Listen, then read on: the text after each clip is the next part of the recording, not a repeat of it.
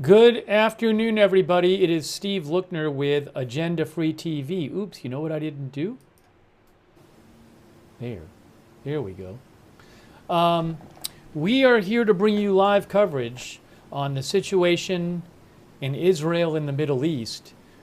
Israel is still waiting for an anticipated attack by Iran and Iran's proxy forces, including Hezbollah,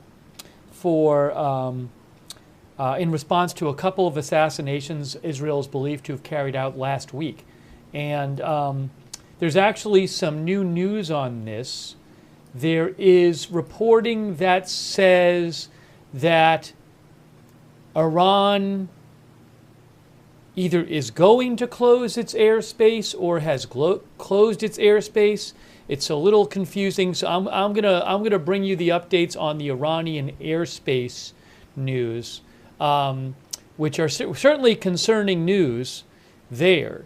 So we want to bring you updates right now on this situation, and I really appreciate you joining our stream.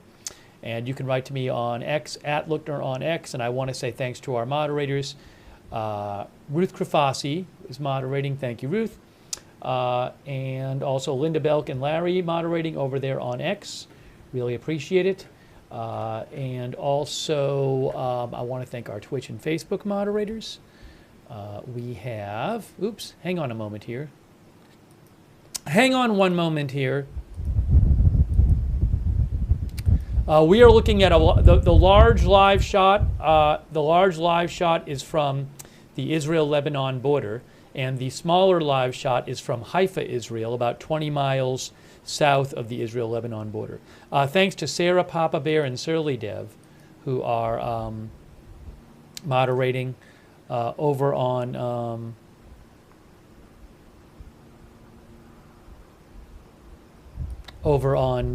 Twitch, and thanks to our Facebook mods as well. Hang on a moment, I just want to get this up on the screen.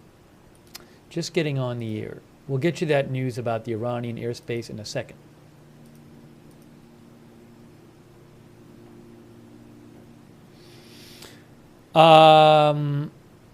Okay, thanks to Kay Lowry Body and Raven Lynn and all of our other Facebook moderators. Okay. Let's see here. Give me a moment. Getting all organized here.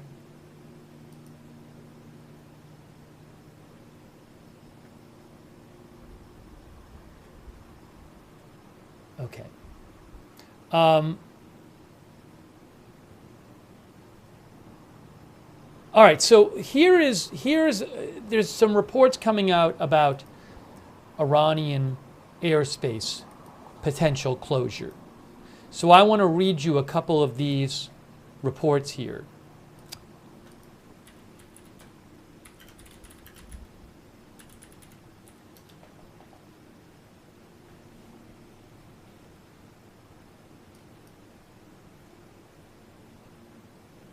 So Jerusalem Post says that Iran has advised civilian airlines worldwide to avoid flying through Iranian airspace.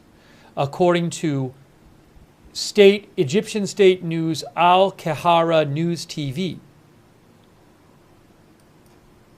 And the reason given is due to military exercises. Military exercises. Are there really military exercises that are going to happen, or is the airspace being closed because Iran is going to launch some sort of response against Israel? That I don't know. Also, Roy Case, who was with Channel 11 News Israel, Roy Case said that an official Egyptian source said the authorities in Iran have ordered to avoid flying in Iranian airspace early tomorrow morning due to a military exercise. All civil airlines should avoid flying in Iranian airspace at this time, it says. So I'm trying to get a little clear on what's going on with this reported airspace closure in Iran. Earlier, there were reports like this. For example, Flight Radar 24, Egypt has issued a curious NOTAM, notice to airmen, or notice to air missions, instructing Egyptian airlines avoid Iranian airspace between 1 to 4 a.m. UTC, which would be, that would be 9 p.m. to midnight Eastern time, which would be 4 a.m. to 7 a.m. Israel time. We say curious, Flight Radar 24 says, as Egyptian carriers route around Iran already as normal procedure.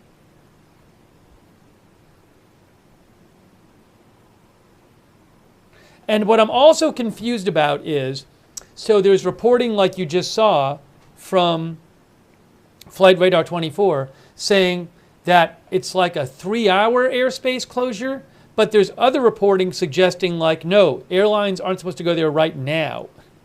So I'm trying to get clear on what exactly the Iranian government is saying, and it's a little unclear from the different reports. So let me keep checking for more information here.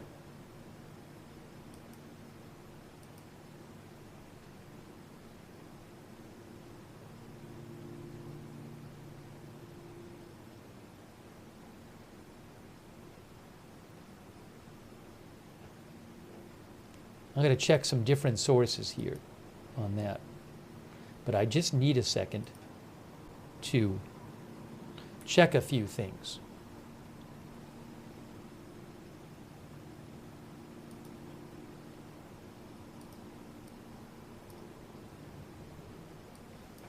The current Israel time is 9:18 p.m., as you can see.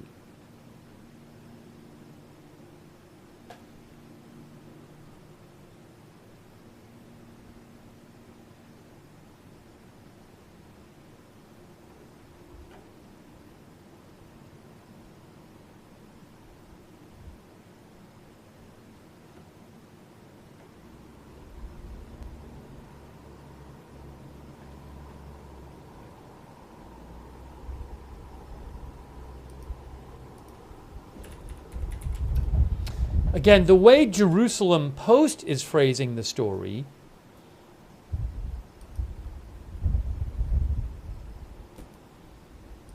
Jerusalem Post phrases it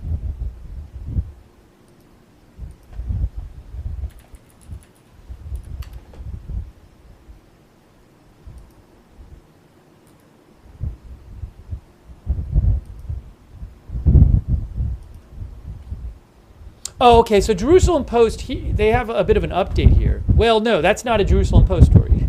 Hold on a second. So even they have a couple different things on their site. Hang on a moment here. Just give me a moment. Just give me a moment, please.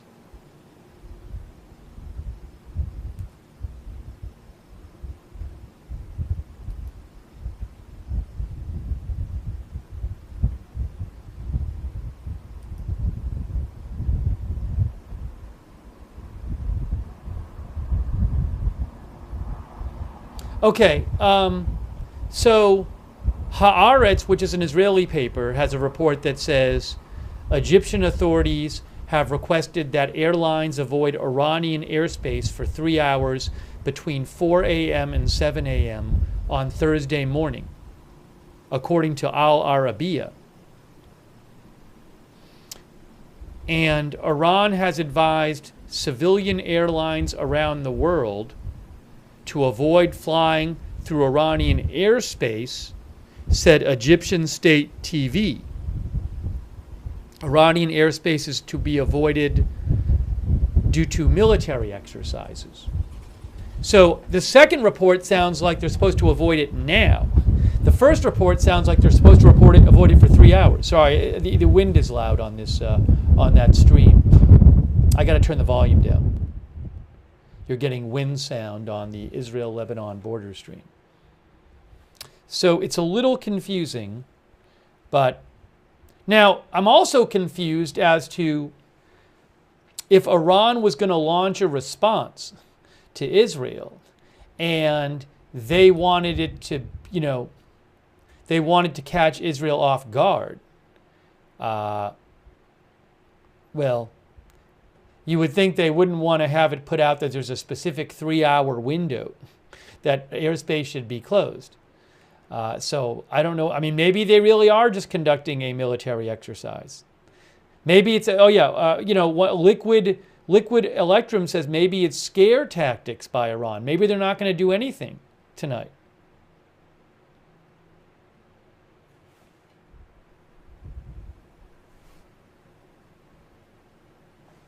Gamer Tot says they'll be doing it before.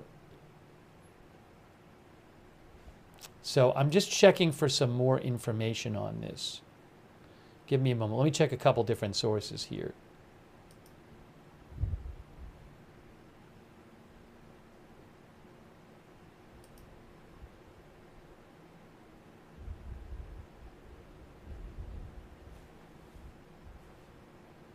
I have the report right here.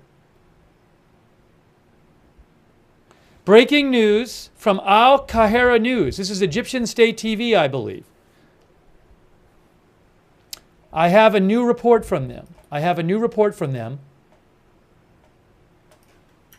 believe I have a new report from them.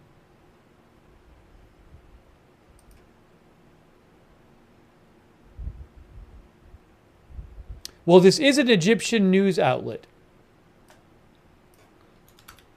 Let me double check here. It's Egyptian news channel, and it says Egyptian Ministry of Civil Aviation. Iranian military exercises will take place from 11:30 to 14:30 on August 7th and 4:30 to 7:30 on August 8th. Well, 11:30 to 4:30, 14:30 has already happened, right?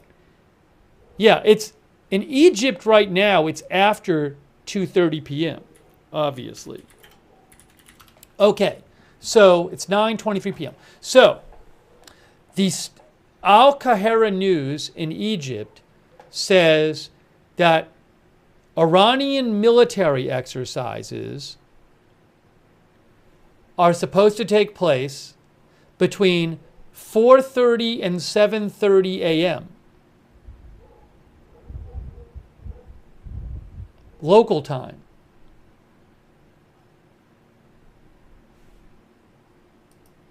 And Egypt time is the same as Israel time.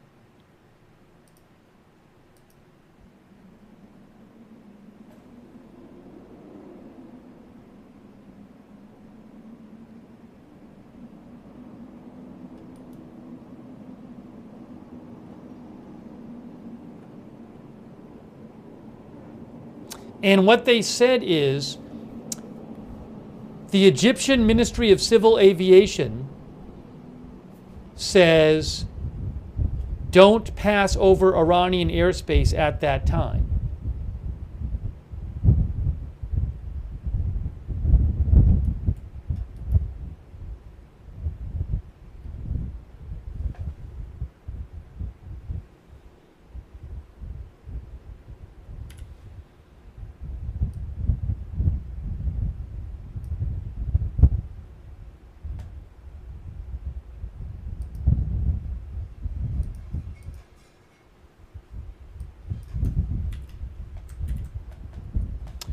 Egyptian news channel now saying that Egyptian civil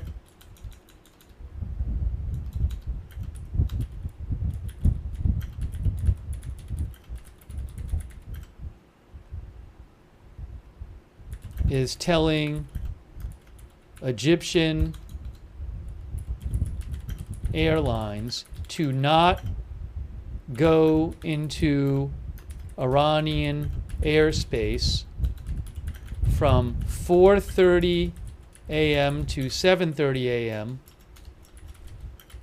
local time, same as Israel time,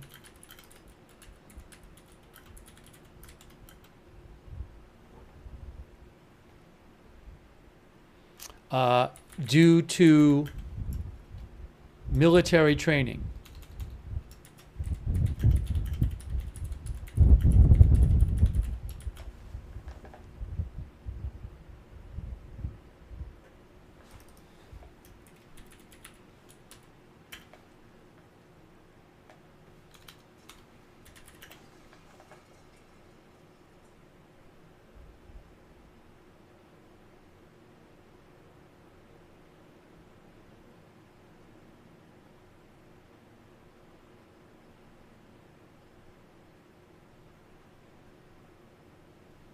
Oh no, it's Tehran time. I'm sorry, I take it back.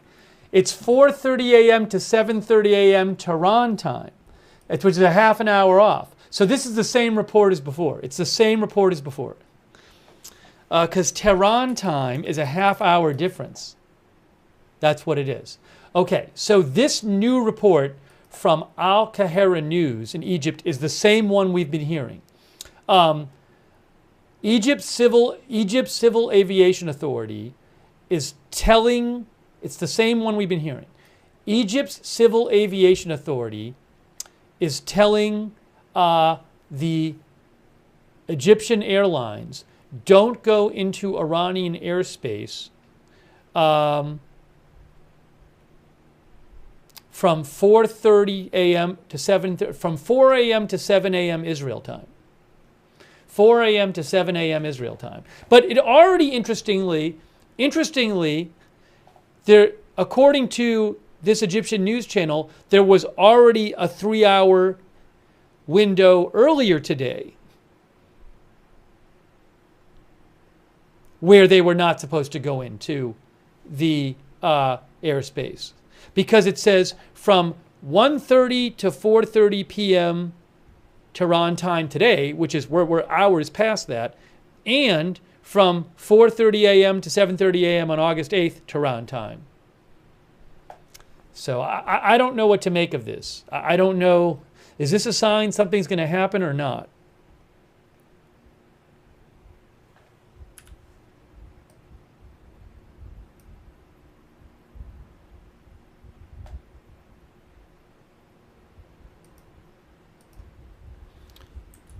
Interestingly, this report from an Egyptian news channel says, oops, I'll fix the thing on the screen in a second, hold on. There was already a 3-hour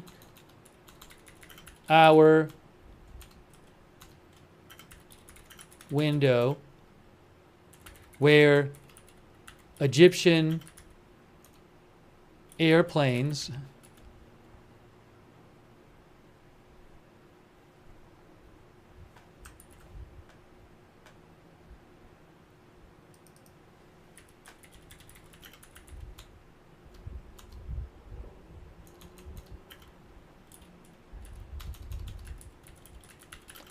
were not supposed to go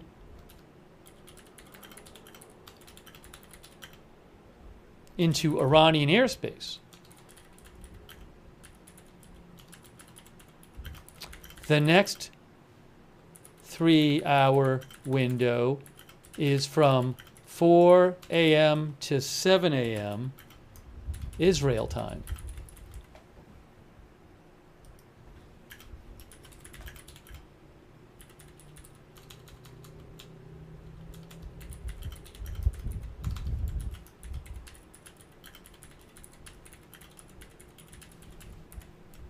Okay.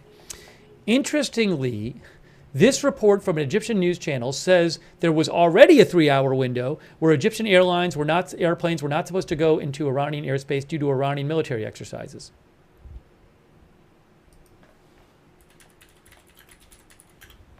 The next 3-hour window is from 4 a.m. to 7 a.m. Israel time. All right.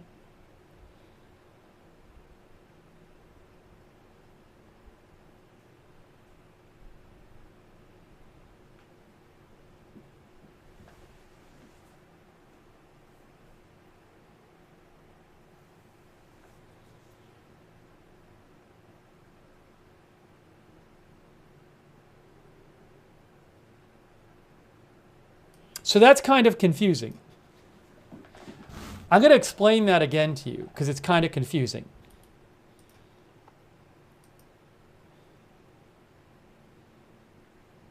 So Al-Qahira News in Egypt came out a few minutes ago with a report. And what it said is that Egypt's aviation authority is telling Egyptian planes not to go into Iranian airspace at certain times due to Iranian military activities. Now, one of those two times that planes are not supposed to go into Iranian airspace is between 4 a.m. and 7 a.m. Egypt and Israel time.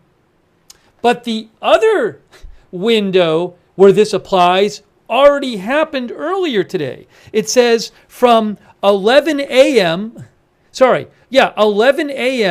to 2 p.m. today, which is hours ago. Because I mean, this was like 7 hours ago or 10 hours ago. But we never heard about that one, which I don't understand. Why didn't we hear about that one? But I'm literally, I just posted it on my X account, but I'm literally reading you. It says, Al-Qahira News, Egyptian Ministry of Civil Aviation, Iranian military exercises will take place between 11:30 to 14:30 on August 7th, which already happened, and from 4:30 to 7:30 on August 8th, Tehran time. Which is like, why didn't we hear about the earlier 3-hour window? I don't know. And unless it came out earlier and nobody reported about it, the first everyone seemed to hear about this was like an hour ago.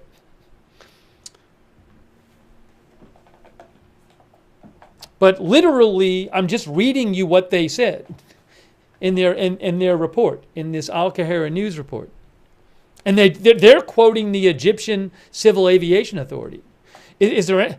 I find it hard to believe that this report actually that this order was actually given like 12 hours ago and just nobody saw it until an hour ago.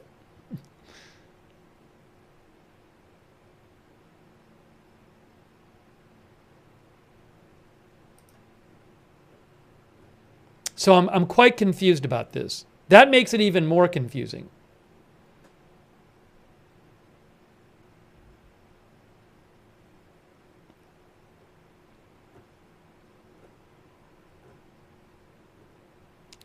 Just looking around. Just give me a moment, guys.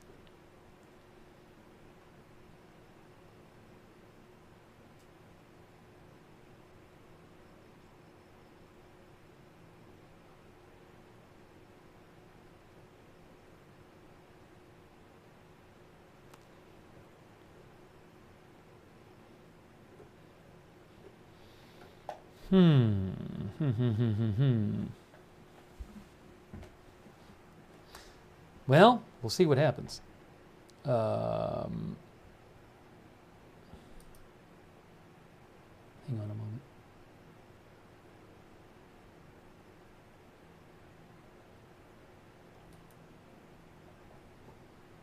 Hey, a quick thanks, by the way, to, sorry, I'll take some comments in a second. I'm just trying to get my head wrapped around this.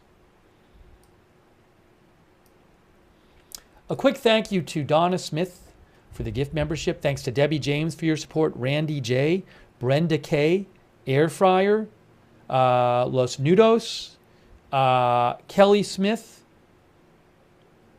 We'll check the ISW report in a little bit, Kelly. Thank you.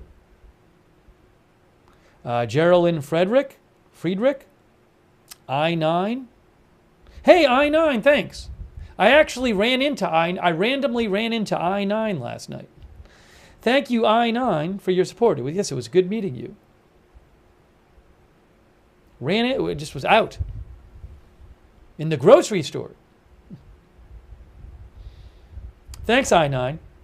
Back Garden Astronomy as well. Back Garden Astronomy thinks, Johnny, a.k.a. Johnny UK, thinks this is all to buy time for Iran and their proxies to set up defenses, knowing Israel will respond heavy. That's what Back Garden Astronomy thinks. Oh, and thanks to Ryboy for the gift memberships. That's very nice of you. Hey, if somebody gives you a gift membership, make sure you give them a thanks. Thanks, Ryboy.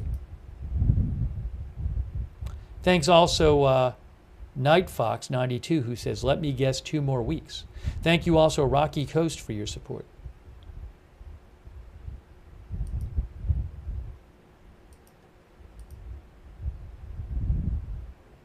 Give me a moment. Give me a moment. Give me a moment.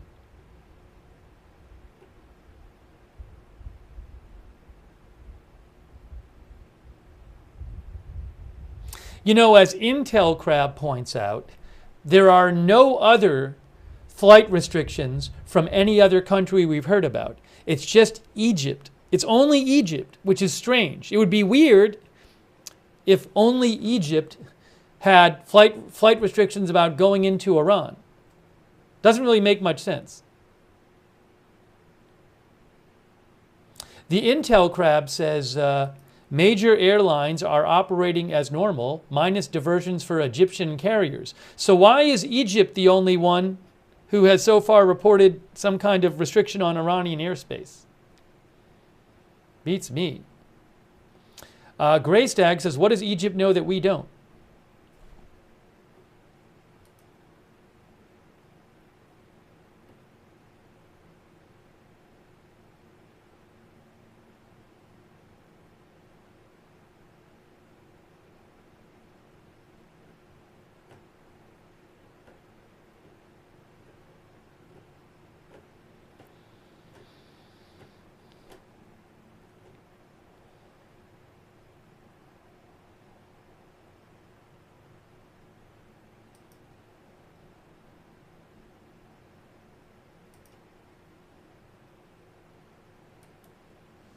So let me repeat this. According to Egyptian news channel Al Qahira News, there are two 3-hour windows where Egyptian airlines are not supposed to go into Iranian airspace. One of them already passed hours ago, even though no one seemed to have heard about this hours ago. The next one is from 4 to 7 a.m. Egypt and Israel time. The reason given for this is Iranian military exercises. Yet, strangely, no other country has reported on any other, or Iran, has reported on, no other country, including Iran, has said anything about restrictions on Iranian airspace. So why the Egyptian Ministry of Civil Aviation has these restrictions and nobody else does, it beats me. Why there was already a 3-hour window of restriction earlier today, but no one seemed to report that, it beats me. It's all very strange. DST says it was in the original NOTAM issued days ago. Again, if it was, I would think we'd be hearing about it. Unless it was like a month ago. And no, I mean, so many people have been reporting on so many things about this. I would think if there was some kind of public thing a few days ago, if there was a public Egyptian closure of airspace, if there was a public closure of Iranian airspace for Egyptian airlines announced a few days ago, I can't imagine we wouldn't have heard about that by now. Unless it was like a month ago and it was just buried somewhere and nobody bothered to check.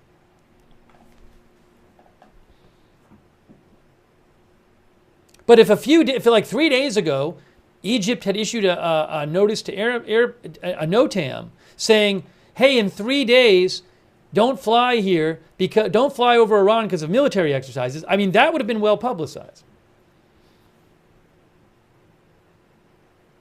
MT Gen says it was announced multiple places yesterday for sure. Again, I just find it hard to believe because there's all these accounts out there that just are constantly looking for this stuff. And nobody was reporting it. It only got reported like an hour ago by everybody. And by the way, I'll say this. The reports that came out from Jerusalem Post, Reuters, all these other sources like an hour or so ago, they didn't even mention the second window. They just mentioned the 1 3-hour window. The report I just gave you from the original source, Al Qahira News, that came out like 15 minutes ago, that mentioned 2 windows, including one which was hours ago.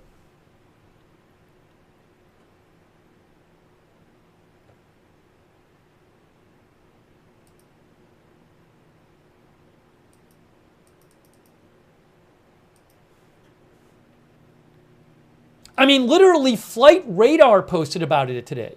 You don't think Flight Radar 24 checks the NOTAMs?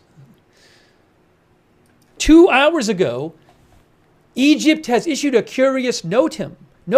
So if you're saying this was released a few days ago, you're saying that I guess Flight Radar just missed it? Flight Radar 24 just didn't see it? And now Flight Radar 24 is like, I see this NOTAM buried under the stack of paper on our Flight Radar 24 desk. Oh, we forgot to look at that one. Now we have egg on our face now. Oh, wait, and our report only says one window of 3 hours. There was actually 2 windows of 3 hours. We got to do a better job of not sticking Post-it notes on our desk and not looking at them. So I'm just telling you, these are the sources that are reporting it.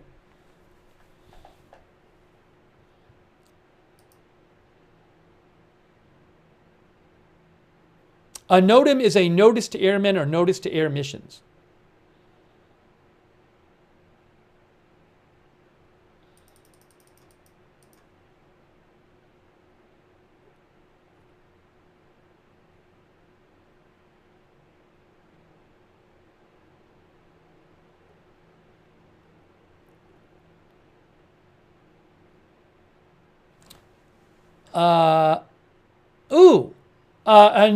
Hey guys, look at this. Faytux News found this.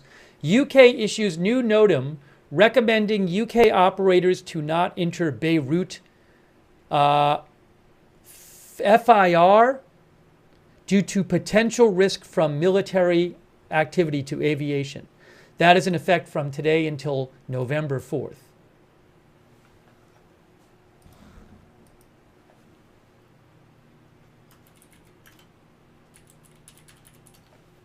FIR is Flight Information Region, a specified region of airspace in which flight information service and an air alerting service are provided, says Wikipedia. Basically, UK has issued a new NOTAM recommending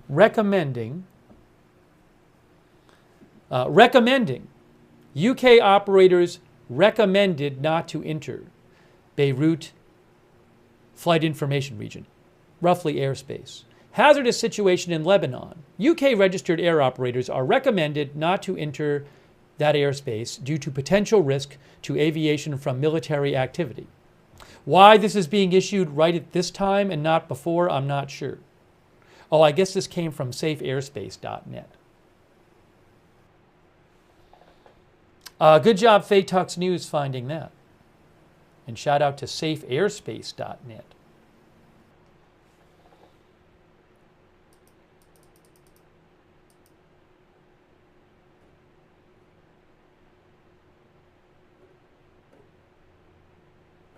Oh, I should be sorry. I want to go back to this. I want to go back to our live shot. I'm sorry.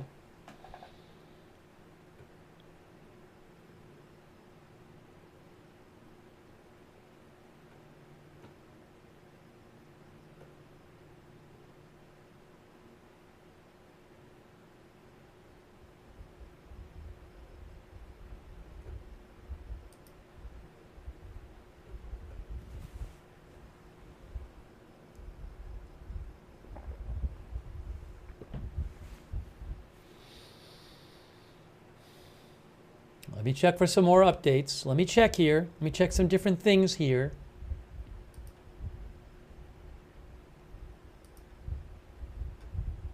Give me a moment.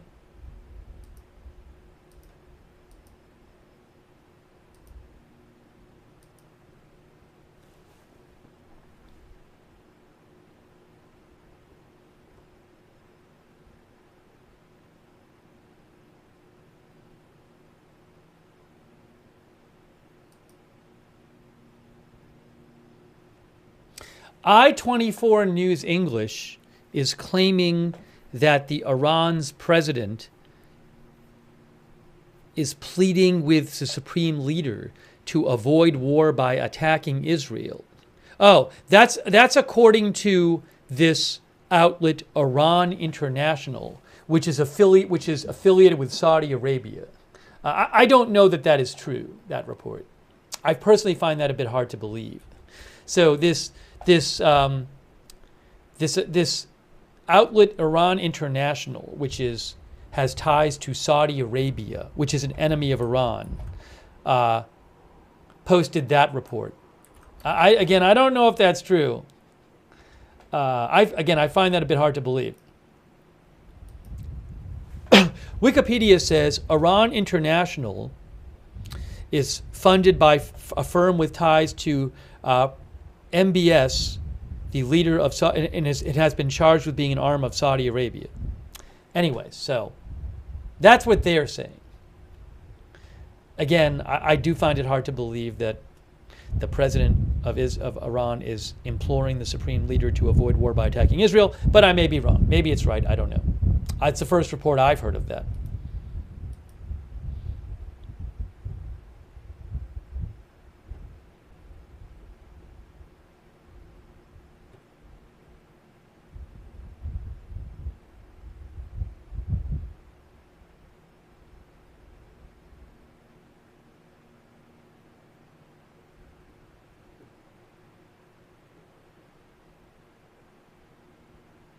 Now, what is this?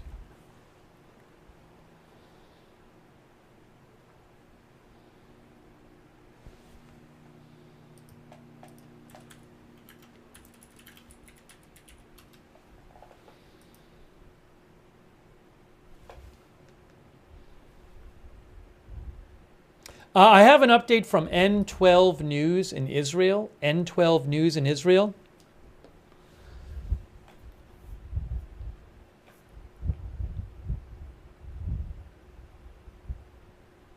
N12 News in Israel says there's an understanding in the Israeli security establishment that Hezbollah will most likely be the first to attack. I guess before Iran.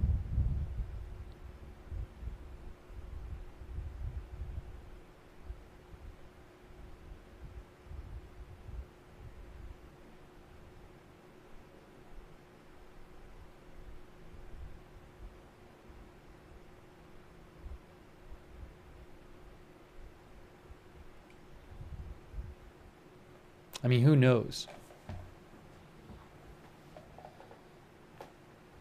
Quick thanks to B-Rad and to Lars Marktenashwagen. No, I didn't say that right. Lars Marktenachwasagen. Thank you, Lars and B-Rad and BB for your support, and Bullish Dragon and Fred Matthewson. Thank you so much, Fred. And Ryzek and Jeff. And Donna Smith and Cyborg King. Cyborg King says, what if Israel is planning to do a preemptive strike and Egypt got intel scoop? I find it a little hard to believe that Egypt would be intentionally... Look, I find it hard to believe that Egypt would be intentionally leaking the time of either an Israeli preemptive strike or an Iranian strike, but who knows? Who knows? Thank you, Eris Kalar, for your support, and Xander Hatmaker. Xander says there was a training report released yesterday by Iran Observer on X. Well, but was there an airspace closure released yesterday? So maybe there was some report yesterday that there was going to be some Iranian military training, but that's different from the Egyptian authorities telling Egyptian airplanes, you're not allowed to go into Iran at these times. So again, Egyptian channel Al Qahira is saying they actually posted what they said is a notice from the Egyptian government telling Egyptian airlines, you are not allowed to go into Iranian airspace for 2 3-hour windows. The first one has already passed earlier today. The second one is from 4 to 7 a.m. Egypt and Israel time coming up due to Iranian military activity. But the first, confusingly, the first this was reported was like an hour ago or 2 hours ago. See, I now have a Reuters article about it. And by the way, remember the report I just told you about, talking about the 2-3 hour windows? That was literally from an Egyptian news channel. Why is the Egyptian news channel, this well-known Egyptian news channel, I think perhaps state-affiliated Egyptian news channel? Yes, state-affiliated Al-Qahira News TV. That's a state news channel. Why are they posting an update about a half an hour ago that says, the government says don't go into Iran during these 2-3 hour windows, but one of the 3 hour windows is already several hours old? Beats me. Hey, let me show you this. Let me show you this. From Reuters. Egypt asks its airlines to avoid Iran airspace for 3 hours on Thursday.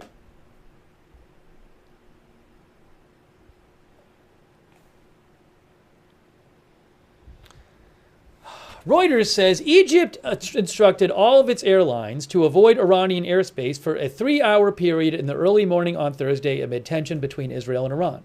The NOTAM, a safety notice provided to pilots on Wednesday, said the instruction would be in effect from 1 a.m. to 4 a.m. GMT, which is 4 a.m. to 7 a.m. local time.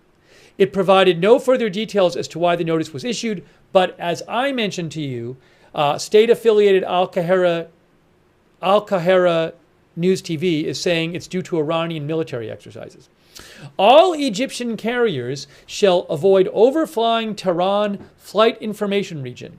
No flight plan will be accepted overflying such territory, the notice said, referring to the 3 hour period provided. An Egyptian official was quoted by the state-affiliated Al-Qahira News TV as saying Iranian authorities said to avoid flying in Iranian airspace because of military exercises.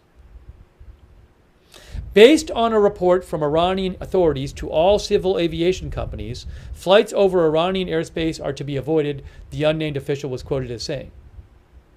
Now, why they are the only ones telling their airlines that, I don't know. That doesn't really make much sense. And not other countries. Many airlines are revising their schedules to avoid Iranian and Lebanese airspace, while also calling off flights to Israel and Lebanon, as many fear a possible broader conflict after the killing of senior members of militant groups Hamas and Hezbollah. 2 assassinations last week, apparently carried out by Israel. One of those assassinations was of a top Hezbollah commander, and Israel said they did that, and that was in Beirut. And then the other one was the assassination of Hamas leader Ismail Haniyeh in Tehran, Iran. And Israel has not either confirmed or denied they did it, but it is widely believed they did it. Okay. Look at this, guys. Look at this.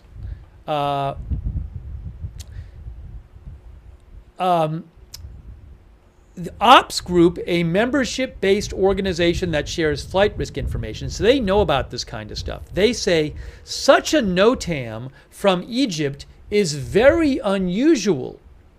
It is possible that this is an indicator of an Iranian response to Israel, and in turn, a potentially large set of airspace disruptions. At the same time, there may be another reason, they said. On Sunday, Jordanian authorities asked all airlines landing at its airports to carry 45 minutes worth of extra fuel. Countries in the region, including Jordan, closed their airspace earlier this year amidst aerial attacks on Israel. All right, well, again, what can I tell you? It's confusing, but this order is from 4 to 7 a.m. Egypt and Israel time.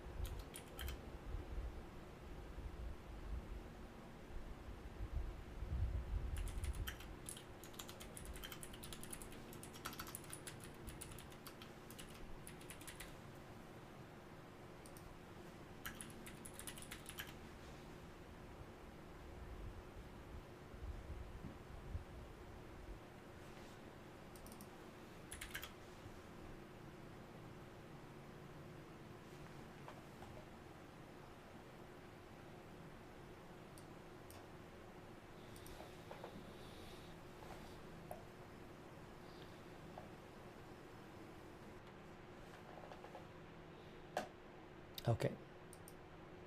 Hang on a moment. Hang on a moment, guys.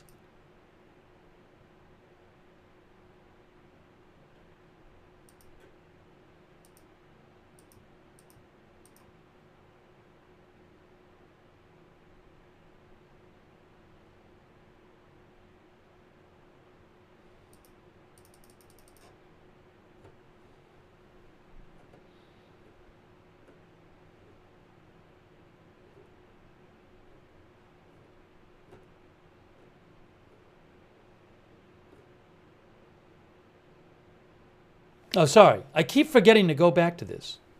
I'm getting all confused here. Let me go back to the footage. Yell at me in the chat when I don't go back to the footage. Sorry. Here, there's the footage. There's the live shot. Sorry, I'm so focused on getting these updates about this airspace closure.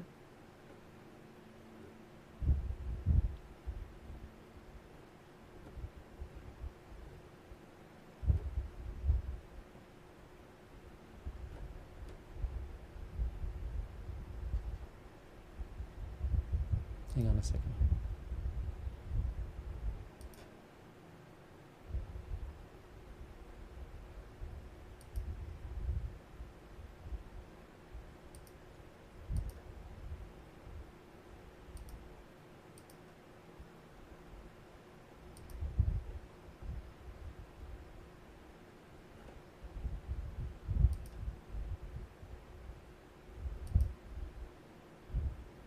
I should be getting some more footage more live shots from Israel. This is really the one I have right now. I have one shot of the Gaza border, but that's not particularly helpful right now. But I should, as the day goes forward, I should be getting more shots that I can show you.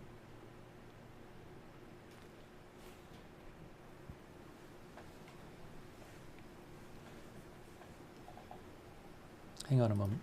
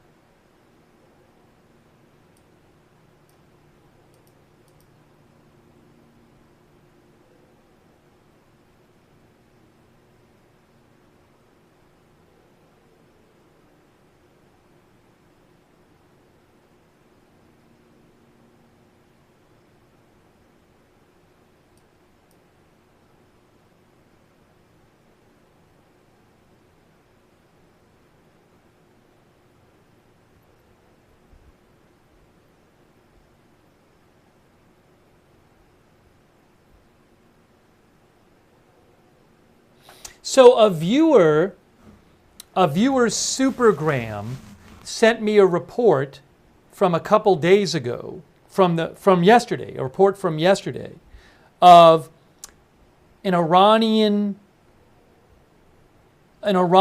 aviation report to warn of military activities on August 7th and 8th. That was Iran.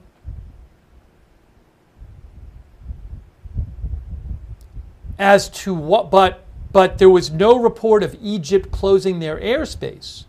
So why did Egypt, if Iran had announced, which it appears it did yesterday on the 6th, that they were going to be doing military exercises, why would today, all of a sudden, Egypt come out and say, oh, we're closing our airspace for it? And then they didn't come out, Egypt never came out and said it until after the first of the 2-3-hour windows had passed. This is what I'm confused about.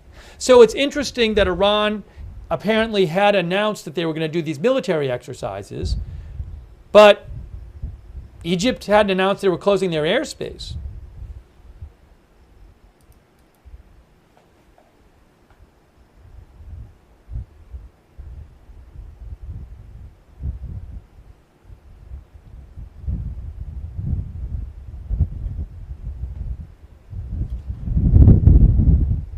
And also that announcement that Iran apparently made yesterday about military activity, Egypt would have had that yesterday.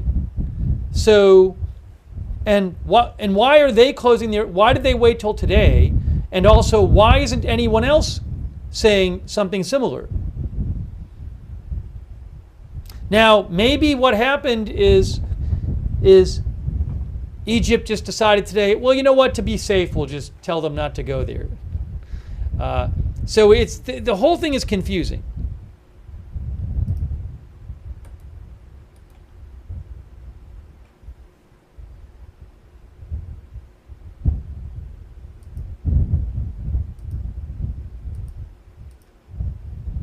But it is interesting, it appears that there was an Iranian announcement about military exercises at these times yesterday.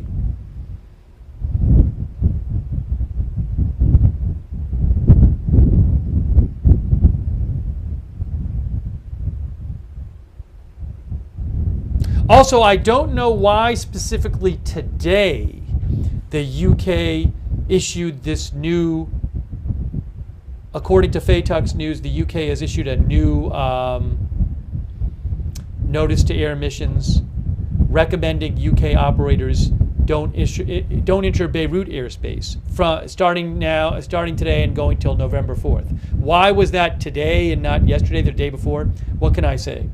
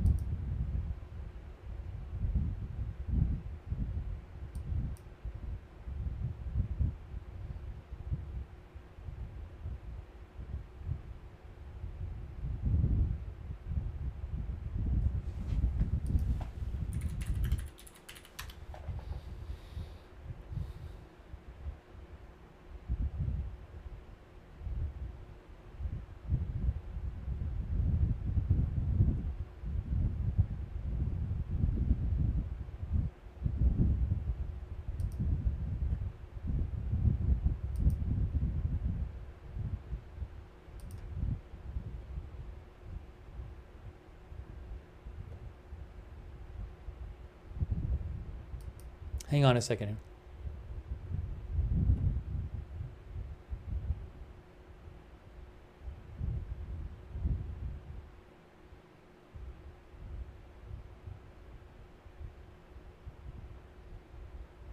Yes, so look at this, guys.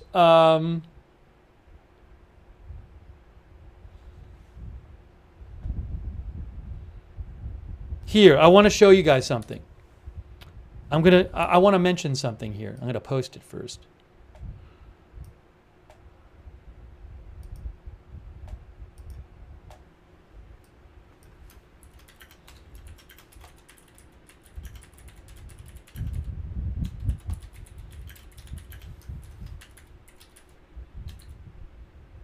I want to show you guys something.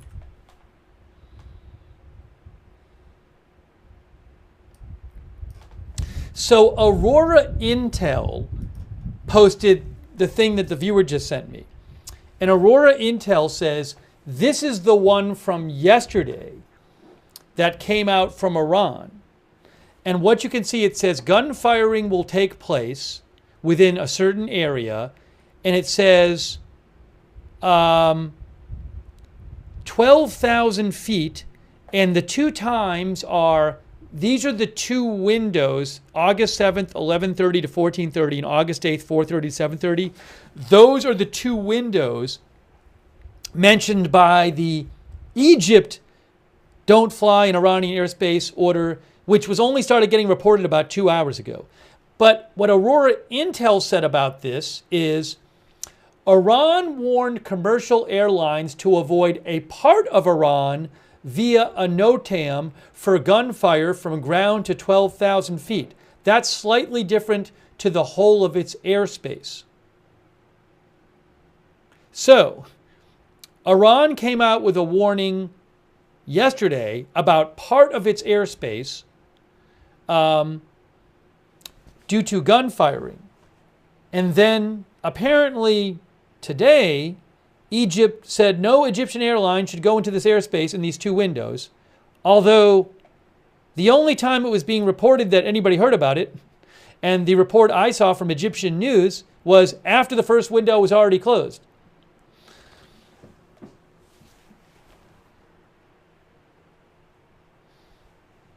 So it is quite confused.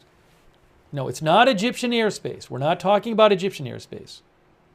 If I said Egyptian airspace once, I didn't mean that, obviously. I meant Egyptian civil aviation said don't go into Iranian airspace.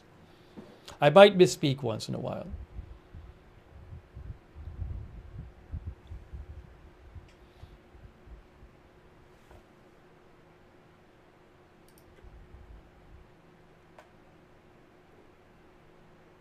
But again, Aurora Intel says Iran warned commercial airlines yesterday to avoid part of Iran for gunfire from ground to 12,000 feet.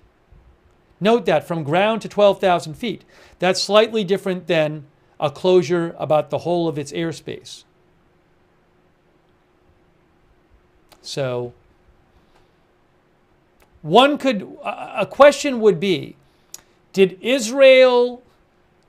Egypt tell its airlines to avoid Iranian airspace at these times because Egypt thinks there might be an attack at these times?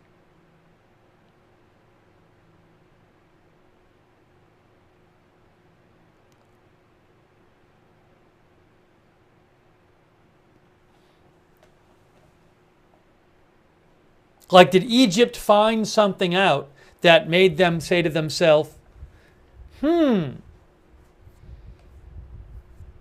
maybe this thing happening from 4:30 to 7:30 a.m. Tehran time, maybe that's going to be more than exercises. I don't know. I do not know.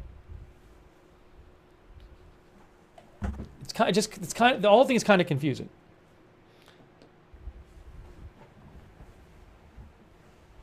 So, I appreciate the viewer input. I'm glad we got that.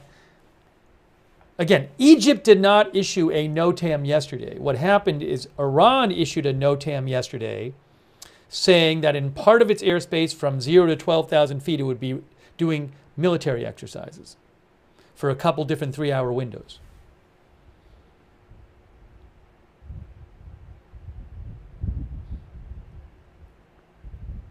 Hey, thanks, Exedi. Exedi thinks Egypt issued their notice today in response to the outcome of the emergency meeting in Saudi Arabia early today. Was that the OIC? We'll have to talk about that in a second.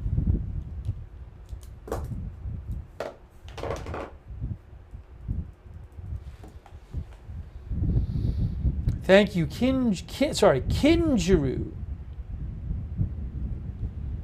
who said it's a long notice that we have the UK notice to air missions today, telling planes to avoid Beirut airspace.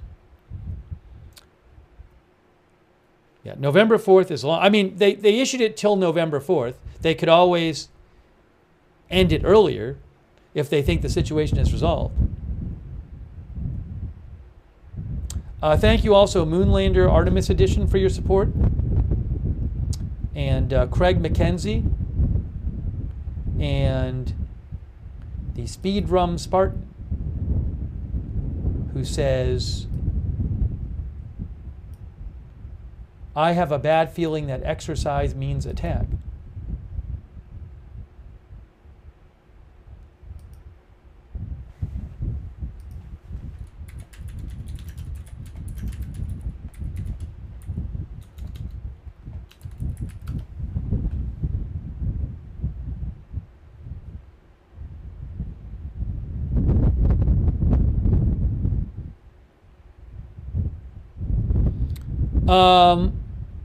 Variety reports 2 men have been arrested in an ISIS-connected terrorist plot against Taylor Swift's concerts in Austria. Some of you maybe have heard this already. I hadn't heard it. 2 men have been arrested in an ISIS-connected terrorist plot against Taylor Swift's concerts in Austria.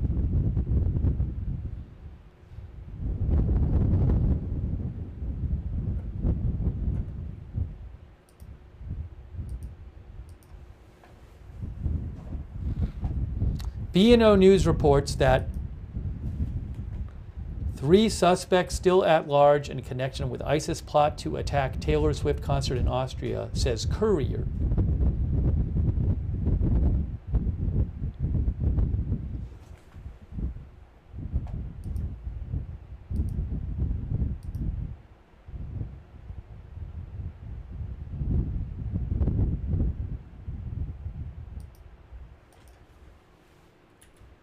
Hang on a moment here. Just give me a moment. Give me a moment.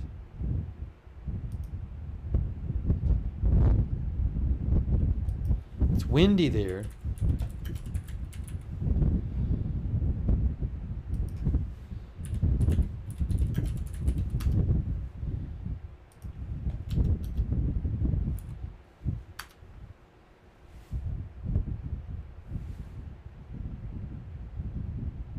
I have the article. I'm gonna interrupt. Let me just interrupt our coverage for a second just to mention this. This is from Associated Press. 2 arrested over suspected plans for attack in Vienna. Security for Taylor Swift concerts raised. So this is from Associated Press. 2 suspected extremists were arrested in Austria on Wednesday, after one of whom appeared to be planning an attack on an event in the Vienna area, such as upcoming Taylor Swift concerts, authorities said. The 19-year-old main suspect was arrested in Ternitz, south of Vienna, and the second person in the Austrian capital. Franz Ruf, the public security director at Austria's Interior Ministry, said that authorities were aware of preparatory actions for a possible attack, and also there is a focus by the 19-year-old perpetrator on the Taylor Swift concerts in Vienna, said the Austria press agency. Ruf said the 19-year-old had pledged an oath of allegiance to the Islamic State group. The Austrian citizen is believed to have become radicalized on the internet. Ruf said that chemical substances were secured and were being evaluated. He did not give more details. Swift has concerts at Vienna's Ernst Happel Stadium on Thursday, Friday, and Saturday as part of her Eras tour. Security measures for the concerts will be stepped up.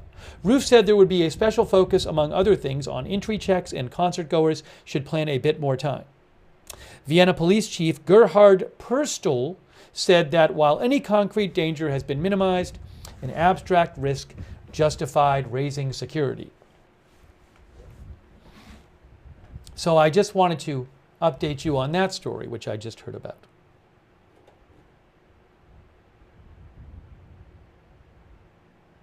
Thanks, by the way, to Bradley Castaneda.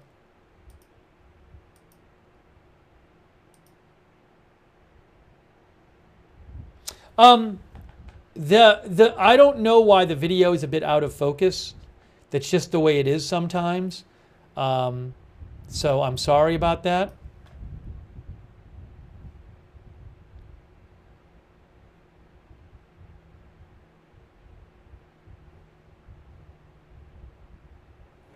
That's not on my end. That's the original video. Just to be clear, that's not me.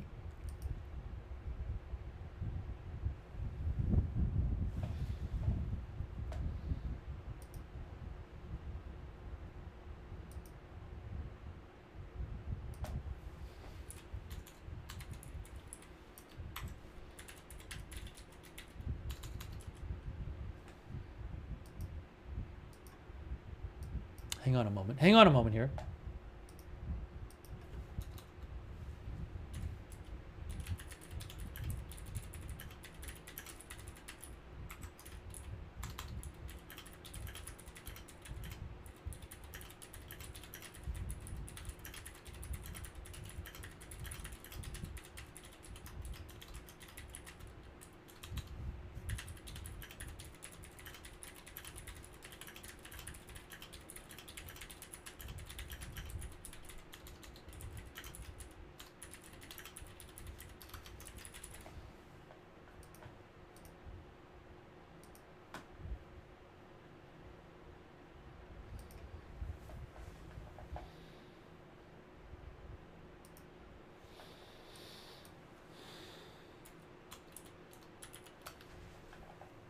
Oh, I'm sorry.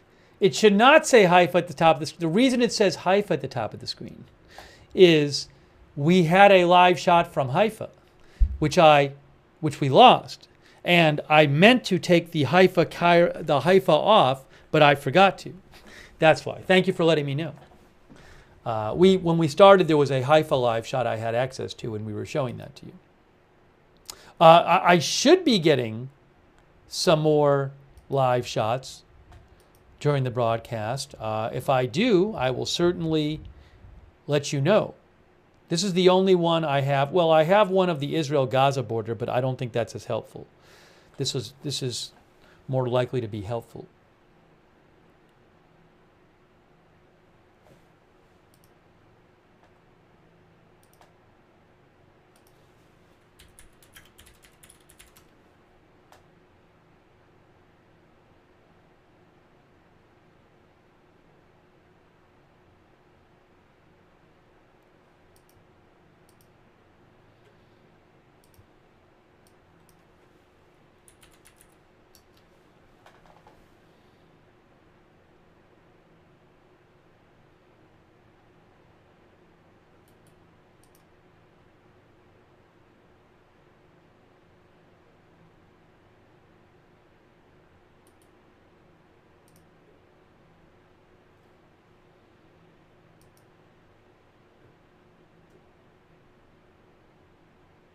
Oh, I have an update on that Egypt notice to air missions.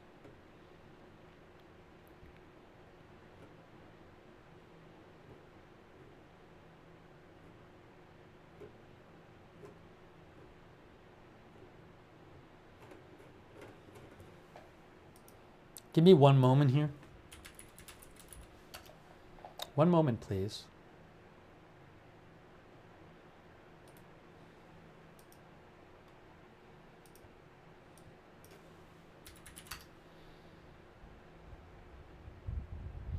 One of our viewers also asked about this OIC meeting today. I'm going to talk about that too.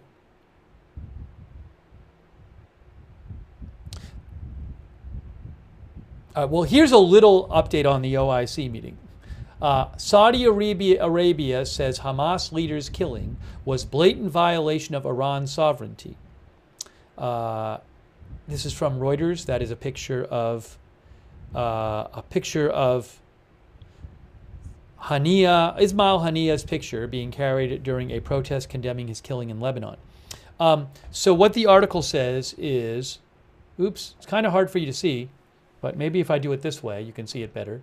Oops, you still can't see it better. Hold on.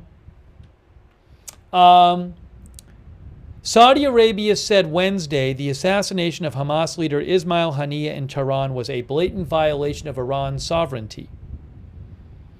The comment by the Saudi deputy foreign minister during an extraordinary meeting of the members of the Organization of Islamic Cooperation was the first by Saudi Arabia the region's major power alongside Iran since the killing of the Palestinian Islamist leader in the Iranian capital on July 31st. The minister added that Saudi Arabia rejects any violation of the sovereignty of states or interference in the internal affairs of any country. And Saudi Arabia is an enemy of Iran. So I'll try to get you more about that meeting. But I wanted to mention that. That was from Reuters. And I'm also going to mention this here. Here is an AP story about where is it here? The Egypt Airlines notice. Oh, some viewers are saying there's a rocket alert. I don't know what's going on with the rocket alert app lately. It is quite slow. Thanks for letting me know. Let me get you an update on the rocket alert.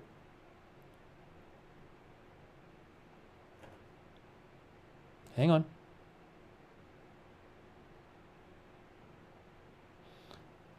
Did the IDF post about it? I don't see the IDF posting about it. Let me check some of my different sources here. Meantime, let me do this. I am seeing here near Gaza. Hold on. Looks like it's near Gaza, if I have that right. I do have a live shot from near Gaza. That's Israel-Gaza border. I don't even know where this shot is. I have no idea. You can't see much. That's near the Gaza-Israel border, that shot there from Reuters. But, oh, yes.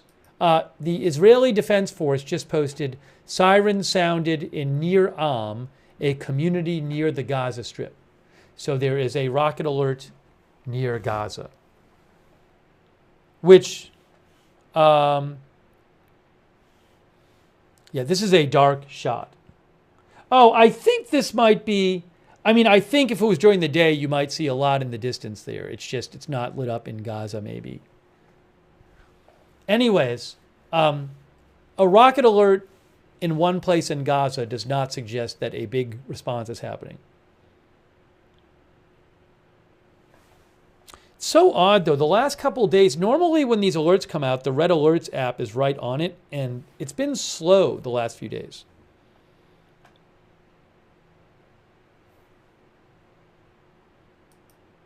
It's just been slow. Then like the alert will come out like 3 minutes later.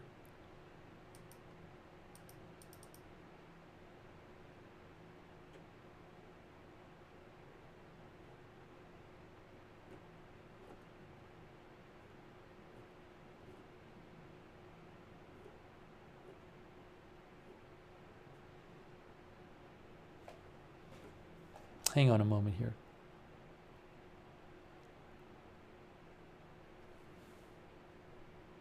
The app is called Red Alert.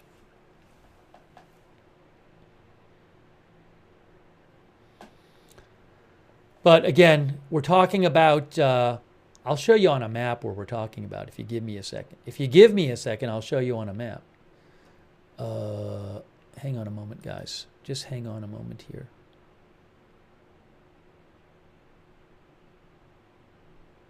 What did I do?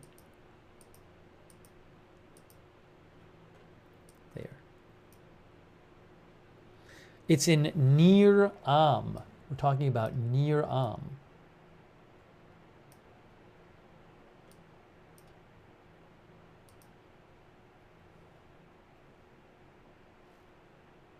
Yeah, I still haven't gotten it on my phone.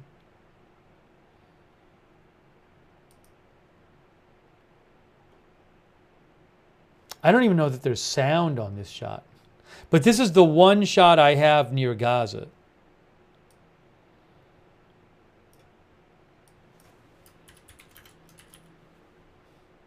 So Nir Am is near Sderot. That's where Nir Am is. It's near Sderot. Let me just show you really quick on the map where it is. Right. Oops, that's not right. Hang on. Hang on. Now it'll be right. Yeah, so near is the red marker there, and it's right near Gaza, northeast Gaza. So, oops, you can't right there, near Sderot. But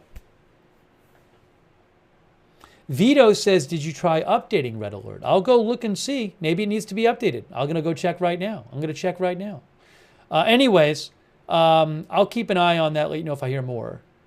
But I'm going to go back to the live shot. And I'm actually going to go back to the live shot from... I want to go back to the live shot from the Israel-Lebanon border. That's the Israel-Lebanon border.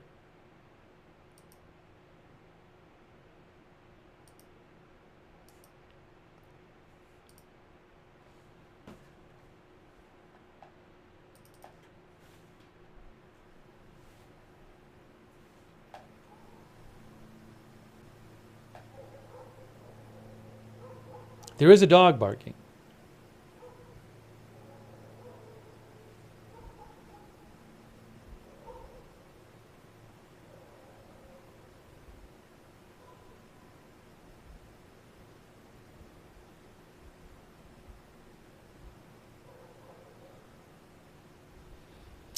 It looks like my Red Alert app is updated, for whatever that's worth.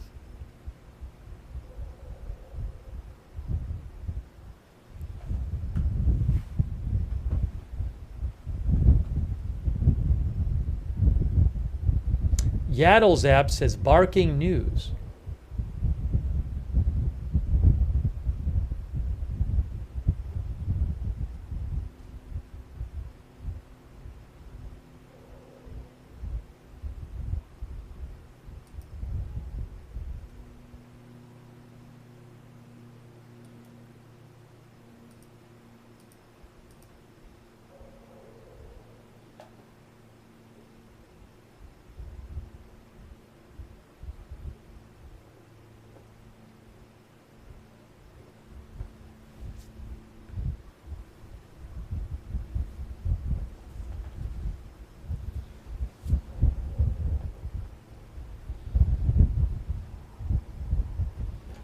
I was going to show you this AP report on the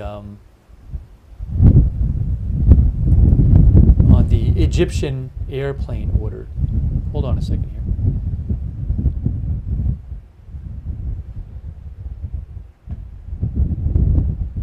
Now it's windy again. Oh, I'm going to have a shot of Jerusalem soon as well. Hey, thanks to Slangin' Rock for your support on Twitch. Thanks to A Moment of Lovely and Jen Junkie for your support on Twitch.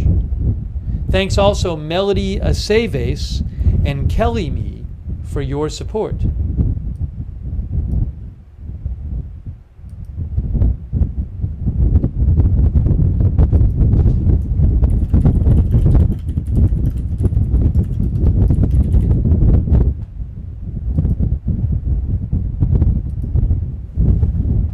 Now it's all windy again.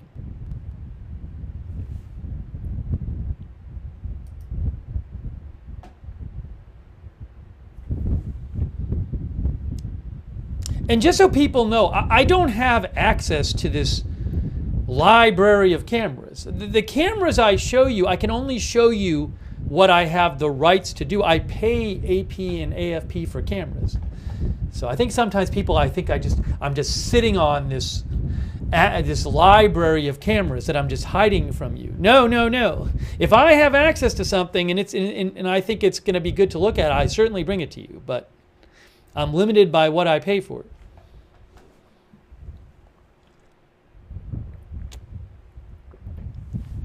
And it's not cheap. Let's talk about this. I wanted to read you this. This is from Associated Press. Egypt tells airlines to avoid flying over Tehran for a 3-hour window on Thursday. Associated Press says, as tensions between Israel and Iran escalate, Egypt has issued a safety notice warning all of its carriers to avoid Iranian airspace for a 3-hour window early Thursday. A NOTAM, or Notice to Air Missions, that was posted for pilots Wednesday states that all Egyptian carriers should avoid Tehran's flight information region and that no flight plan will be accepted for overflying such territory between 1 a.m. and 4 a.m. Egypt and Israel time Thursday morning. In a statement, Egypt's Civil Aviation Ministry said the warning came after Iran warned all airliners flying over the Iranian territories about military exercises on Wednesday and Thursday. OPS Group, an organization for the aviation industry, said in an alert posted on social media platform X that such a NOTAM from Egypt is very unusual.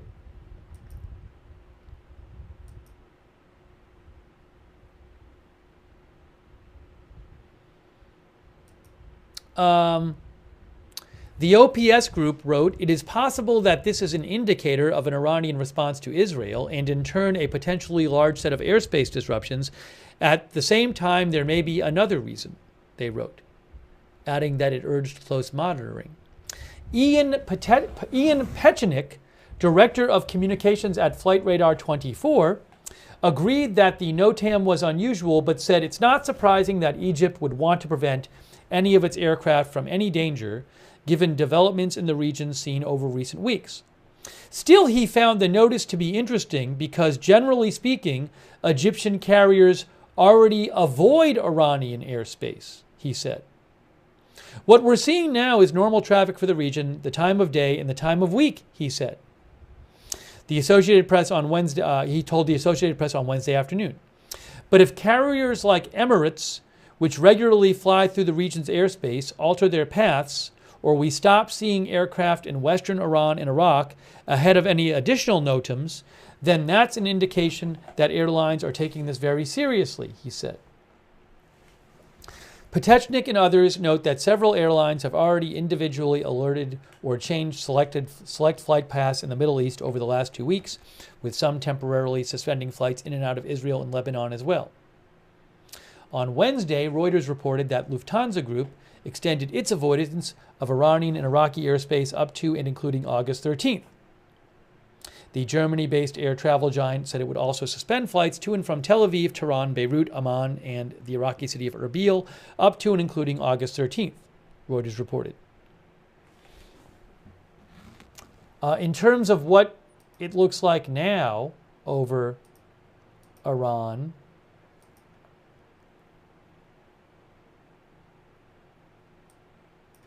so there's plenty of planes over Iran right now. Now, Egypt is telling its planes not to go over Iran between 1 and 4 a.m. 1 and 4 a.m. Egypt time, which is,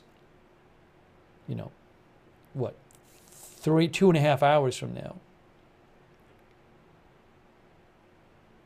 Yeah, 1 a.m. 1 a.m. Egypt time is in 2.5 hours. Anyways, you can see plenty of planes on Flight Radar 24, which I really like, flightradar24.com.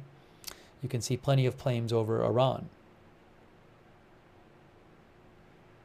Why can't I see the country borders better? Why can't I see the country borders better? Let's see here. Map style hybrid.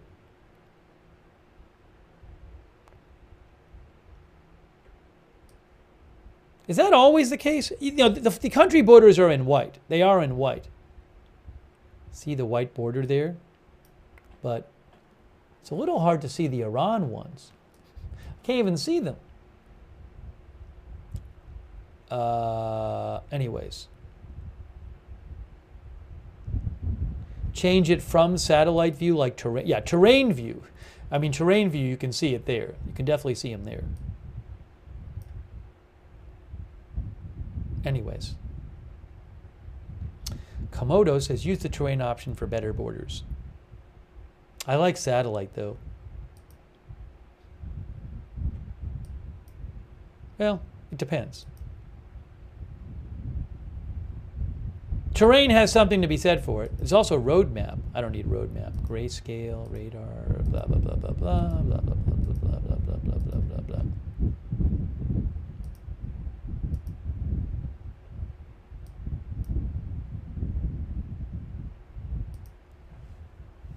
Okay. And there's plenty of planes coming in and out of Tel Aviv airport, for example.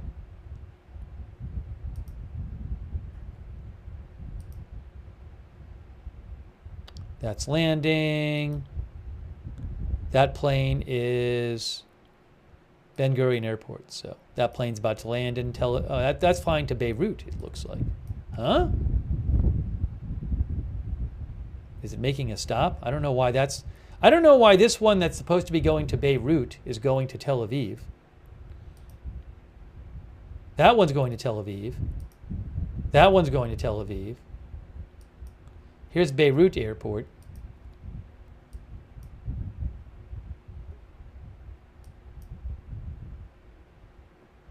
Yeah, I don't know if there's some messed up stuff with GPS at all. There might be. Bridger says GPS spoofing. So Israel in recent days, there's been reports that Israel has been basically messing with the GPS, and the idea is they do that so if someone fires a drone or a missile at them that uses GPS to steer the drone and missile, it can mess up the drone and missile and make it harder for it to hit its target. So there may be planes on there that aren't where you think they are. I don't know the details on that stuff.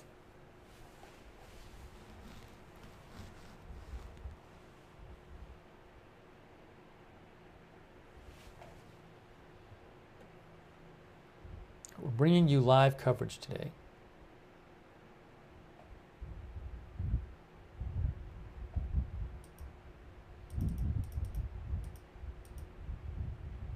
When I have a second, I'd kind of like to give you an update on the Ukraine situation too, where there's this Ukraine offensive going on in the Kursk region of Russia. So I'd like to talk about that for a second.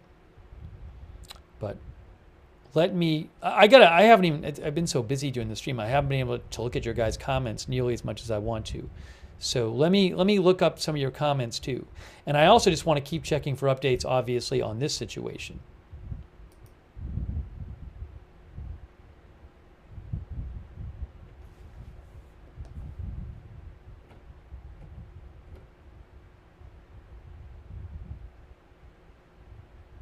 Oh, I just saw something.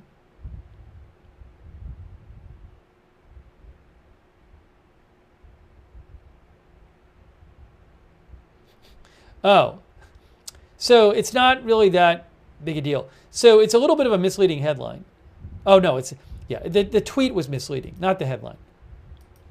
It's a story from Jerusalem Post that says Netanyahu family plans to enter underground bunker in Jerusalem should Iran launch attack. But the Prime Minister's office denied those claims, calling them fake news. Anyways,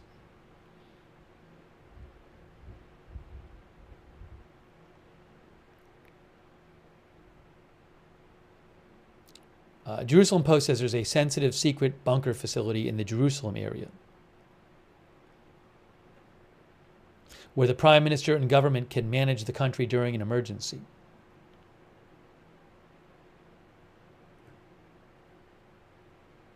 Anyways. I originally saw it and I thought it said they were going there now. And I was like, what?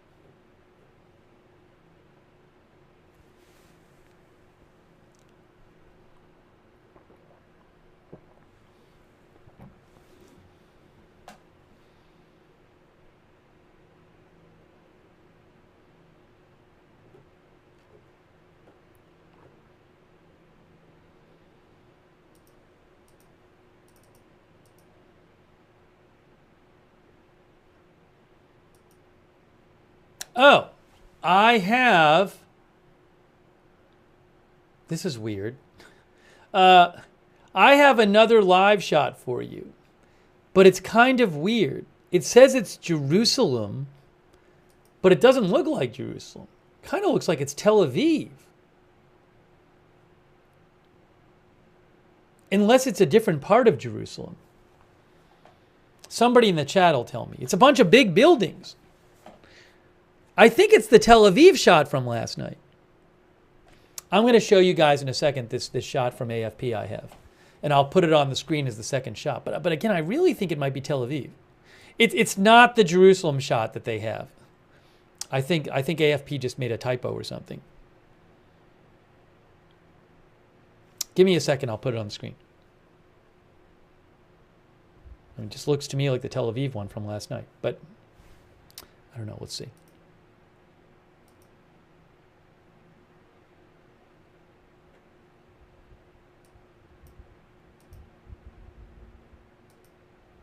So it just takes a second to get it up here. I mean, maybe it's Jerusalem. It's just all these big buildings. Does Jerusalem have a big skyline? See, normally they show like the Temple Mount.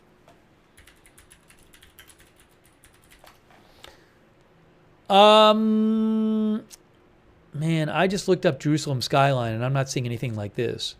Some of you guys will tell me in a second whether it's Tel Aviv or not. Anyways, it's something. It's something.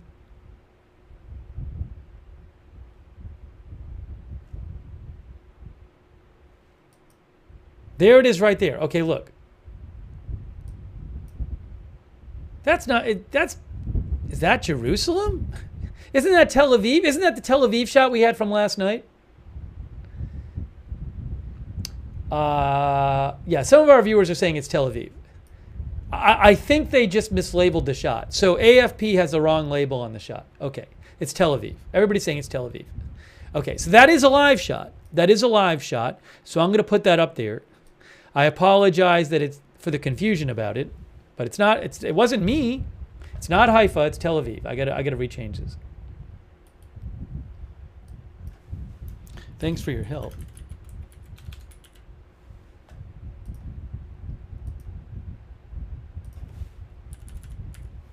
All right, that is a live shot of Tel Aviv. So we have a live shot from the Israel-Lebanon border and a live shot from Tel Aviv.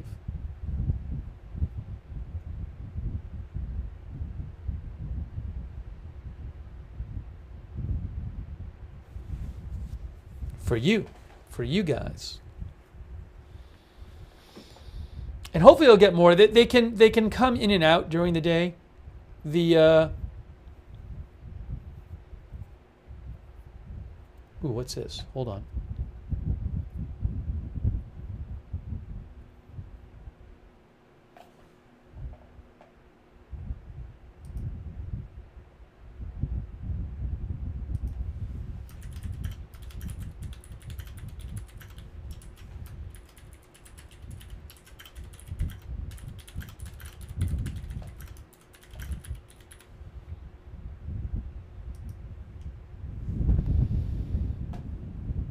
I'm messaging them about it, letting them know. I don't know if anybody will message me back.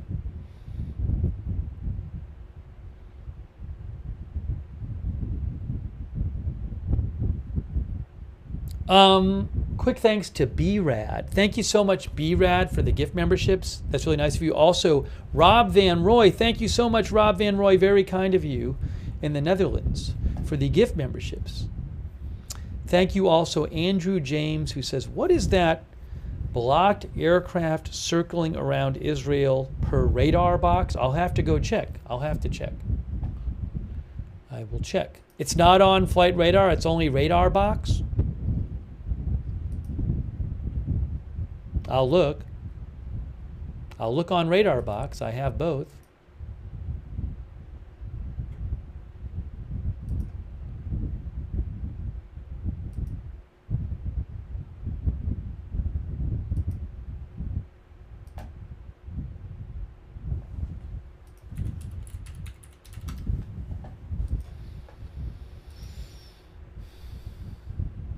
Just give me one moment, guys. Here. Just give me one moment, please.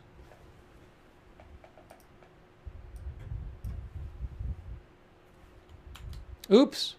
Now we lost. Oh, I wonder if they're fixing the name of it. See, it says just fed. Hold on. Hopefully, we should be getting a shot back. I'm hoping what happened is that they realized they had mislabeled it as Jerusalem and that they're relabeling it and putting it back up, the Tel Aviv stream. Maybe that's happening.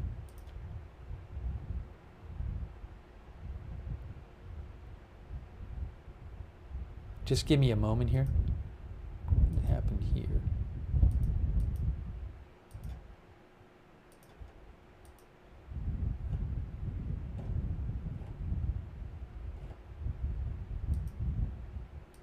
Okay, good.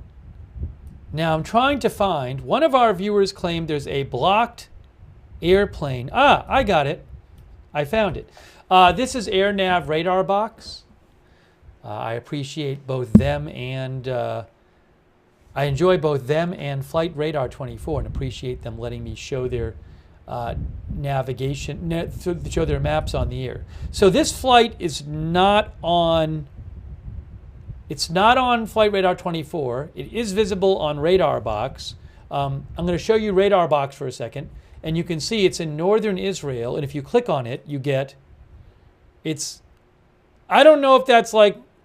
I mean, maybe it's a drone or something. It says 28,900 feet.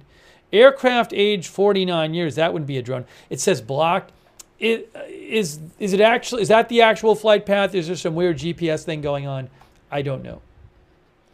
So that's the supposed flight path of that thing. Your guess is as good as mine.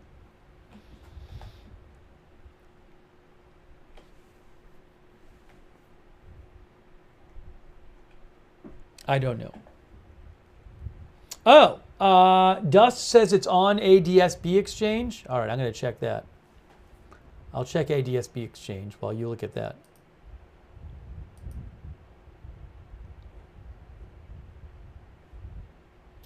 ADSB Exchange says that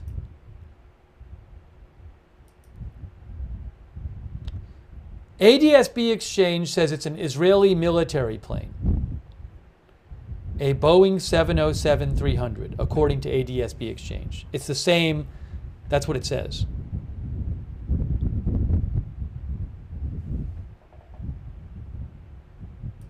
Some of our viewers think it's a refueling plane. And anyways,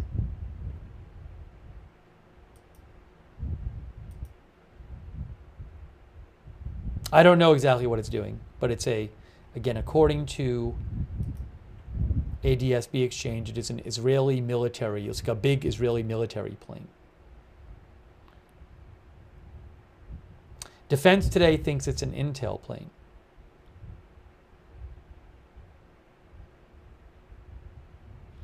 MCK says you got me addicted to Flight Radar.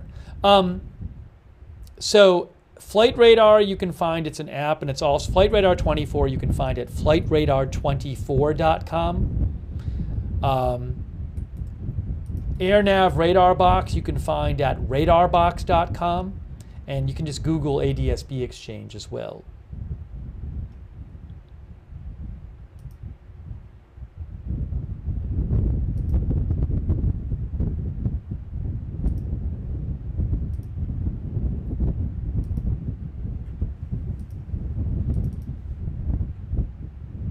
Thanks for asking about it.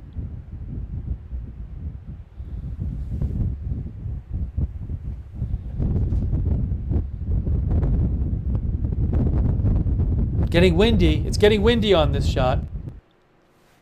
Sorry. Sorry about that. Thank you, Martin Gingrich, for your support. I really appreciate that. Also, thank you, B-Rad, for the additional gift memberships. Thanks so much, B-Rad. Thank you also, James Fish, 13-month member. Wow, thank you, James. Ariane 7. Thank you, Ariane, for the gift memberships. I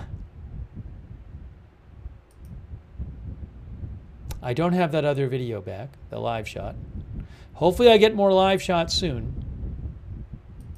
The way it tends to work, oh, thank you, 69% RTP for your support on Twitch. Thank you so much.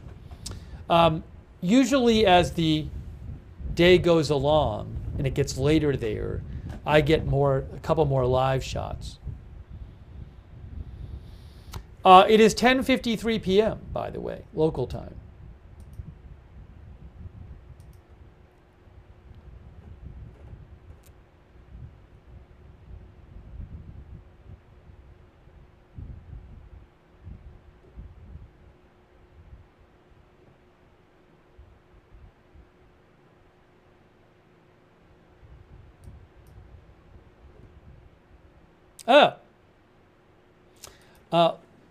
Sorry, Lacey Jane sent me an update.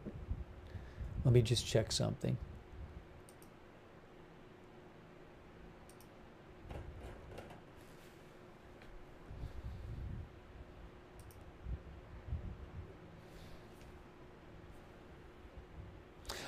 Just so you're aware, thanks Lacey Jane for letting me know. The IDF said about like a half hour ago, we heard a rocket, a siren in near Gaza, in near that was a false alarm. That was a false alarm. The rocket alert in near was a false alarm.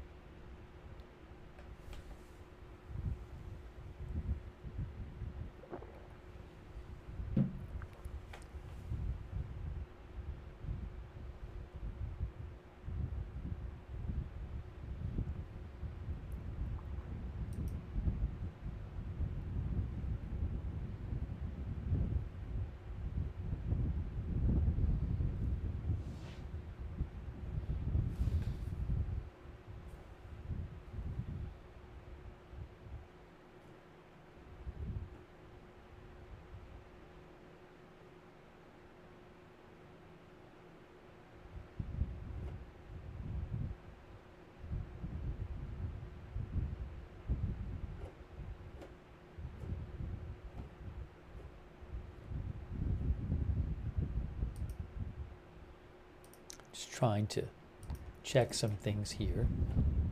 You are hearing wind. You're hearing wind from this live camera.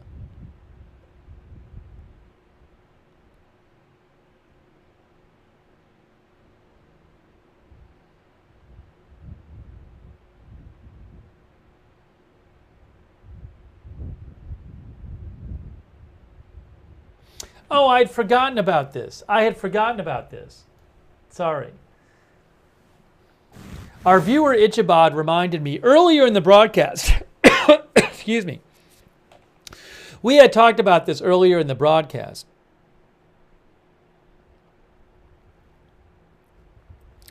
Fatux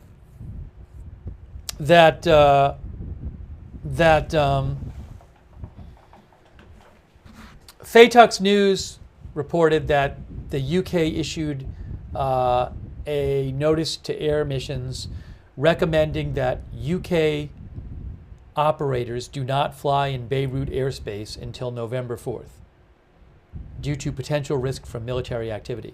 So one of our viewers, Ichabod, said, I was looking at, I don't remember this, I was looking at a plane that was supposed to go to Beirut on the flight radar, but it seemed to be landing in Tel Aviv, and I said, why is that happening? So Ichabod said that that was a UK-based plane. So it's certainly possible that if that plane left from the UK, that while they were in flight to Beirut, this notice to air missions came out, and then they were like, well, we can't land in Beirut anymore because this notice to air missions came out, so let's land in Tel Aviv. So that definitely could have happened. That definitely could have happened.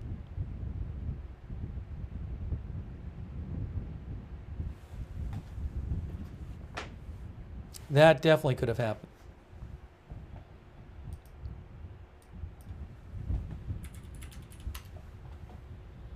Give me one moment here.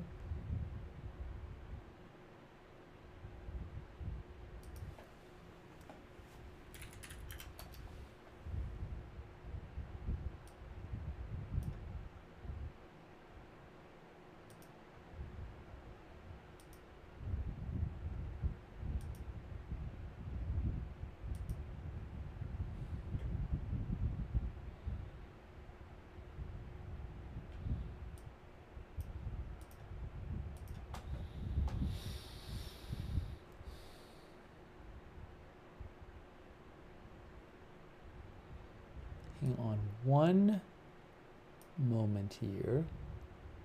I need to do something here. I just need to do something here.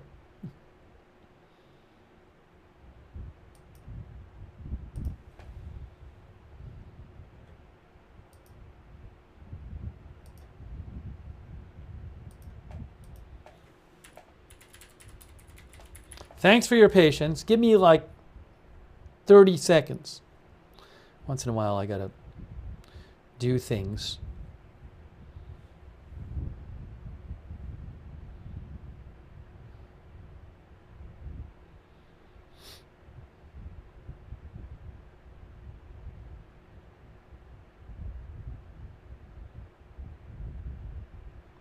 Just a moment. Aha.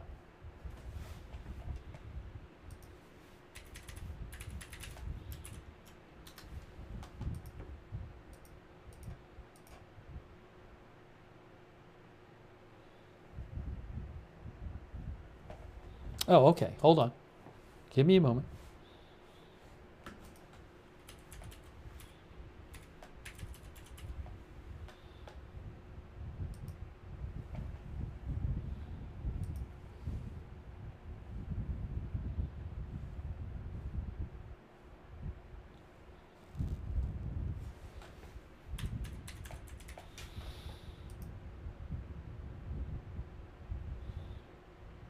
Hang on one more second, please. One more second.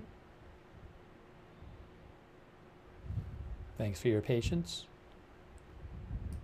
Okay.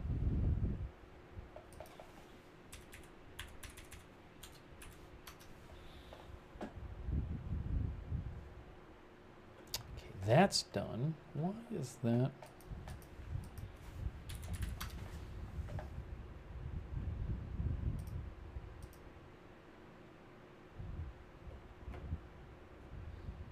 Okay.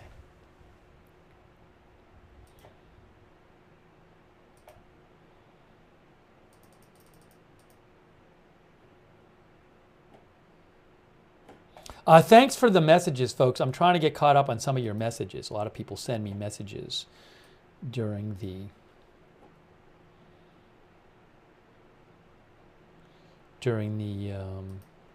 stream. I will, when I get a second, I'll do an update on the Ukraine situation.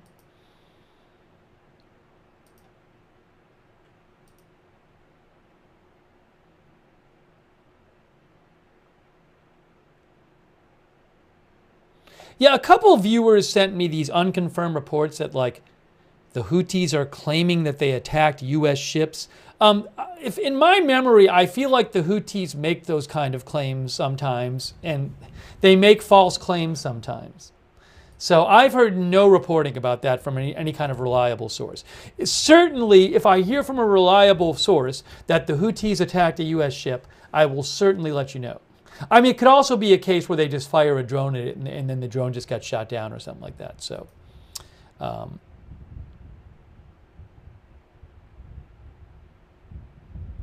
Gaga sent me this. Gaga64 sent me this. I actually mentioned this report earlier in the broadcast. I mentioned this earlier in the broadcast, but I'll repeat it to you.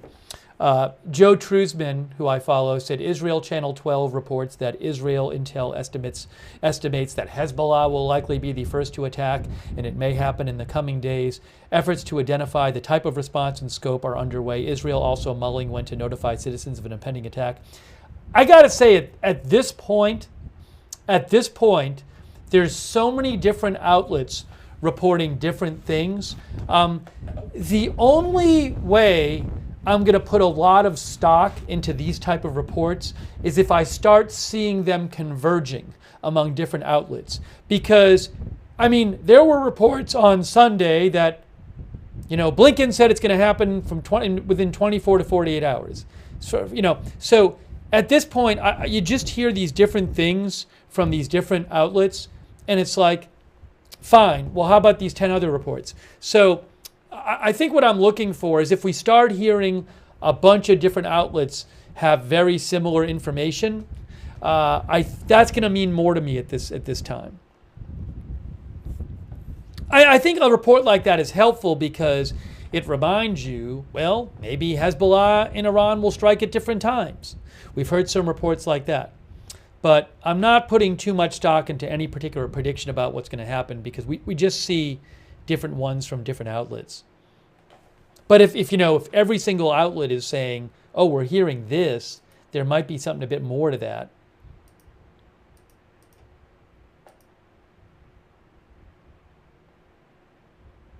Oh, is there another, hold on.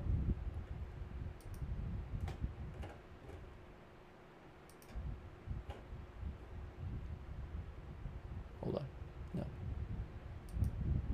Nicholas Marsochi says it will happen when it does. The Israel time is on the screen.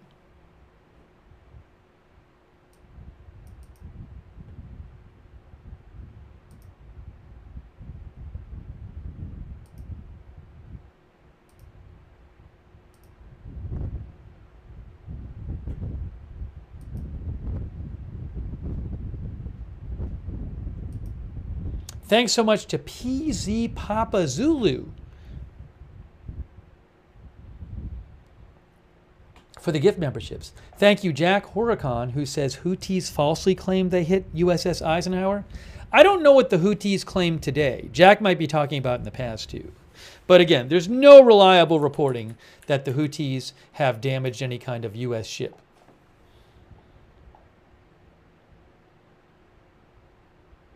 Yes, 3 hours ago, I have a report here from Phil Stewart of Reuters. 3 hours ago, Yemen's Houthis said they targeted 2 U.S. destroyers in direction of north of Red Sea. There's no reporting suggesting that Houthis have damaged U.S. destroyers.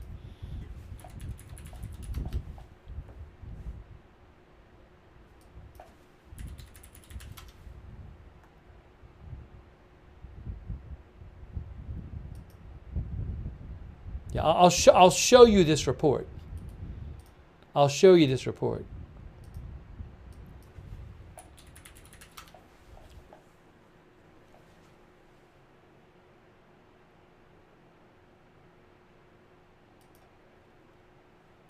Hang on.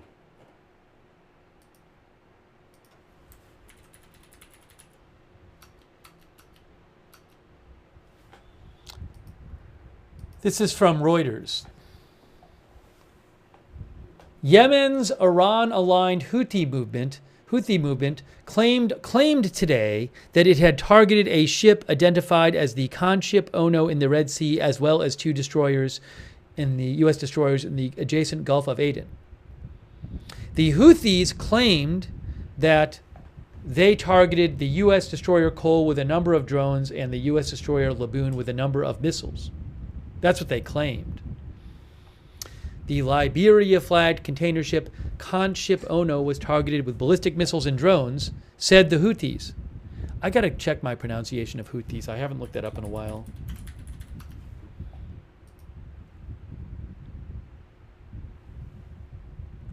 Is it Houthis or Houthis? I want to say Houthis. I'm not going to worry about it right now. I'll say Houthis.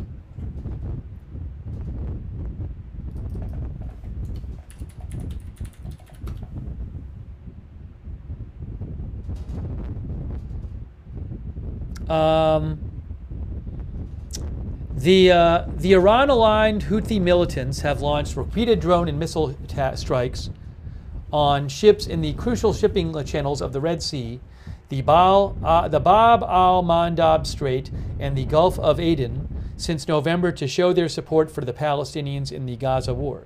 This has forced shippers to reroute cargo to longer and more expensive journeys around southern Africa, which has stoked fears that the Israel-Hamas war could spread and destabilize the Middle East. The frequency of attacks, however, appear to have decreased after Israel hit military targets near Yemen's Hodeidah port on July 20th, killing 6 people and wounding more than 80 after a drone launched by the Iranian-backed group hit Israel economic hub Tel Aviv. On August 4th, the Yemeni group claimed the first attack on shipping lanes in 2 weeks since the Israeli attack by targeting the Liberia-flagged container vessel MV Groton in the Gulf of Aden. That is from Reuters.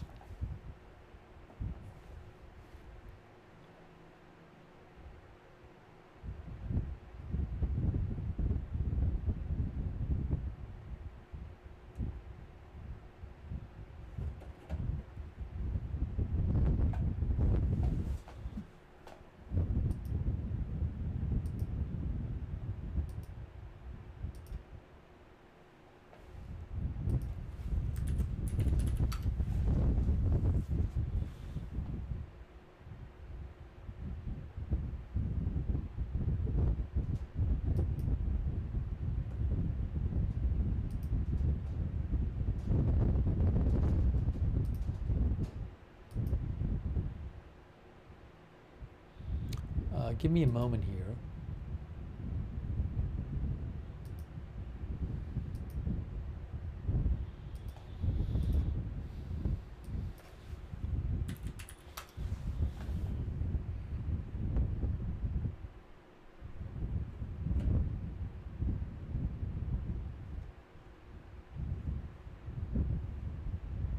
Hey, thanks so much to our moderators who are here right now. I really appreciate it. We have moderating right now Big Ball of Yarn, David Green, I Got That Fire, Sarah, Papa Bear, and Surly Dev over there on Twitch. I very much appreciate it. Linda Belk and Larry on X. And over there on... Oops, I'm hearing two of me. I'm hearing two of me.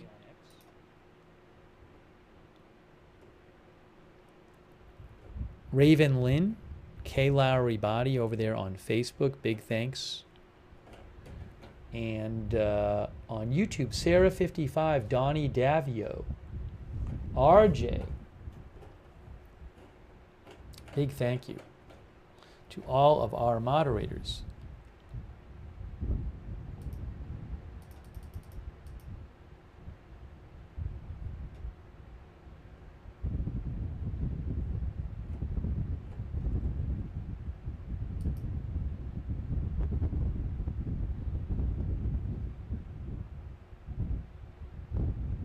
I don't have any other live streams at the moment. Oh, there's supposed to be? No, not yet. We should be getting more live streams from Israel.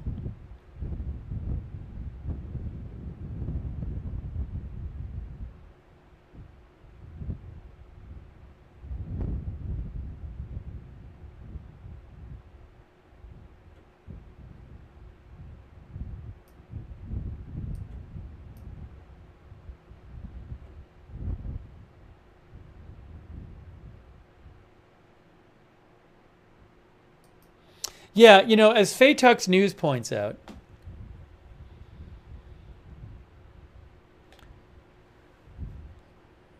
so, reminder, Egypt told its airplanes to not go into Iranian airspace from 1 to 4 a.m., which is like in less than 2 hours.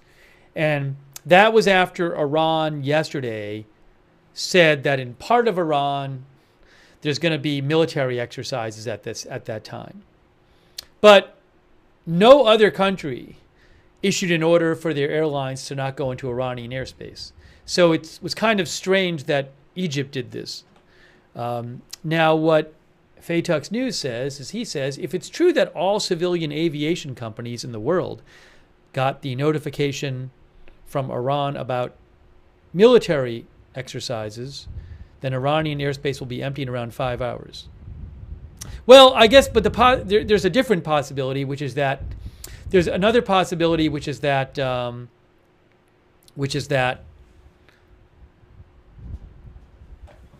other countries got a notification from Iran, but didn't conclude from that they need to not have their airplanes go anywhere near, go into any of Iranian airspace from 1 to 4.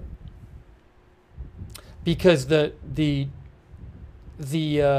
alert sent out by Iran yesterday was for a specific part of Iran and specific altitudes.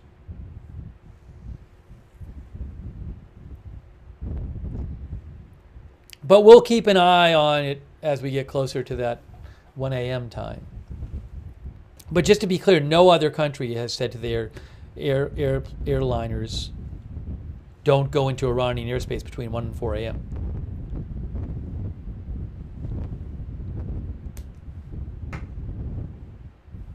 Hey, thanks to JD for the gift memberships. Thank you. Also to Patty Nielsen for your support. Thank you, Patty Nielsen.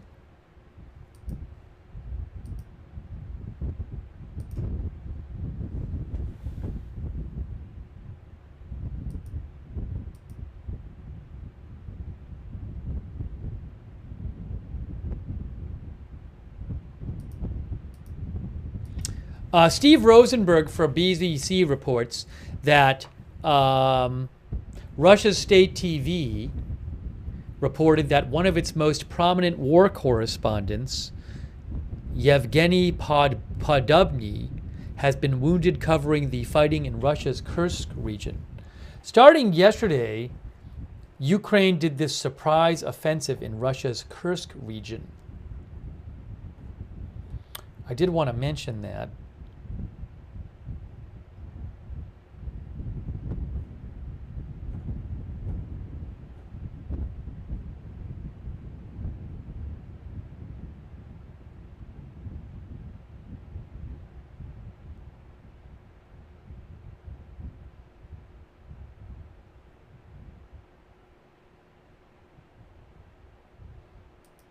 Hang on a moment.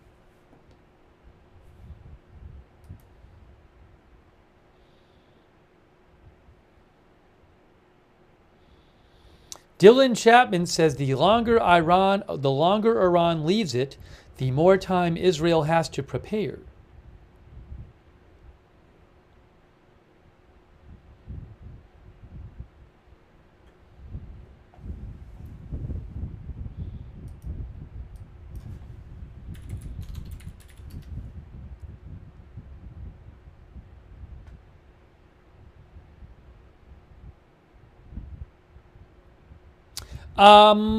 Let's see here. I'm going to read you an update about Kursk.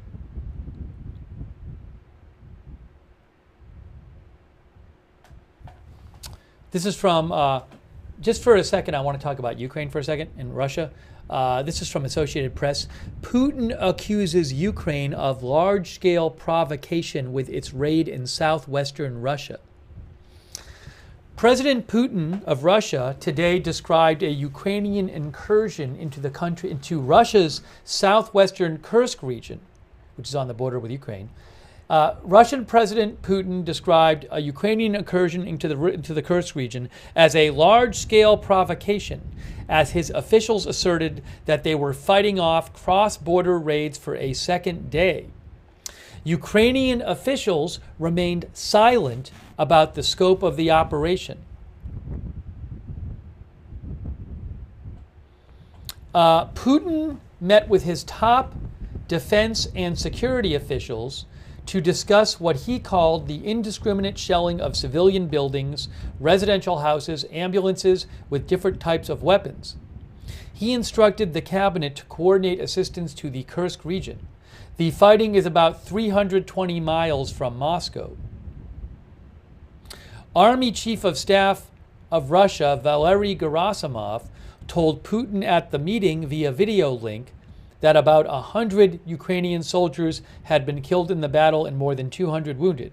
Russian news agencies reported. Is that true? I don't know. The Ukrainian shelling, meanwhile, according to Russia, killed at least 2 people, a paramedic and an ambulance driver, and injured 24, according to a Russian Foreign Ministry spokesperson. It was not possible, says AP, it was not possible to independently verify the Russian claims. Disinformation and propaganda have played a central role in the war, now in its 3rd year. John Kirby, the White House's national security spokesman, declined to comment on the operation and said the Biden administration has reached out to the Ukrainians to better understand what happened. Personally, I'm guessing the U.S. is very well aware of what happened. The head of the Kursk region in Russia urged residents to donate blood due to the intense fighting. In the last 24 hours, our region has been heroically resisting attacks by Ukrainian fighters, Acting Governor Alexei Smirnov said on Telegram, adding that all emergency services were on high alert. Smirnov said authorities had evacuated more than 200 people from areas under shelling, while several thousand others left in their own vehicles. This is in Russia. If confirmed, the cross-border foray would be among Ukraine's largest since Russia's full-scale invasion in February 2022 and unprecedented for its deployment of Ukrainian military units. Kyiv's aim could be to draw Russian reserves to the area, potentially weakening Moscow's offensive operations in several parts of Ukraine's eastern Donetsk region, where Russian forces have increased attacks and are advancing gradually toward operationally significant gains. But Ukraine's operation in Kursk could risk stretching outmanned Ukrainian troops further along the front line, which is more than 620 miles long. This is from Associated Press. Even if Russia were to commit reserves to stabilize the new front, given its vast manpower and the relatively small number of Ukrainian forces engaged in the operation, it would likely have little long-term impact.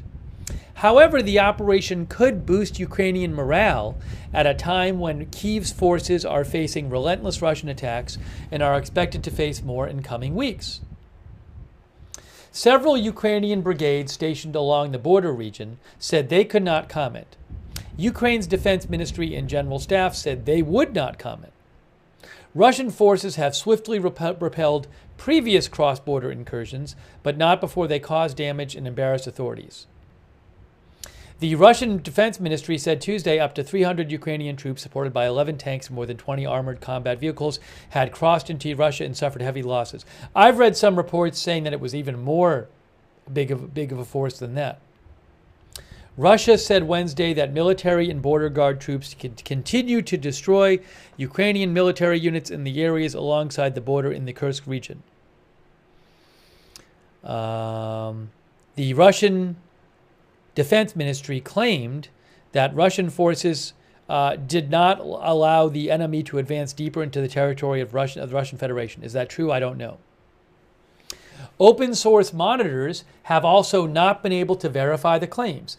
The U.S.-based Institute for the Study of War could not verify whether damaged and abandoned armored vehicles shown in geolocated video 4 miles north of the border, west of Lyubimovka in the Kursk region, were Ukrainian.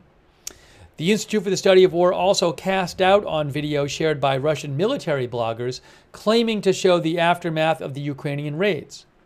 Most of the damage shown appears to be the result of routine Ukrainian shelling and does not indicate there was ground activity in the area, it said in its daily report. Responsibility for previous incursions into Russia's Belgorod and Bryansk regions has been claimed by two murky groups, the Russian Volunteer Corps and the Freedom of Russia Legion, which are made up of Russian citizens and have fought alongside Ukrainian forces. Some Russian war bloggers who have proved knowledgeable about the war said that Ukrainian soldiers were in Kursk, Russia. Rybar, a Telegram channel run by Mikhail Zavinchuk, a retired Russian Defense Ministry press officer, said Ukrainian troops had seized 3 settlements in Kursk, Russia, and continued to fight their way deeper in. It also said that Ukrainian forces captured the Sudza gas transit station about 5 miles from the border. Russian officials have not confirmed the gains. Another pro-Kremlin military blog, Two Majors, claimed that Ukrainian troops had advanced up to 9 miles into Kursk, Russia. Neither claim could be independently verified. The Kursk region's border with Ukraine is 150 miles long, making it possible for saboteur groups to launch swift incursions and capture some ground before Russia deploys reinforcements. Anyways, I just wanted to read you that update from Associated Press about this reported Ukrainian incursion raid into Russia, into Kursk, Russia. Still a bunch of unconfirmed reports coming out about that. I will certainly keep you updated when I hear more about that.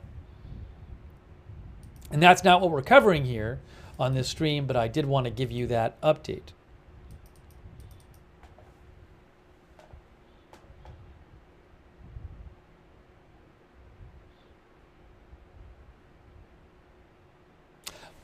Breaking news. I have a little breaking news for you guys. Not about this story, though. Not about this story.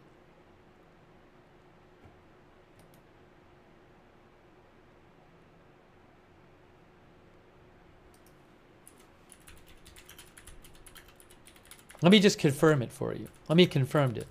It's not huge news.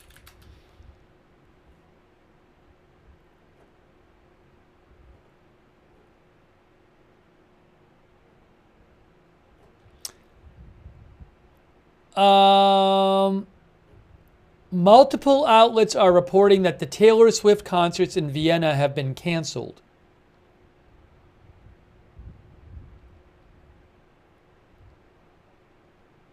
After a terrorist threat was reportedly uncovered about to attack the Taylor Swift concerts. So multiple outlets are reporting that the three Taylor Swift concerts in Vienna have been canceled.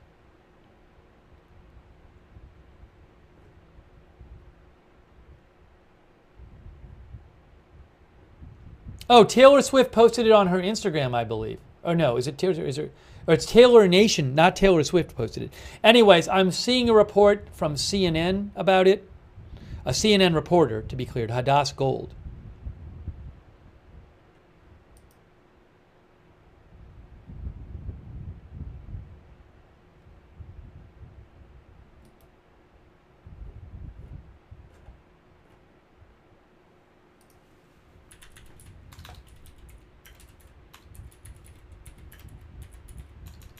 I'll get you some more information about that in a second.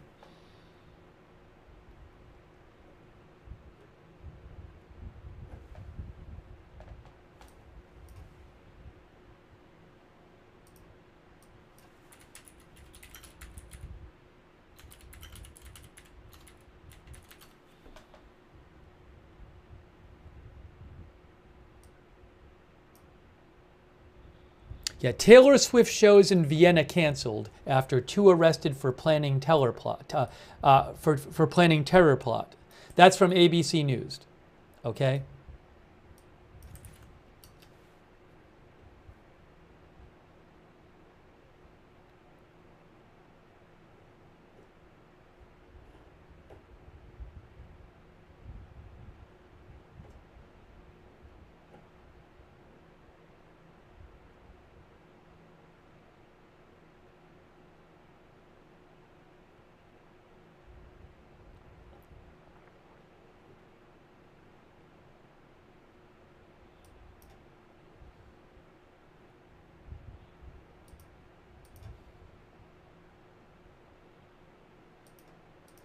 Variety is reporting it too. And then, where is this? People are posting this screenshot that I want to find the... I'm going to read you an update about this. Where is this screenshot coming from? OE Ticket? What is OE Ticket?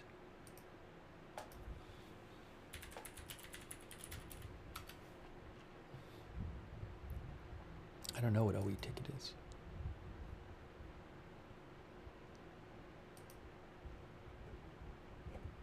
Oh, it's like a German ticket site.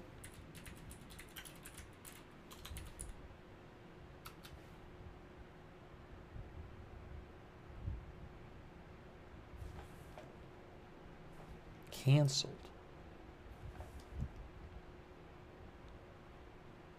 Yes, I'm at OE Ticket right now.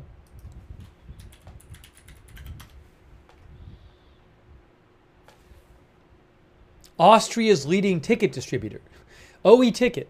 On their website, it says, due to confirmation from government officials of a planned terrorist attack at Ernst Happel Stadium, we have no choice but to cancel the 3 planned shows for everyone's safety.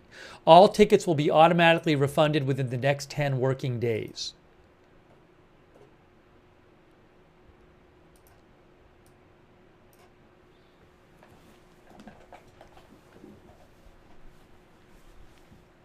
That is from OE Ticket, an Austrian ticket site. I know. Oh, the camera's getting fixed. Hey, the camera's getting fixed. Oh, our camera I think it's getting fixed. It looked like the focus was getting fixed. I got more live shots for you. I got more live shots for you guys. I got a Tel Aviv live shot now. All right. It looked like he was fixing the camera, but then it didn't get fixed. It's still out of focus. Anyways, let me put on the other camera. If I can find it. I don't think that's live. Is this live or not? Oh, the camera's getting fixed. The camera's getting fixed. Okay.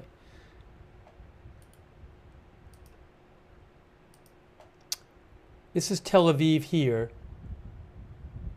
Yes, Tel Aviv is live. We are live from Tel Aviv on the top. And oh, and he's fixing the camera. Awesome. The camera got fixed. Yay. Okay. I am happy about that.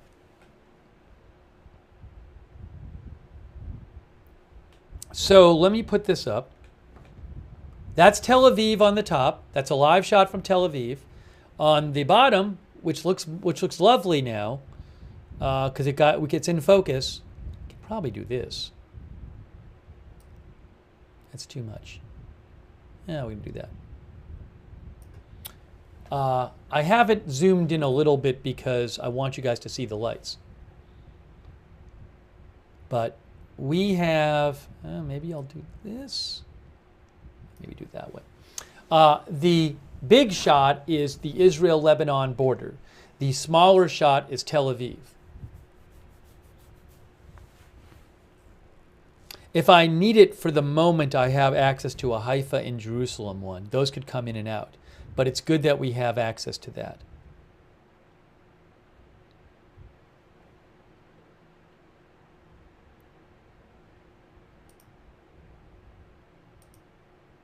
I'd like to get you an update on that Taylor Swift story. I know it's not what we're covering, but I feel like maybe people are interested in it.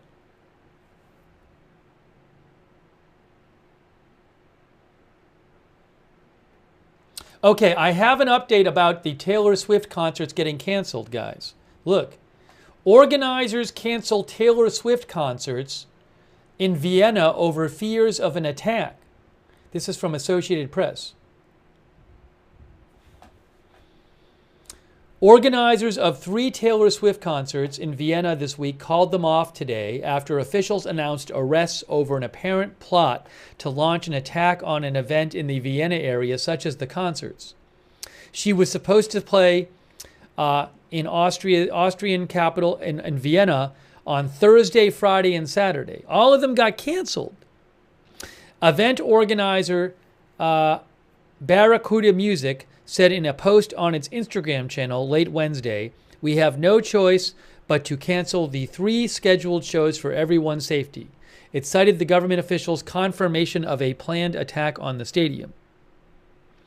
Earlier today, authorities said they had arrested 2 suspected extremists, one of whom appeared to be planning an attack on an event in Vienna area, such as the upcoming concerts. The public security director at Austria's Interior Ministry said authorities were aware of preparatory actions for a possible attack and also that there is a focus by the 19-year-old perpetrator on the Taylor Swift concerts in Vienna. He said the 19-year-old had pledged an oath of allegiance to the Islamic State group. Okay, this is not good. Why are they doing this? Why is this guy doing this? He did this yesterday. What's going on? Yesterday this happened. Yesterday, this camera just focused in on this narrow thing. Why is it doing that? That doesn't help anybody. And it did it for like an hour. Why did he do that? I got to email them again. I don't know why this happened. It's not helpful. What's helpful is you see the skyline. I just don't understand. It's the second day in a row.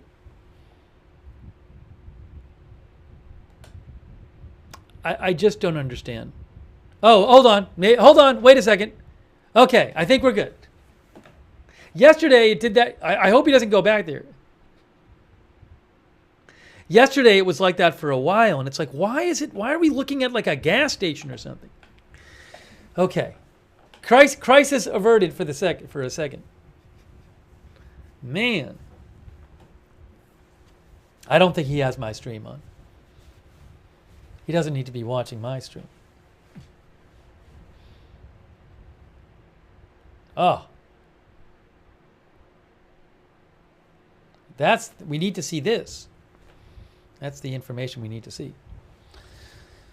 Okay. Anyways, so it's interesting that in Vienna, they originally said they were going to have the concerts, and then they just decided not to have them.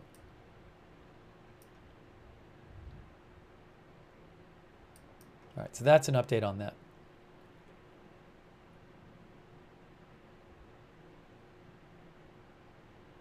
Henning says, I wrote that a bit ago. 3 more suspects on the run. We actually talked about that like 2 hours ago. So you may have not been here, Henning, when we talked about it earlier. Hey, thank you so much, Henning, for your support. I really appreciate it. And also Air Fryer, and also our viewer, Mayor, thanks for your support. Thanks so much, Mayor. And William Smith, thank you. And I think I thanked JD already. Thanks, JD, for the gift memberships.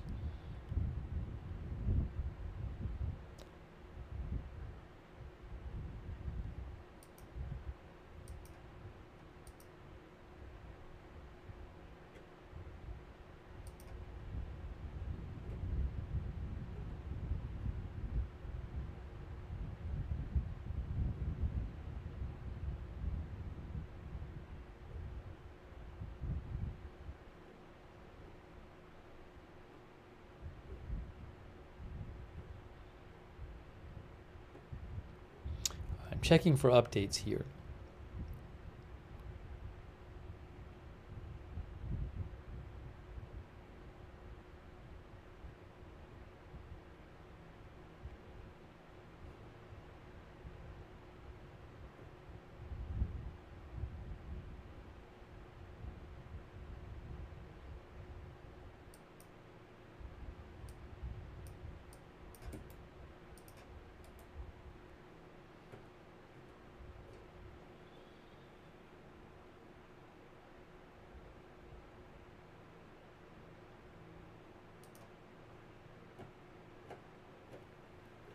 Quiet so far.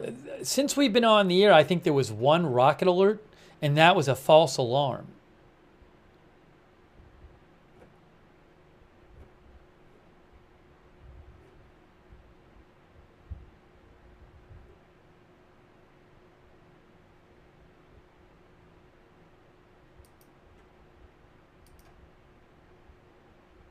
Oh, we'll do a poll shortly. We'll do a poll shortly.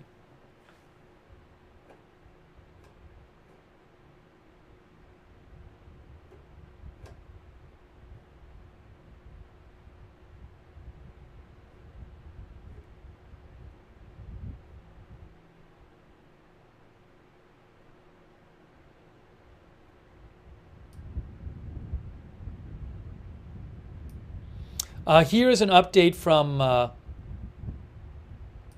Flight Radar 24. NOTAM watch.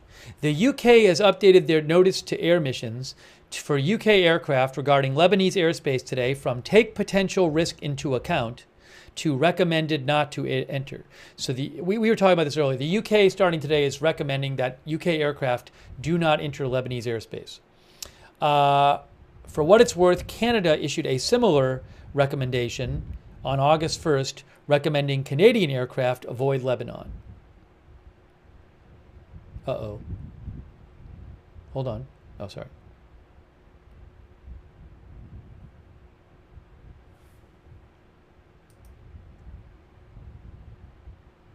That's from Flight Radar 24. And as we have mentioned a number of times, Egypt has told its aircraft to not fly in Iran between 1 and 4 a.m. Egypt and Israel time. But no other, because Iran said it was going to do military exercises. But strangely, no other country has told its aircraft to not fly in Iranian airspace between 1 and 4 a.m. Egypt and Israel time. So why Egypt is the only country who said that, it's not clear. But that's going to start in 1 hour and 22 minutes. I would have more of a thought that that meant something if other countries were doing it.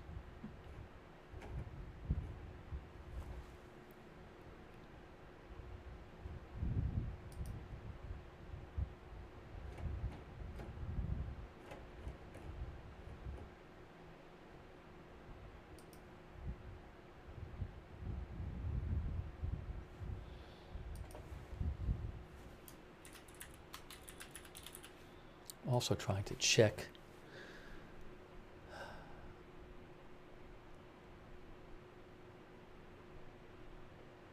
some other updates here.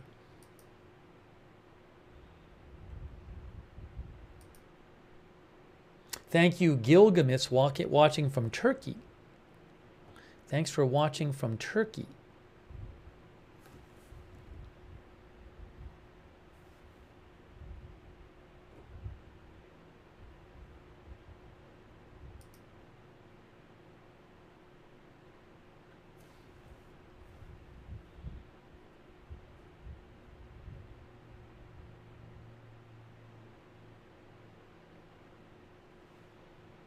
What is this?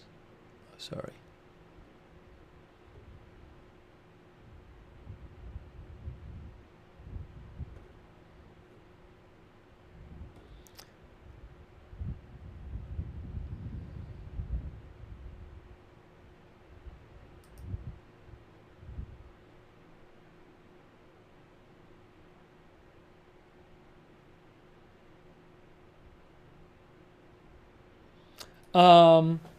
You can reach me on X at Lookner on X.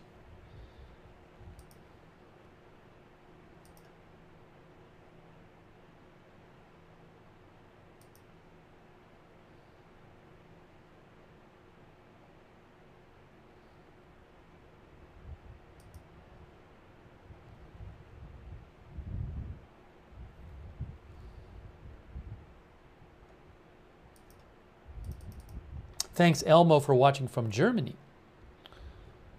All right. So we're looking at a live shot here of the Israel-Lebanon border on the bottom and Tel Aviv, Israel on the top. Nothing, no big news to report so far on this.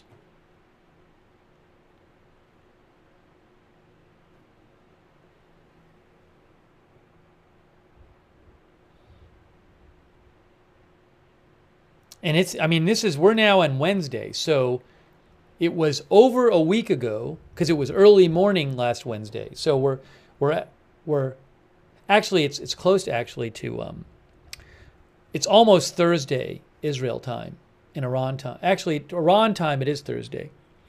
Roughly speaking, we're about 8 days now after the Hamas political leader Ismail Haniyeh was assassinated in Tehran, Iran. It's about 8 days since then, and that happened it's roughly 8 days since the two assassinations. The assassination believed to be carried out by Israel of the Hamas political leader Ismail Haniyeh in Tehran, and the assassination by airstrike in Beirut, Lebanon, of the top commander in Hezbollah by Israel, which they admitted doing. We're now about 8 days after those two assassinations, but no response yet.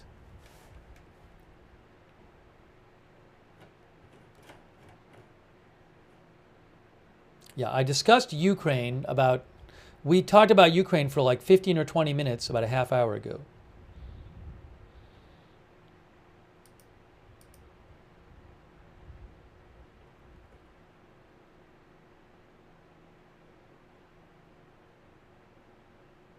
Oh, I'm sorry. You know what? My brain stopped working. I totally apologize. My brain stopped working. Thank you to Global War Monitor for the last the last hour or so, I've been misrepresenting the time. So it's not 1 a.m. Yes, it's 1 a.m. GMT. I'm so stupid. When I first came on the air, I talked about this. And then for some reason about an hour ago, my brain stopped working and I forgot the times. So I totally apologize. Yes, as Global War Monitor reminded me, the NOTAM is for 1 to 4 a.m. GMT, which is 4 to 7 a.m. Israel time. So I am sorry about a couple times I have said that it's 1 a.m. Israel time when the Egypt restriction on their planes flying over Iran begins. It's 4 a.m. Israel time. 4:30 a.m. or Tehran time. Sorry. Yeah, that was just me. My brain just stopped working. If you go back to the start of the broadcast, you will see me saying the correct times.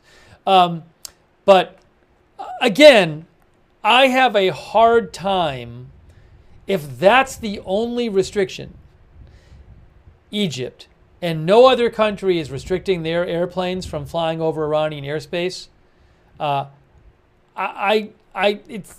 would put a lot less stock into that than a situation in which we had multiple countries saying, don't fly over Iranian airspace.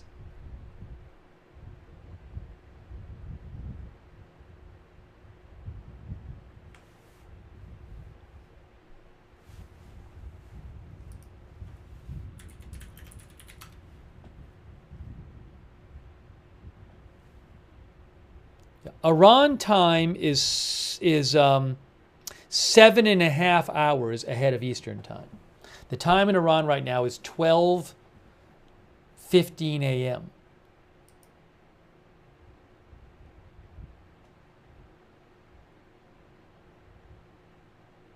So I totally apologize. A couple times I mentioned it as 1 a.m. Israel time, and I was forgetting. So I'm sorry about that. Anyways, but again, I don't really put that much stock into that one thing.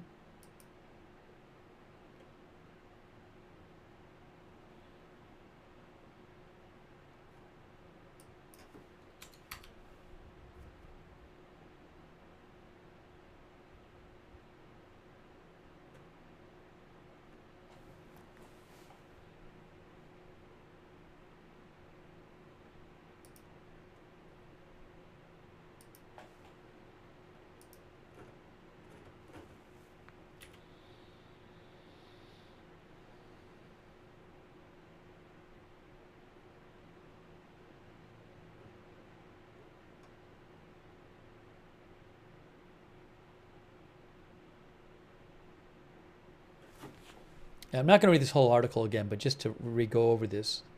Egypt tells airlines to avoid flying over Tehran for a 3-hour window on Thursday. This is from Associated Press. Egypt has issued a safety notice warning all of its carriers to avoid Iranian airspace for a 3-hour window on early Thursday. A NOTAM, or notice to air missions, was posted for pilots Wednesday. States all Egyptian carriers should avoid Tehran's flight information region, and that no flight plan will be accepted for overflying such territory between 1 a.m. and 4 a.m. GMT Thursday morning, which is 4 to 7 a.m. Egypt and Israel time. Egypt's Civil Aviation Ministry said the warning came after Iran warned all airliners flying over the Iranian territories about military exercises on Wednesday and Thursday.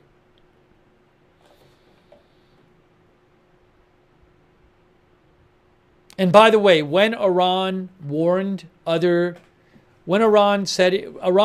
came out with an alert saying it was having military exercises in a part of Iran. They said it was going to happen for 3 hours on Wednesday and then 3 hours on Thursday. So the first 3-hour window has already passed.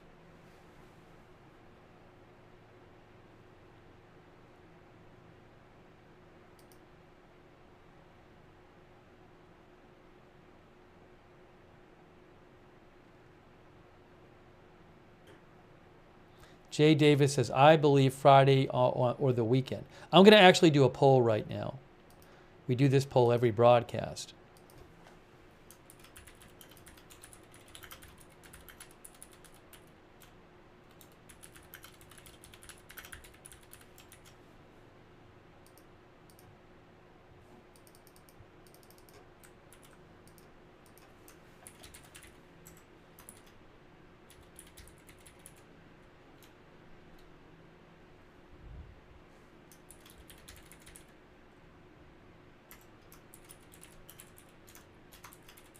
I can only have 4 options. So there's going to be no never option.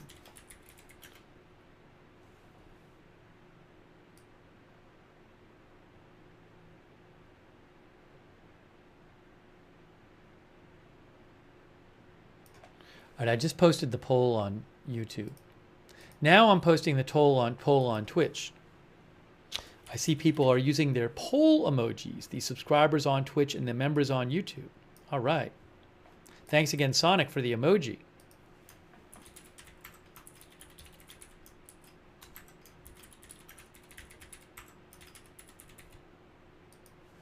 Oh, I think I can have 5 options on Twitch. Twitch gets 5 options. They get a never option. All right, let's see what people are saying in our poll here. Let's see what people are saying.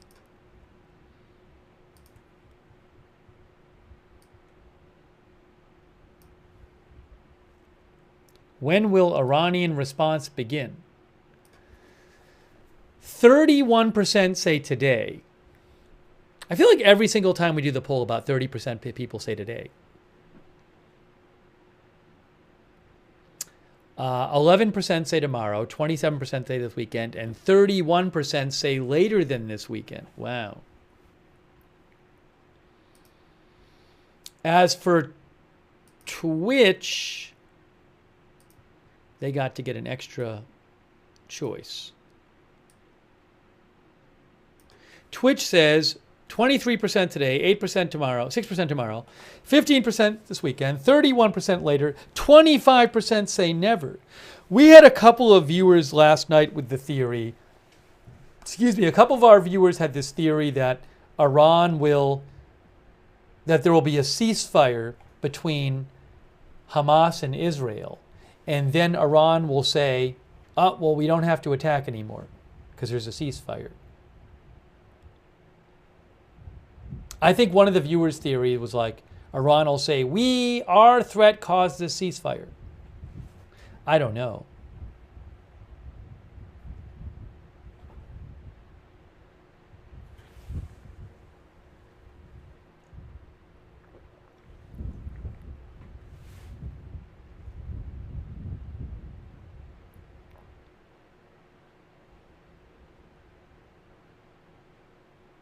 I want to get, so anyways, I appreciate you voting in the poll.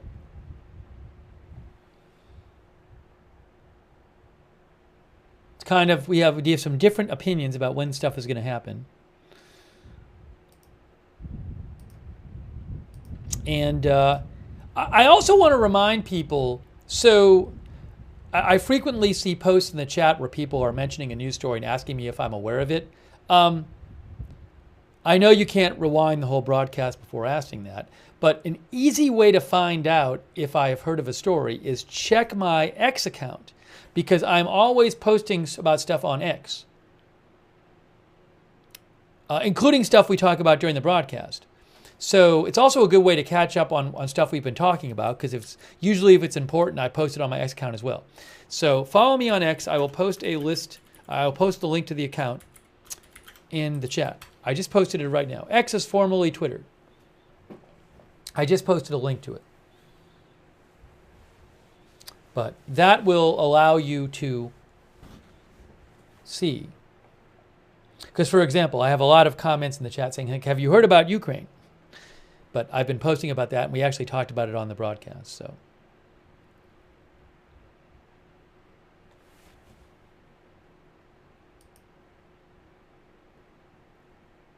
Yes, and some of our viewers think that they will do it on August 12th to 13th because that is a Jewish fasting day where they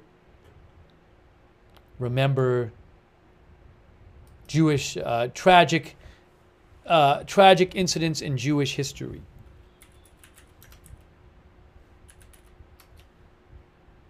Called Tisha B'Av, an annual fast day in Judaism in which a number of disasters in Jewish history occurred, according to Wikipedia. So some people think it'll be that day. I do not know. I would not be surprised to see it happen at any time. I would not be surprised in 5 minutes. I will say this. It took 12 days in April for Israel, Iran to respond to Egypt bombing to an Israeli airstrike on an Iranian embassy building. Took 12 days in April. I'd be a bit surprised if we're here in a week and then we're over 2 weeks and it hasn't happened yet. 12 days would be, I think, Next Monday would be 12 days.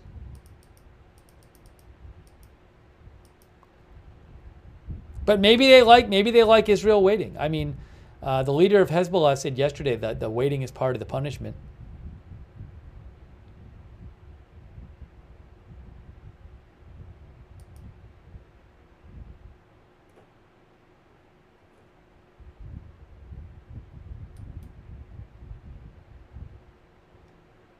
Rod Steinwart says, I feel like the longer it takes, the more intense it'll be. Robert Kennedy thinks a small attack to save face so it doesn't escalate into full war.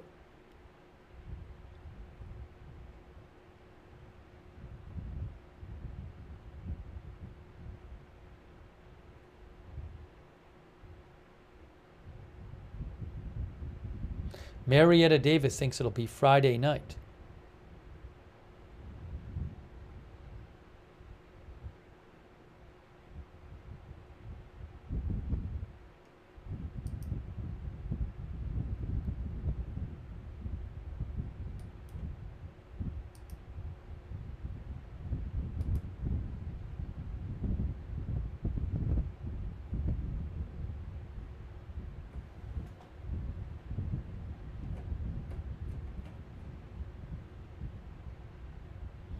Beaufort County's House of Cards thinks Iran won't go much longer. They face embarrassment internally. I mean, yeah, there is this thing where if you take too long, you can look very weak by taking too long. But again, the Hezbollah leader did say the waiting is part of the punishment. Oh, Hara Banar made a good point. Yesterday there were all these planes flying. We haven't been hearing those today. Lots of planes yesterday. Oh, thanks, Walter Beasley. Walter thinks that there will be a ceasefire and therefore no attack, I think. Thanks, Walter Beasley. Thanks also Jan Erik Edvardson, who says maybe Iran misplaced the keys to their arsenal. Thanks, Jan, for your support. Thanks, Amelie73, our member who thinks it'll be Friday. Thanks, Ohio Rando, who says, I wonder if Iran is waiting for Olympics to end. Now, I'm not sure why they would care that much about that, but who knows? Thanks, Ohio Rando. Thank you also, Faith, for your support. And Air Fryer.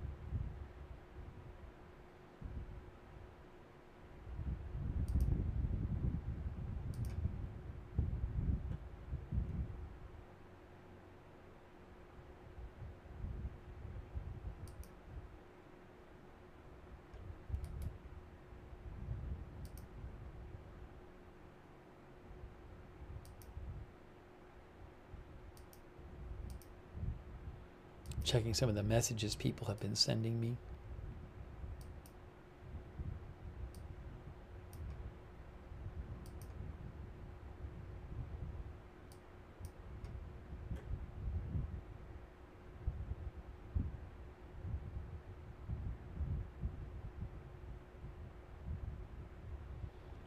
Ligma says, do you think this NOTAM by Egypt will prompt a preemptive strike by Israel? Well, I mean, Israel's going to know about what's going on in Iran.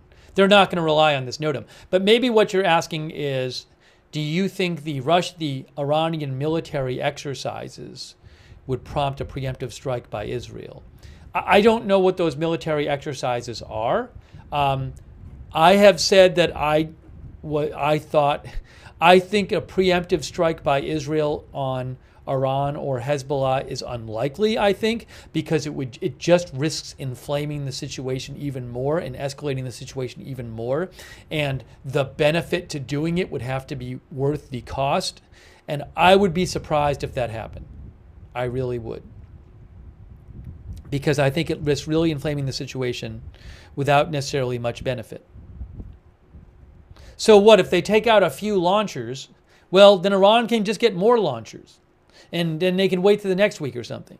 And then they have an excuse to do something more. And then the U.S. is mad at Israel because they're escalating things rather than trying to keep things tamped down.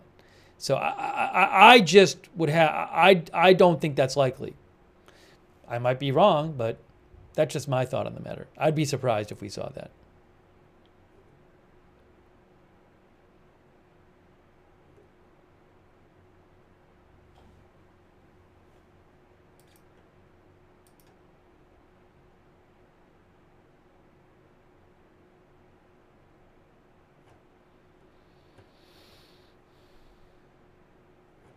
Hang on a moment.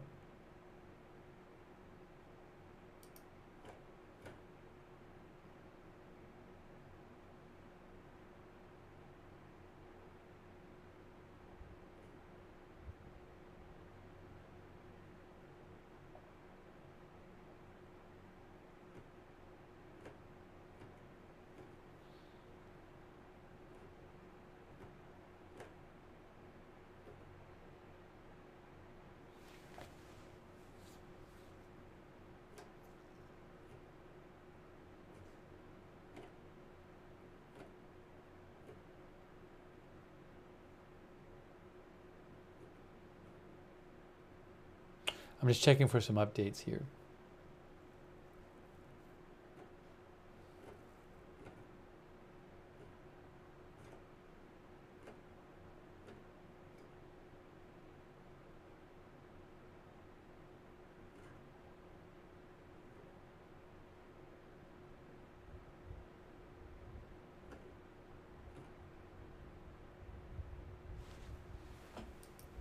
It is just after midnight, guys. It is now, do I have this right? It is Thursday. It's now Thursday, Israel time.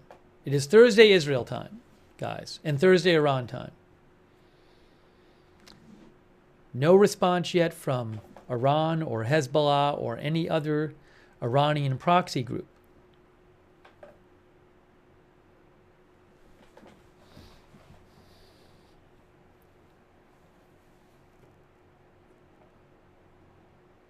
Chip says they are in the future. We are bringing you live updates about the situation. Oh, let me give you an update about the ceasefire. The possibility of a ceasefire. I saw this from AP. Israel-Hamas war latest. New Hamas leader can ensure a ceasefire deal is reached, Blinken says. U.S. Secretary of State Blinken says the newly chosen Hamas leader, Yahya Sinwar, who is presumably hiding in Gaza and was one of the October 7th masterminds, then he replaced the Hamas leader who was killed in Tehran, Haniyeh. U.S. Secretary of State Anthony Blinken says sorry, hold on a second here. I got to do one thing real quick. Yes. Okay. Sorry. I'm going to put the cameras back up. U.S. Secretary of State Anthony Blinken says the newly chosen Hamas leader, Yahya Sinwar, has the power to ensure that a ceasefire deal is reached for the Israel-Hamas war in Gaza. Hamas on Tuesday chose Sinwar, its top official in Gaza, who masterminded the October 7th attacks in Israel, after political leader Ismail Haniyeh was killed July 31st in Iran by a presumed Israeli strike.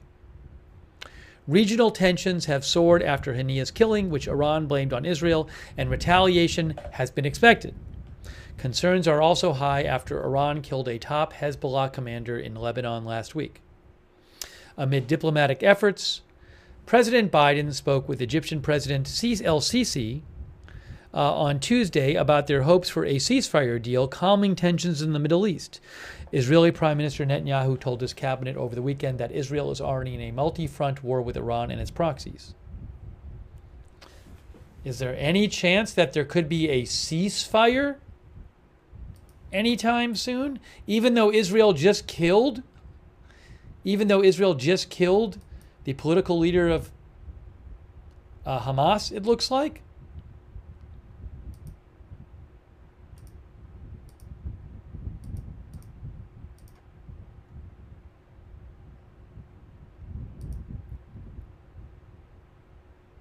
War Dispatch thinks no. Jane thinks not. Relila thinks not with Bibi in charge. Generally, the chat thinks no.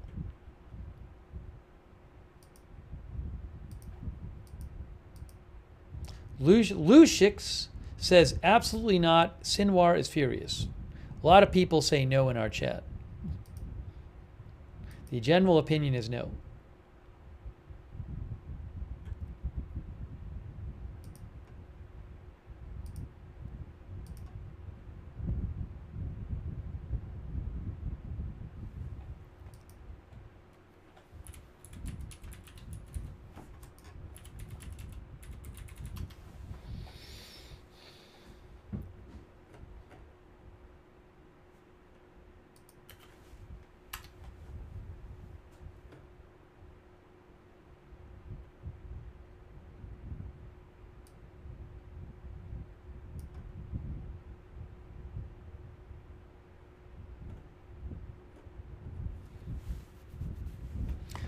AP has an article, Hamas has a new leader. How will that affect the war in Gaza and ceasefire efforts? That's Yahya Sinwar right there. Although these days he's believed to be in hiding in Israel because Israel wants to kill him. AP says Sinwar is seen as a hardliner with closer ties to Hamas's armed wing than his predecessor Ismail Haniyeh, who was killed in an explosion in Iran's capital that was widely blamed on Israel and could spark an all-out regional war. Sinwar was already seen as having the final word on any ceasefire agreement for Gaza and the release of dozens of Israeli hostages still held by Hamas. But he is deep in hiding inside Gaza, says AP. And mediators say it takes several days to exchange messages with him. Wow. That raises questions about how he would manage a sprawling organization with cadres across the Middle East. Hamas has survived the killing of several top leaders across more than 3 decades while maintaining a high degree of internal cohesion, and tapping Sinwar, who tops Israel's most wanted list, was a show of defiance. But Hamas has never faced a crisis of this magnitude, and the man who engineered it is now charged with managing the fallout, says AP. An even tougher stance toward Israel.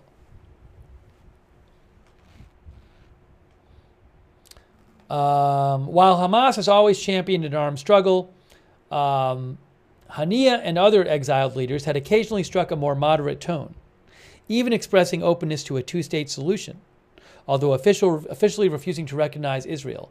Yahya Sinwar, by contrast, spent more than 2 decades in Israeli prisons and told interrogators he had killed 12 suspected Palestinian collaborators, gaining a reputation for brutality among people on both sides of the conflict. He and Mohammed Deif, the shadowy head of Hamas's armed wing, who Israel claims to have killed in a recent strike, spent years building up the group's military strength and are believed to have devised the October 7th attack.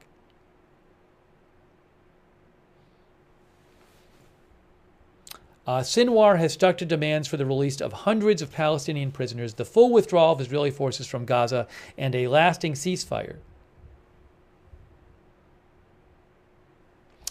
Prime Minister Netanyahu of Israel has vowed to continue the war until Hamas is completely destroyed and all the hostages return home.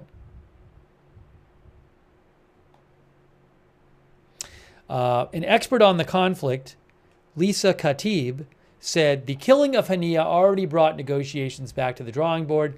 This next chess move, putting Haniyeh in charge, putting Sinwar in charge.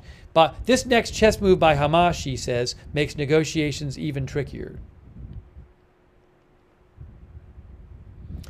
Another expert, Sadek Abu Amer, said, while Sinwar's elevation might appear to be a challenge to Israel, it is still possible to make a deal.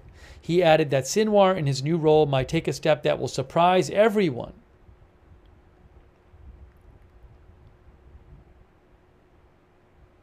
And this is interesting too. Associated Press says, leading from the shadows, predicting how Sinwar will lead Hamas is difficult because of the secrecy around him. Sinwar has not been seen since the start of the war, and even before October 7th, made only rare public appearances. He is likely in hiding deep inside Hamas's tunnel network and largely cut off from the outside world.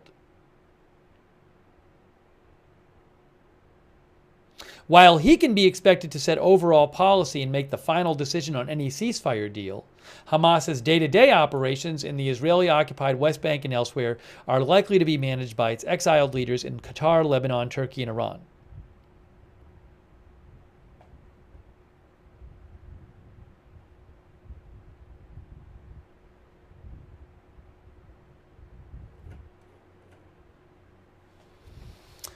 Thank you so much, by the way, to two Tunis, who thinks Iran is busy in trying to draft their press release announcing they will not attack as they have used this situation to negotiate a ceasefire. That's what two Tunis thinks.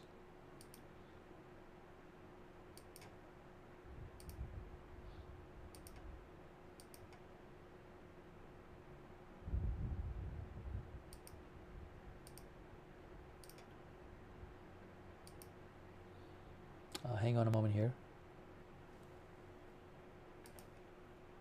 I really think that if Iran did not respond at all to Israel after Israel assassinated the political leader of Hamas, which Iran supports, when he was a guest of Iran, in Iran for the Iran president's inauguration, and staying in Tehran at an Iranian government facility, I really do think, just hours after Israel assassinated the top commander in a group that Iran strongly supports, Hezbollah, I really do think if Iran did not respond to that, they would look incredibly weak.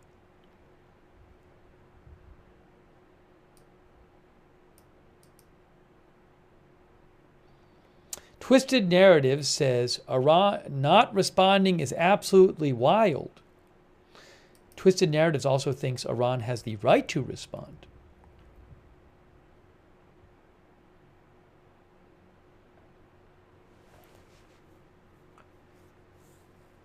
'66 Modal says Harris and Biden need to do a press conference and say don't.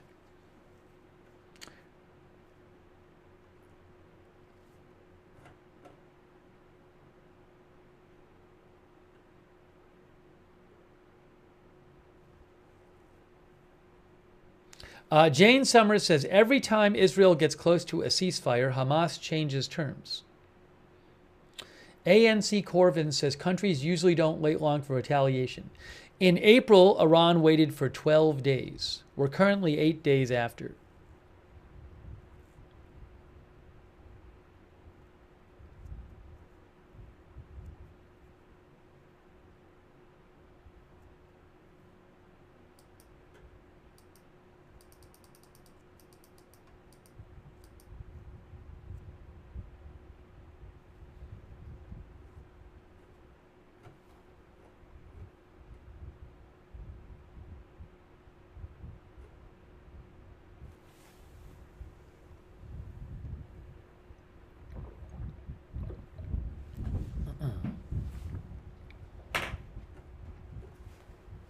It is 12:13 local time.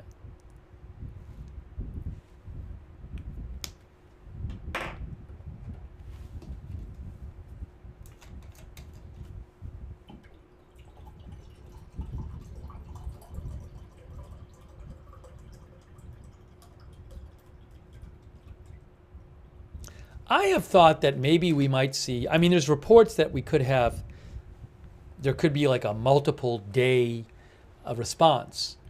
But given that, I have thought that maybe we would see like an initial smaller response. And then, Israel would be wondering, is there more than that? The first step does not have to be the huge response. But so far we have seen nothing yet. Look, it'd be great if everybody made peace and there was no responses. Unfortunately, I don't think there's a good chance of that happening.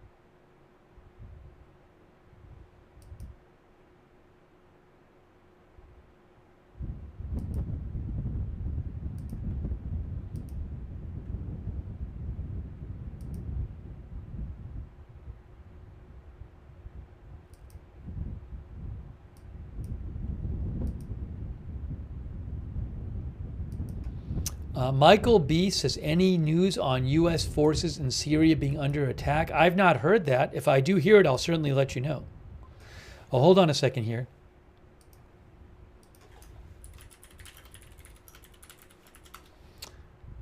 Hang on a moment here.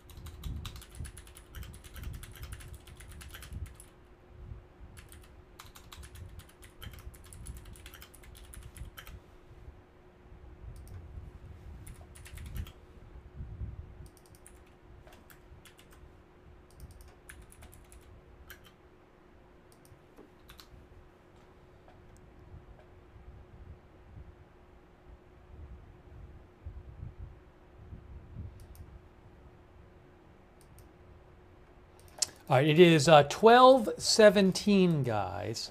12:17. Not even really any big updates so far. Well, I mean, we have this story that we've talked about where Egypt is saying between 4 and 7 a.m. Egypt and Israel time, they don't want their planes to fly over Iran because Iran's going to be conducting military exercises. But no other country has issued such a warning. So, it's just a waiting game right now to see when it happens, and we just don't know when this response will come. Thanks so much to Liam Stanley, who says, if Iran faces widespread civilian casualties, which nations are capable of coming to their aid? Do you mean like in a war? Like in a war, Liam? Well, I mean, certainly like Iran has certain allies. Like, for example, Russia is an ally of Iran. The Russia's Sergei Shoigu, an important Russian official, was in Iran a couple days ago. I mean, in terms of widespread civilian casualties in Iran, if that happens, that means like we're in a pretty bad place. That means that this has escalated a lot. If that happens, so let's hope that doesn't happen. But that would be a quite escalated place from where we are now.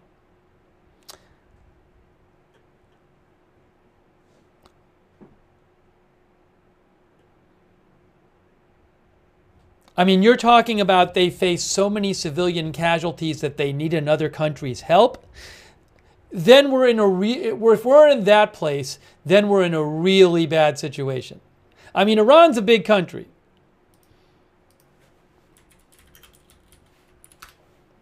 $88 million people live there. So for Iran to have so many civilian casualties that they need another country's help, we're not in a great place if that's happening. We're probably in like huge regional war place. Thank you so much, Liam Stanley. I really appreciate that. And thank you also to Ayan, and Jan Erik Edvardsen. How likely is it that Mossad has more bombs inside Iran? I have no idea. If it was indeed a bomb that killed Haniyeh, it's an interesting question. Whether they have other bombs, maybe the Iran leadership is afraid of that. That's an interesting question. I do not have any information on whether Mossad has more plots to kill people inside Iran. Unfortunately, I do not have that. I don't have that information. But it's a good question. I wouldn't be surprised if Iran is doing lots of searches. If it was a bomb, if they're searching various government facilities for this.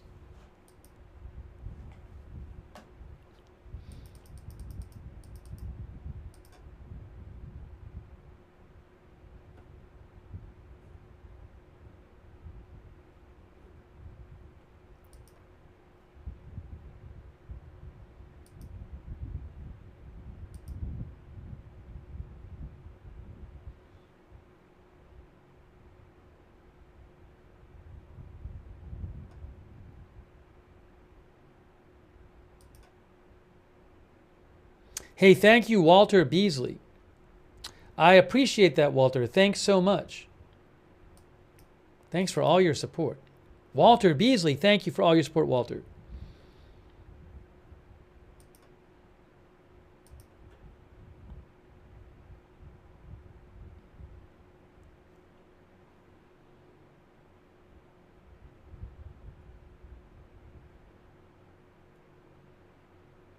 Kenneth Freeman writes in, who thinks this war is going to happen and that the U.S. needs a huge war. That's what Kenneth thinks, that the U.S. needs a war and has been provoking China, Russia, and Iran in every way imaginable, with none taking the bait so far. That's what Kenneth Freeman thinks, our viewer. Thank you, Kenneth, for writing in.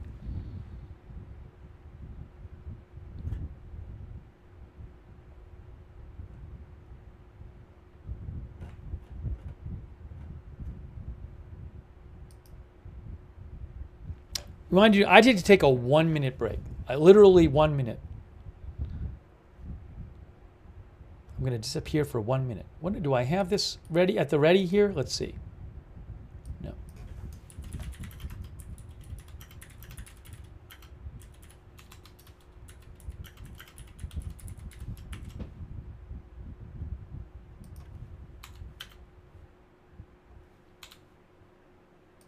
Literally disappear for 1 minute. Oop, that's too big. That's obviously too big. Steve will be back in 1 minute. All right, hang tight. Thank you, Kathy Jimenez, by the way. I really appreciate that, Kathy Jimenez. Hang tight. I'll reappear in a minute.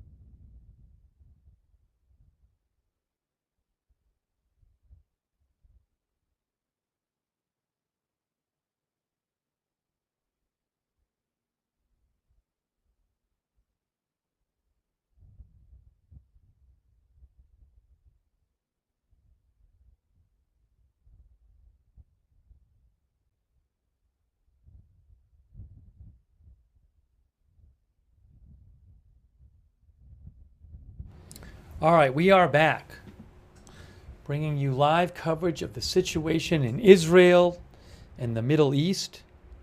Let me get this off.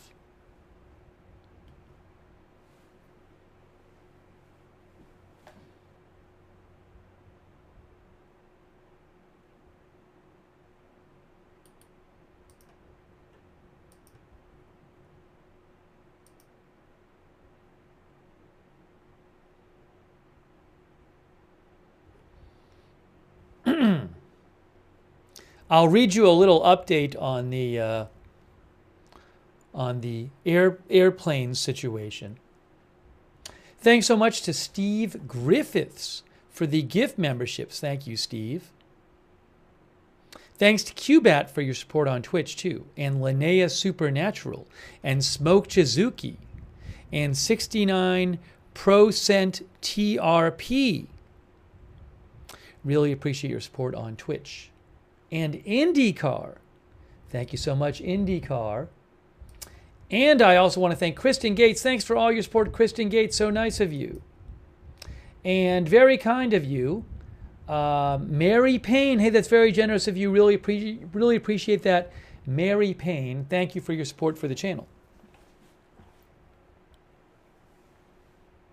Gregory Albright says, not even Katyusha rockets tonight.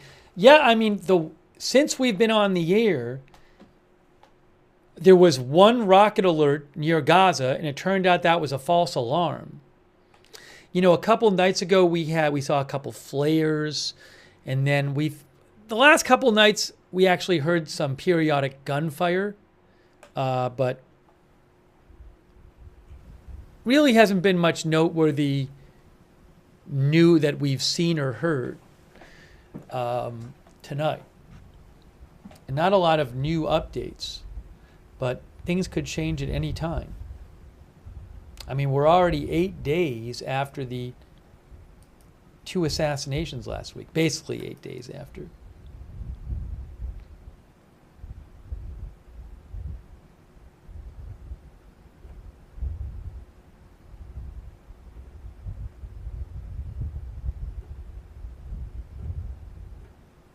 Give me a moment here. Let me just check a couple different sources.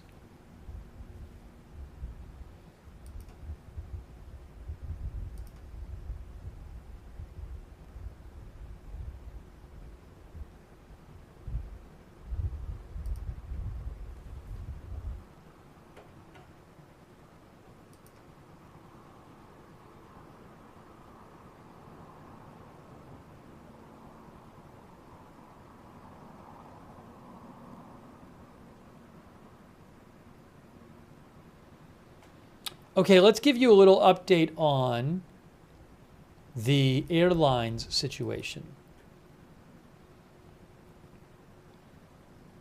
Witt thinks there will not be an update tonight, not be an attack tonight, probably this weekend. Oh, wow, Gregory Albright just gave 50 of you memberships. Wow, that's so nice of you, Gregory. Make sure you thank somebody, if like Gregory or somebody else, Steve Griffiths or somebody else, if they gave you a membership. But that is really nice of Gregory. He just gave 50 people memberships on YouTube. Thank you, Gregory. Very kind of you.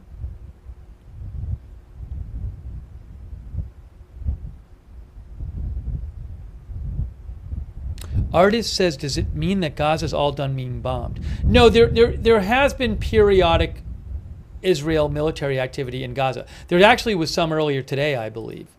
I saw a report about that as the wind blows there.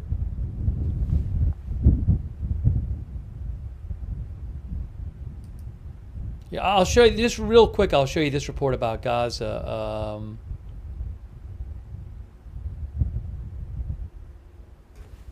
I mean, look, this is just an example. This is just from today, from AP. Israel airstrikes kill 8 in Khan Yunis as Gaza toll nears 40,000.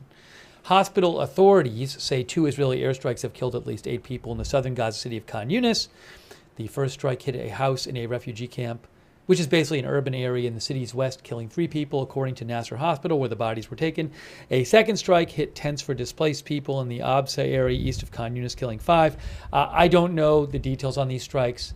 It's possible that Israel was targeting certain Hamas people in these strikes. I don't have the details. Anyways, but those kind of reports are coming out regularly, and there's still strikes going on in military activity in Gaza. I want to show you this as well.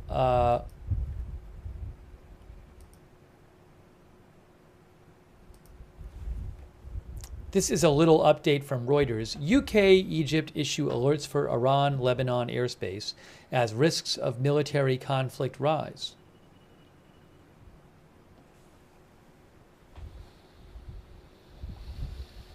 Egypt and Britain asked their airlines on Wednesday to avoid Iranian and Lebanon airspace.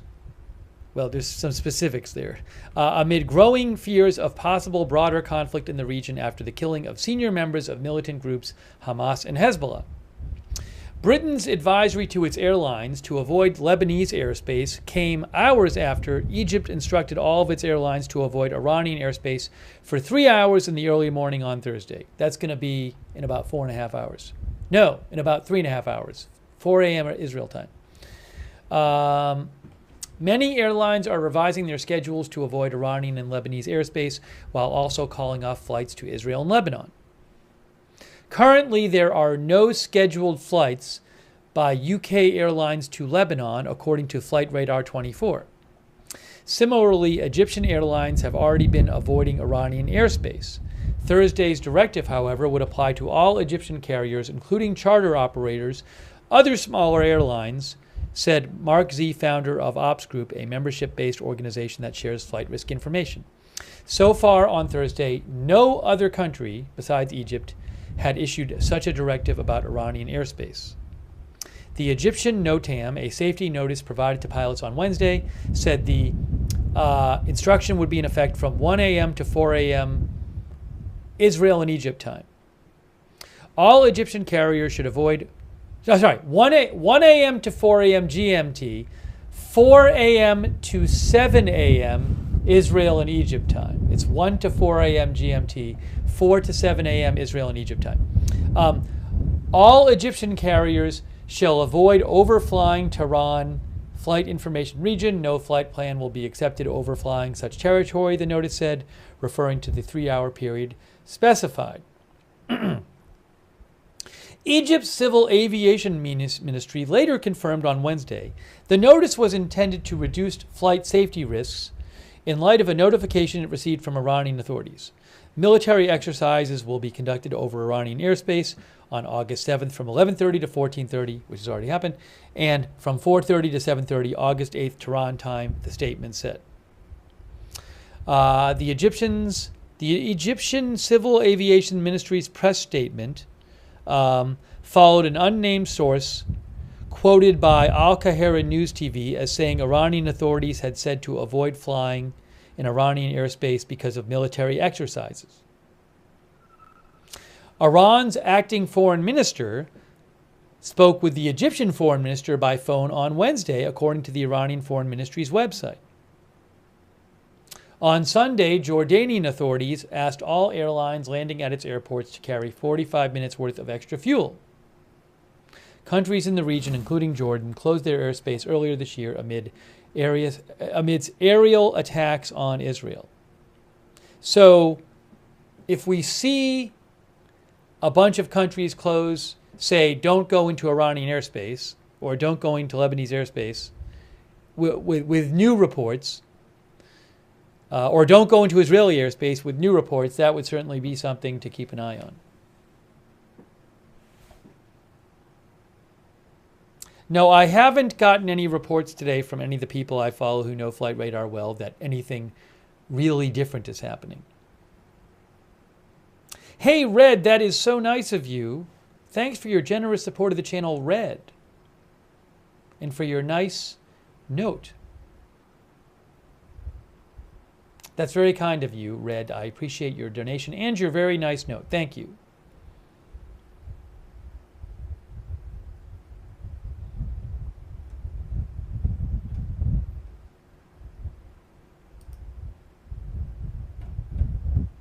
It is now 12:34 a.m.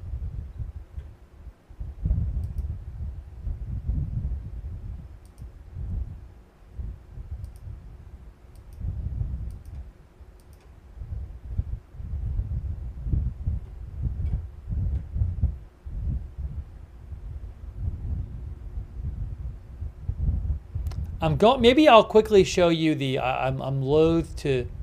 I don't want to really go away from that border shot, but just so you can see it for a minute, let me show you this Tel Aviv shot here. That's the Tel Aviv shot right there. That's Tel Aviv with the big buildings. That is a live shot. Quiet there.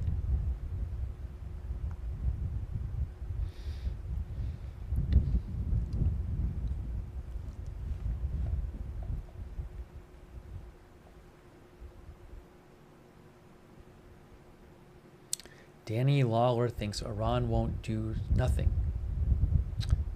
Bad 8 Duck says calm before the storm.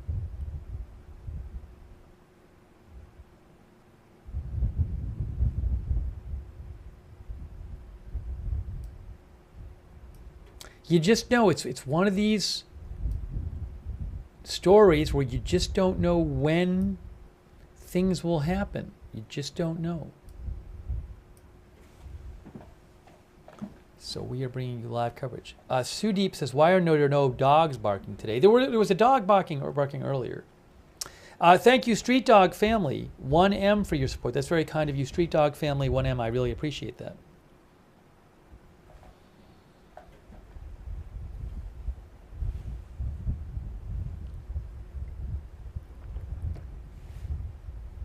It is late there, by the way. I mean, Iran time right now is 1 a.m., just to be clear.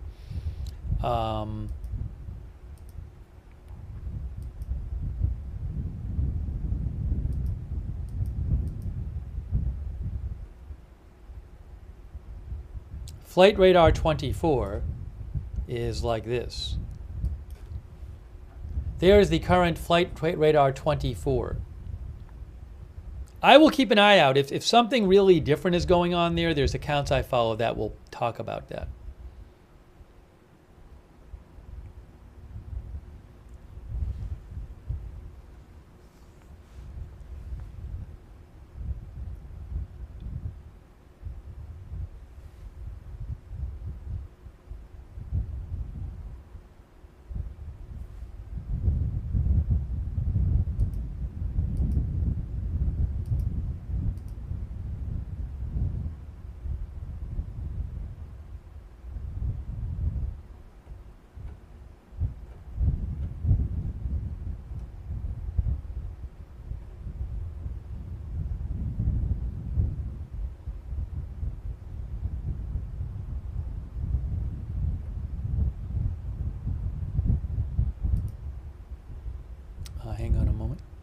Hang on a moment.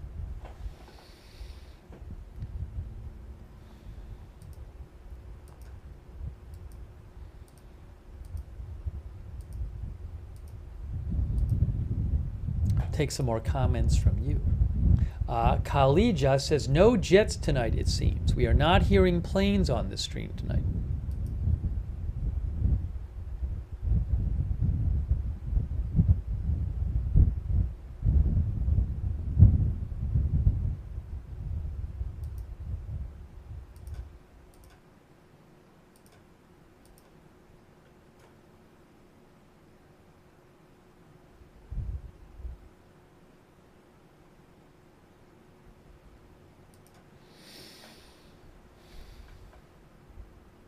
Hang on a moment.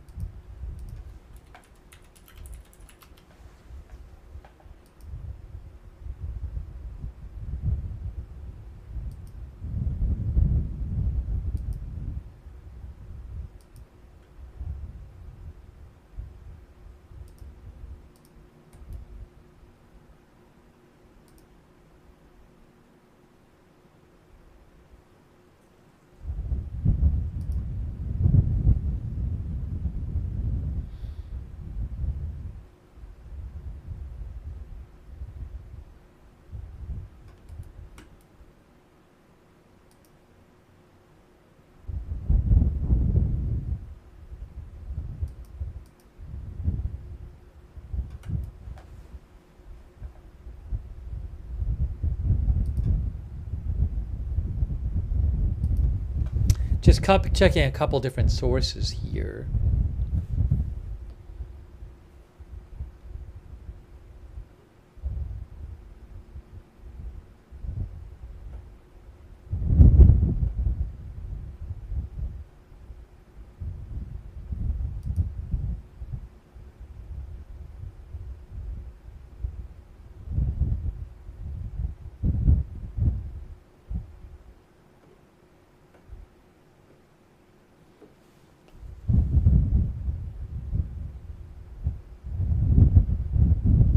Sorry, I know it's a little windy there. I'm going to turn the volume down.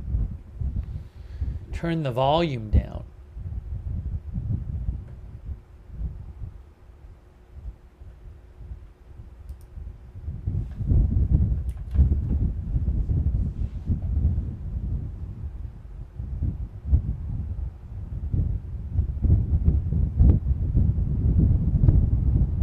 Yeah, somebody was asking about, is there still fighting in Gaza? Definitely.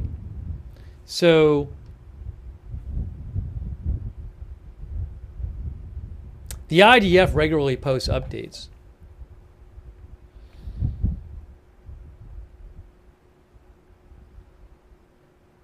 about that stuff, but that's still going on. Yes, so for example, 8 hours ago, the Israeli Defense Forces posted on social media the activity of the 7th IDF forces in Khan Yunis. Over 70 terrorists were eliminated.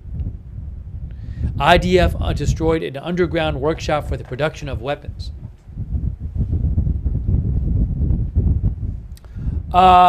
Michael Regina says, how long basically we will cover this? What if it never happens? Again, I can't imagine it goes on weeks and weeks without something happening one way or the other. I have a hard time believing that. So I don't think we're going to get to a point where it's been a month and everybody is still sitting around waiting to see what happens. I think you'll know stuff one way or the other. That's just my view. Thanks, by the way, so much to Philippe Lopez, who's watching working from home. Hey, thanks, Philippe. That's really nice of you. Thank you. Thank you, Evan.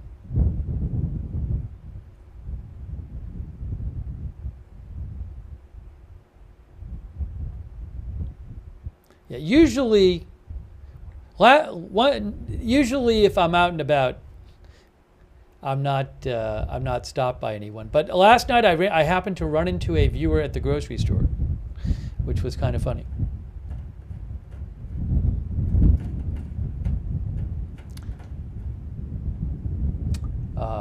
I-9. It was a very nice person. Let's see here. But it's quite rare, which is good, which I'm good with. Let's see here.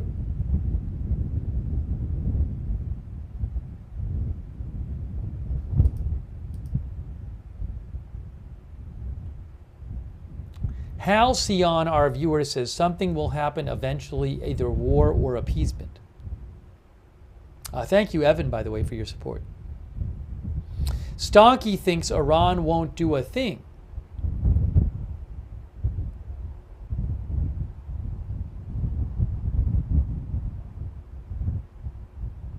Thank you, Yeen XX from the Netherlands, who says, greeting from the Netherlands. People always say it's not going to happen night before it happens. The other thing with stuff like this is like stuff isn't happening until it is. And then all of a sudden it's happening. It just can change just like that. So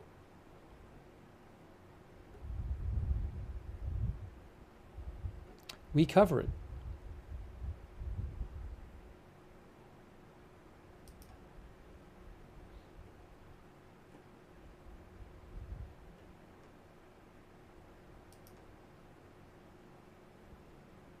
Trucker Jim thinks Iran will attack tonight.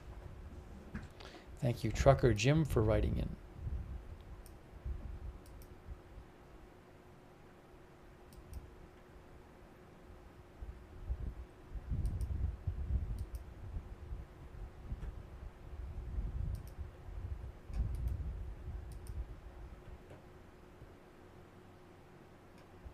Everybody keeps sending me this social media report claiming that Fars news agency of Iran said the attack will happen tonight. And I have not seen that anywhere, just to be clear. So I don't know why this account is posting this, or accounts, but I have not seen it anywhere. I'm looking at the Fars social media right now. I would think if they had announced that, that would have been a much bigger story than a couple random social media accounts posting that. I have a hard time believing that wouldn't be. Fars is state news agency. Do you think if they really said that the attack will be tonight, that it would be like a couple random social media accounts saying it? So I don't know what they're talking about. There's no link on the post. It's the Revolutionary Guard managed news agency. Please send me a link. If you have a link where Fars news agency is saying that, let me know. I'll definitely report that. I follow them on social media.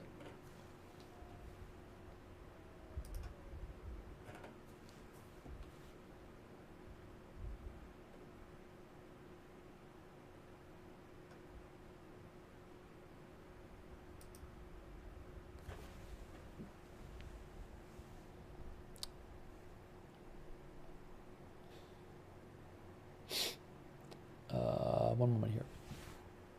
You can reach me on X at Lookner. This is what I need to do.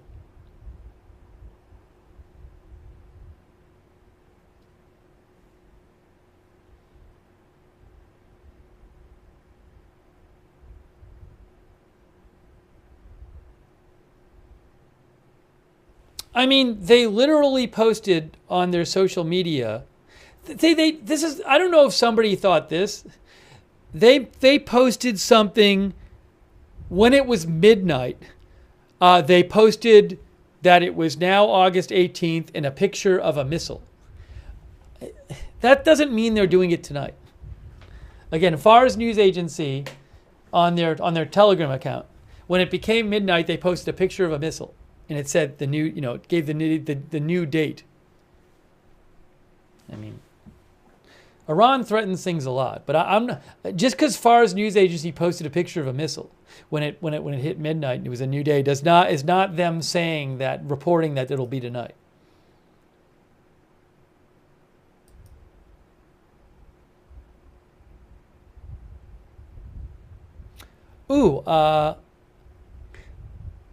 Faytux News mentioned a report from CNN, which I'll check out. At Faytux, Faytuks, who's good to follow for updates on this. New article from CNN claims Hezbollah poised to strike Israel independent of Iran, sources say. Now let me repeat what I've been saying. At this point, unless a bunch of different news outlets start reporting the same thing, I'm taking everything with a grain of salt. Because I hear all these different reports. We've been hearing them for days.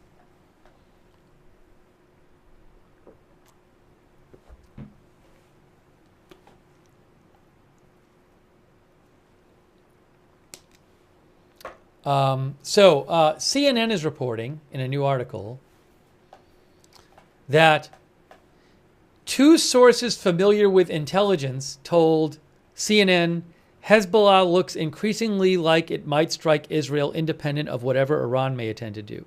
Now, this is something we've been hearing anyway. They claim that Hezbollah is moving faster than Iran in its planning and looking to strike Israel in the coming days. And by the way, Hezbollah is largely funded by Iran.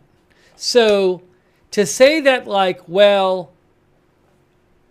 Iran might not do it yet, but Hezbollah is going to do it. I mean, I'm presuming that Iran knows well what Hezbollah is going to do, and I would not be surprised at all if Iran is telling Hezbollah what to do.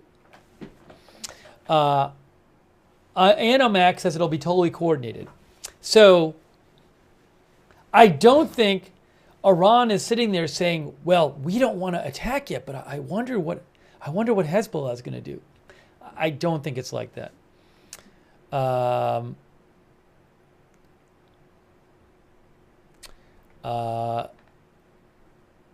Now this is interesting. They say, given that Hezbollah is next in Lebanon next to Iran, they say Hezbollah could act with little to no notice, which is not true of Iran. Also, this source told CNN it is not clear how or if Iran and Hezbollah is coordinating on the attack. I mean, come on. Are we really saying there's a chance they're not coordinating? It just doesn't seem really plausible to me.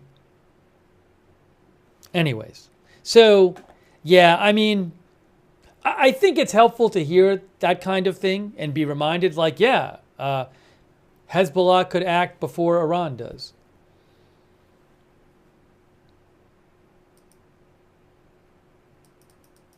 That reminds me. I saw a story either last night or this morning, and a viewer sent it to me like an hour ago too, but I'd already seen it, but I appreciate the viewer sending it. And it was some sort of story, and the claim was, I think it might have been Iran International, but don't hold me to it. The claim was that the president... Oh, no, I know what it was. It was a Washington Post story by David Ignatius, who does some really great reporting. But David Ignatius wrote in like a piece in the Washington Post claiming that Iran was reconsidering whether to respond strongly to what happened. What was the exact claim, the argument, the article made? It was that, I have it here. Iran may be reconsidering a plan for major retaliation. But in the article it said, Hezbollah, Iran's proxy in Lebanon, is still a wild card, officials said. Well, look, if Iran doesn't do a major retaliation, but Hezbollah does a major retaliation, to me, that's basically Iran doing a major retaliation. Because Iran could just have Hezbollah do it. So, just to be clear, if you heard about that article, the article did say, Hezbollah, Iran's proxy in Lebanon, is still a wild card. Well, again, if we have a major retaliation from Hezbollah, that to me is Iran. But it does raise the possibility that Iran could have more of the attack come from its proxy forces, which would also have the benefit, as Institute for the Study of War has pointed out, it would have the benefit to Iran of when Iran did its strike in April, it fired 170 drones from Iran. It takes hours for these drones to get to Israel. Israel had, and its allies had hours of heads up to shoot these things down. But as Institute for the Study of War has said, if drones and other projectiles like missiles are fired from Lebanon right next to Israel, those will be much harder to shoot down. So I do think there could be a world in which Iran does some response to say it did something, but has the big response come from, say, Hezbollah, and then Iran can say, well, it wasn't us, it was Hezbollah. Even though Hezbollah is largely funded by Iran.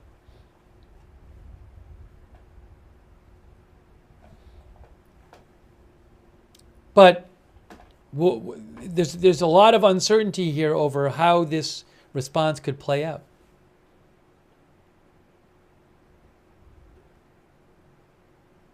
Thanks, L Towel, but by the way, L Towel says,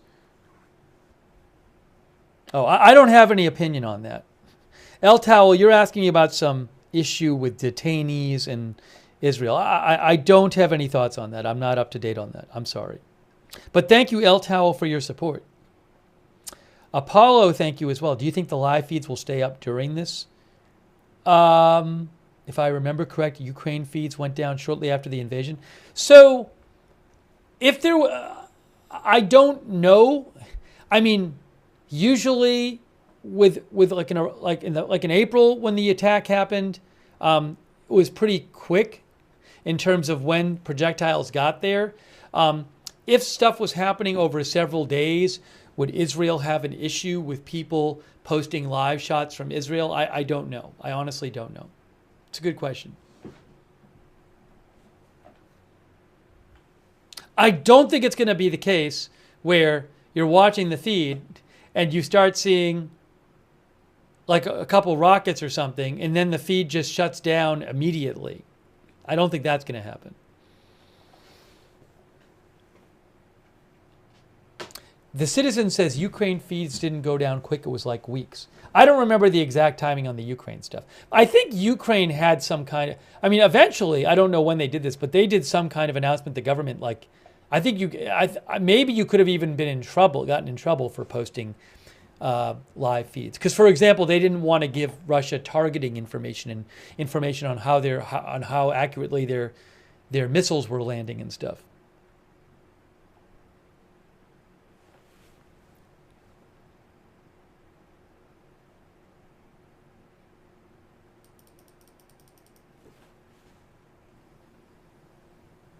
Nicholas Marasochi says they might do a major cyber attack before, so who knows?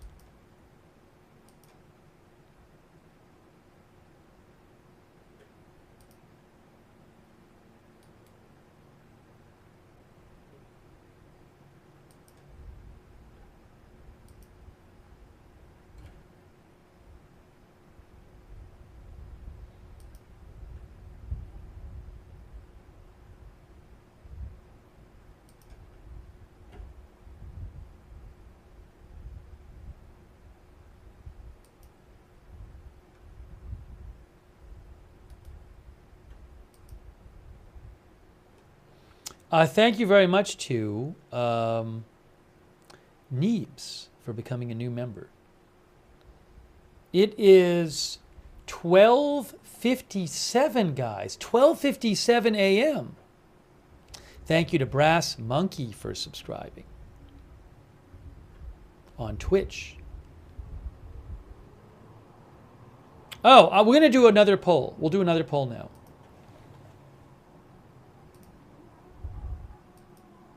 Hold on, I'm hearing like music, like a car is driving by. So I got to turn it down.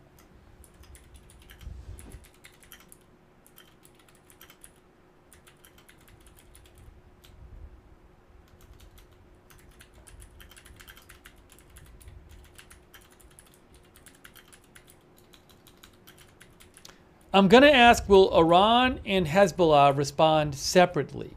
So the idea is there could be a big response where Iran and Hezbollah respond at the same time. There also could be a case where, like, say, Hezbollah responds first, and then there's a second wave where Hezbollah and Iran respond together. But my point is, will there be at least two responses total? One of them with not both of them. You see what I'm saying? So if Hezbollah launches a response first and then they both launch a response later, that's considered responding separately because Hezbollah did something first. So the question is, will Iran and Hezbollah respond separately, even if at some point they respond together? That's what I'm asking you guys. Or do you think like it'll just be one big response where everybody launches stuff at the same time?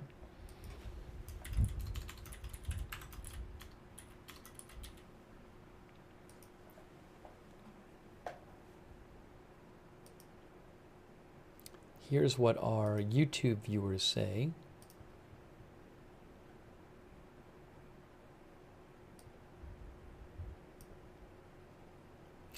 "55% say yes, 45% say no." How about Twitch?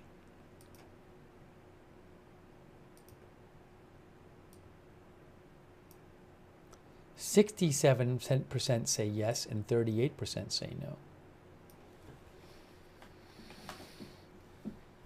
So more of you are saying yes. That's interesting. Because remember, in April, it was just one big response. Peter Booth, our viewer, thinks there will be no attack tonight.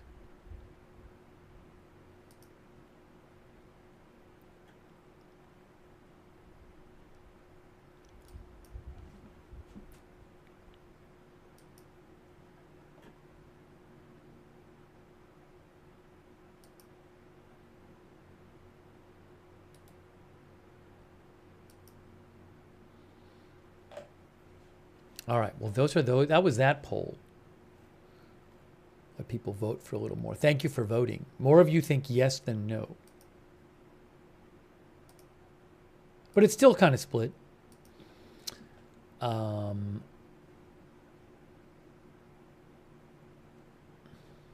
Moose's Backyard thinks the only reason for Iran not responding decisively would be the pressure from Russia, but that would be very bad strategically when it comes to deterrence.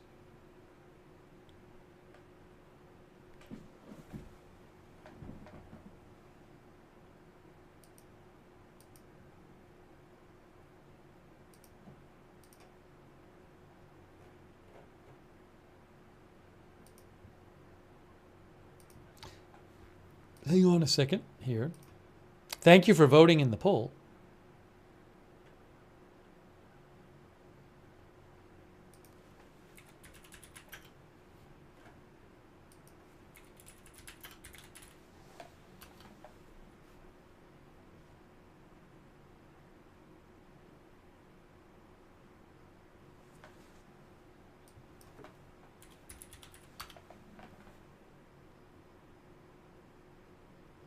David Gray says, I think Iran realized they don't have the muscle.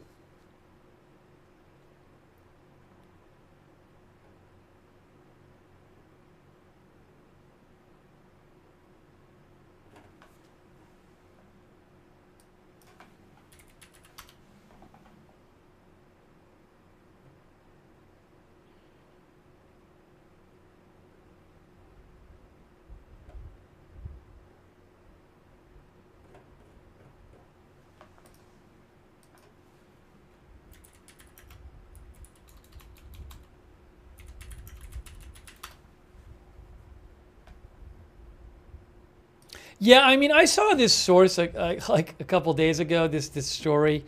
I don't know. I mean, it says from Reuters, Putin asks Iran to avoid civilian casualties in Israel response. I mean, well, civilian casualties. I guess Russia has an interest maybe in not having a war going on.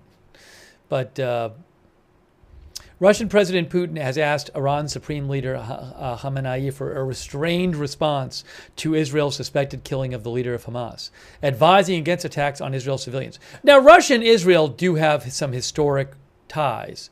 They don't have bad relations. The message, according to sources, was delivered by Sergei Shoigu, a senior ally of the Kremlin leader, in meetings with top Iranian officials as the Islamic Republic weighs its response to the assassination of Ismail Haniyeh. Tehran also pressed Moscow for the delivery of Russian-made Sukhoi Su-35 fighter jets, the two Iranian sources privy to the meeting told Reuters.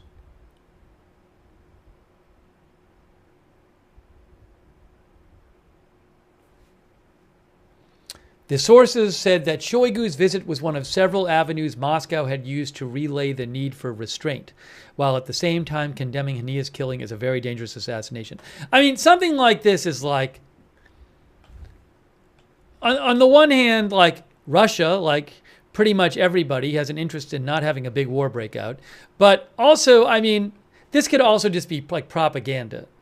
Like, they put this out there. Putin, he does not want civilians to get killed. Please, Putin is begging Iran to restrain themselves.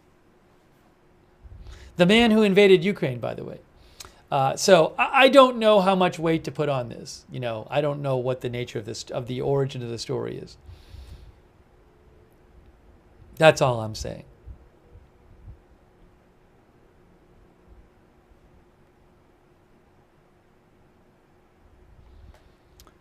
Oops, sorry. I didn't. Let me go back to this. Reuters says Russia has cultivated closer ties with Iran since the start of its war with Ukraine and has said it is preparing to sign a wide-ranging cooperation agreement with Tehran.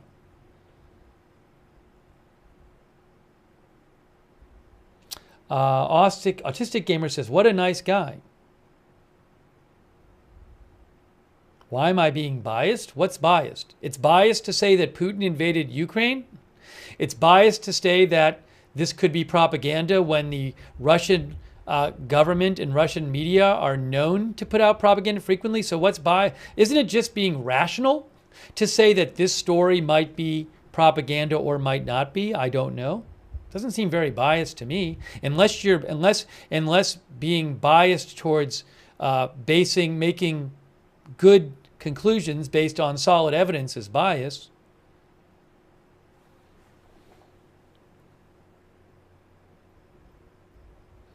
Let's see here.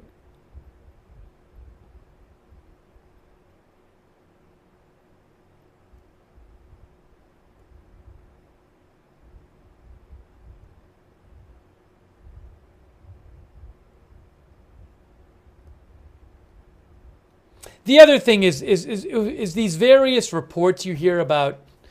It's going to be a big response. It's not. It might not be so big a response. Hezbollah might go first. Hezbollah's going to go first, or not. It's like we don't really know what's going to happen. We don't really know what's going to happen.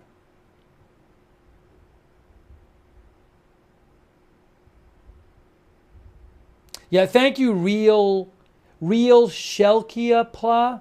We have discussed that numerous times, that Egyptian airspace thing. So we'll talk about it again soon. It's just we've talked about it a lot of times on the broadcast. So I don't want to talk about it right this second, but we'll talk about it again soon. Basically, Egypt told its planes to not fly over Iran between 4 and 7 local time AM because Iran was supposed to be conducting military exercises at the time, but no other country has issued a similar order. So I don't really know how big a deal it is. Thank you to Real Sheikha Pia. I appreciate your support.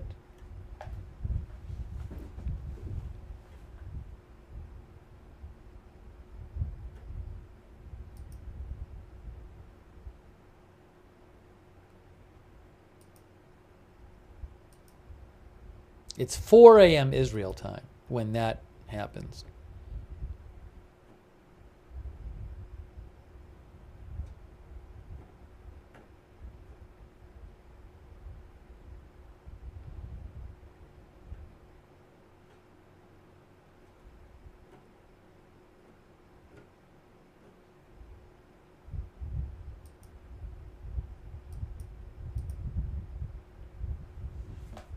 Oh, I did want to mention,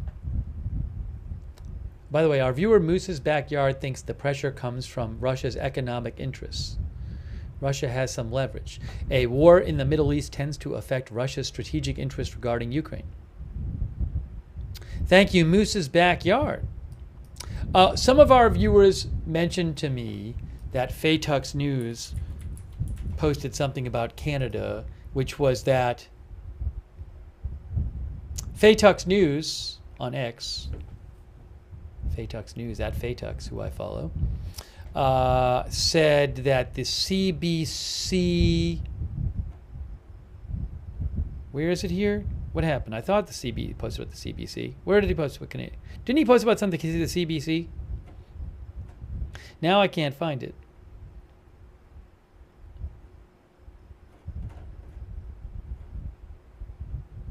Wasn't it Faytux who posted about this? I hope I didn't misrepresent Faytux. I thought some people sent me a link.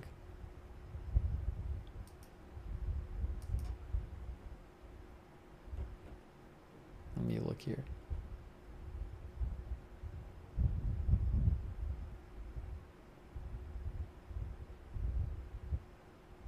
Global Affairs, our viewer, says Israeli-Russian relations are severely strained nowadays.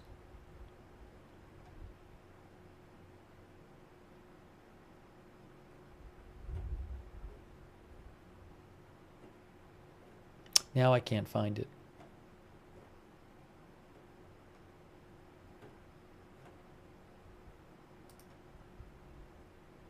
Oh, Faytux just messaged me. There it is. Thank you, Faytux. I thought you posted it, Faytux. Why couldn't I see it on your timeline? What's going on? Is it like yesterday or something? Anyways, the story was a CBC story from today. The headline is Canadian Armed Forces Pre-Positioning Ahead of Possible Evacuation from Lebanon as Tensions Mount. Look, this is one of these stories where, like, just because a country is preparing to do something doesn't mean they think they'll have to do it. Sometimes you make preparations because you don't have time to make preparations later if you need to. So CBC says the Canadian Armed Forces is pre-positioning assets in case its fleet is needed to evacuate Canadians from Lebanon amid escalating tensions. That doesn't mean they think that they're going to have to evacuate them today or tomorrow or something. But, I don't want to read into these things more than is warranted. It's if they think there's a chance they might need to do it, well, it's smart to pre-position any kind of equipment you might need. Their government has warned the roughly 20,000 Canadians living in Lebanon to leave.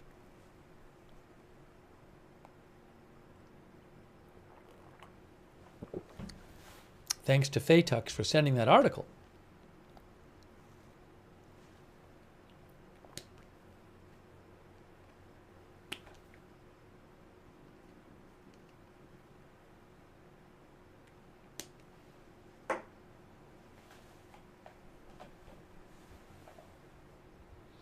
Evie Shore says, we Canadians like to be prepared. Thank you, Ski B50, for your support. Ski B50.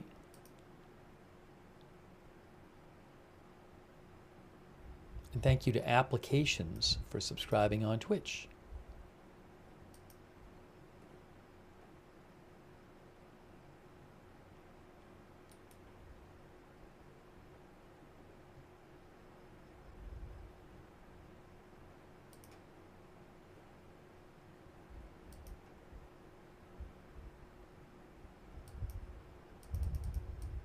And thanks, KJ, as well. Thank you, KJ. That's very nice of you. KJ. It's Jeya. KJ, I assume it is. Thank you so much.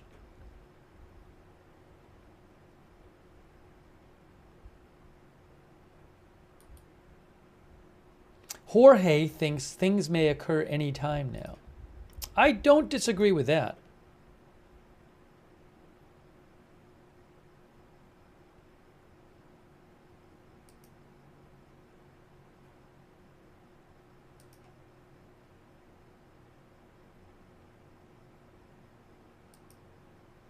Partridge says, pretty quiet night so far.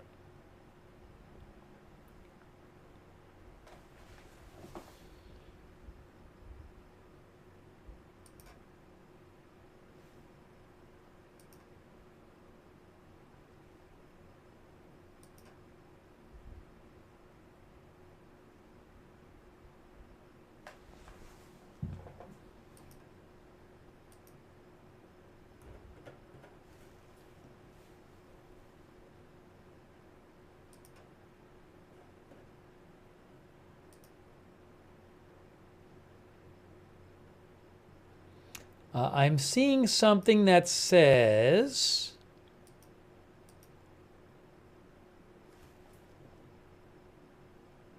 I'm hearing about I just saw a Telegram channel I follow. News, the Security Cabinet CB says the IDF is currently attacking targets in southern Lebanon. By the way, Israel and Hezbollah have been going back and forth attacking each other on the border since last October. So Israel attacking targets in southern Lebanon would not be an out-of-the-ordinary thing. But I am seeing claims that maybe there are... the hot news said that Israeli Air Force is launching some strikes in southern Lebanon. There's no suggestion that this is related to this, whole awaiting this response thing. But I'm just letting you know I'm seeing a couple reports of that.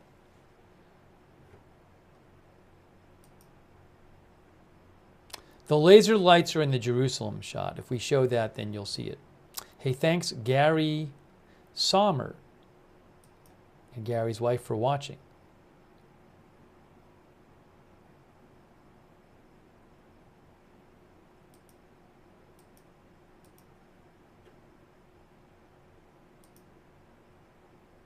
No, Stephen had messaged me about this. Yeah, I'm seeing a few reports of that. And again, if Israel launches some strikes in southern Lebanon, that's been going on for months and months. So I'll let you know if I hear anything that suggests it's different, but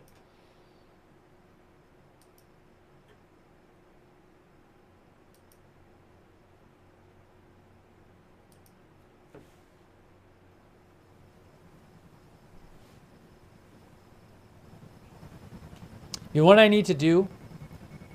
Hear that weird sound right there? Periodically, I need to kind of just I have to kind of refresh things here. So what's going to happen is the live shot's going to feed for a minute. Give it a second. The live shot is going to freeze for a minute. Not of me. I'm not going to freeze, but the footage is going to freeze for a second. And then I'll reset it, and that annoying sound thing will be better. The sound gets kind of messed up every once in a while, and I got to reset things. So I'm just going to reset. So the live shot is frozen right now, these live shots, but they won't be frozen for long. Hopefully.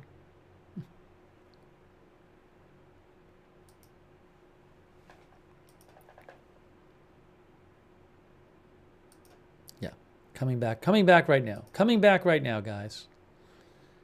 Just refresh everything. Give it a second. Give it a moment here. All right. That's live now. There you go. Everything's live.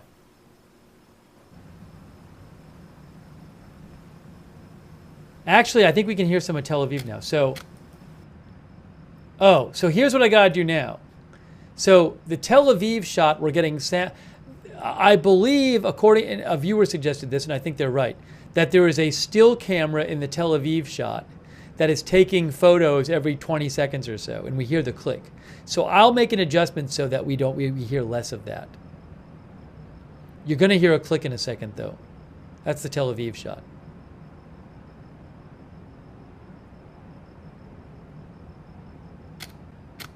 Hear that? I agree with the viewer. I think that is a camera because it just constantly is happening. So let me... I can just deal with that. There's a way I can fix that. What I'm going to do is turn this down, but turn this up. See, now you're hearing sound more from the I want to get you the sound from the border shot.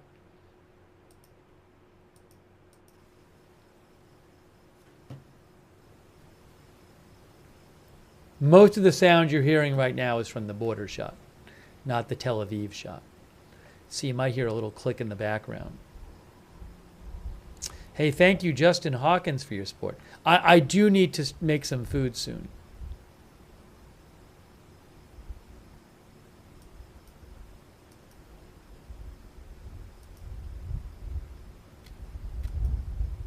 Oh, I just heard that clicking again.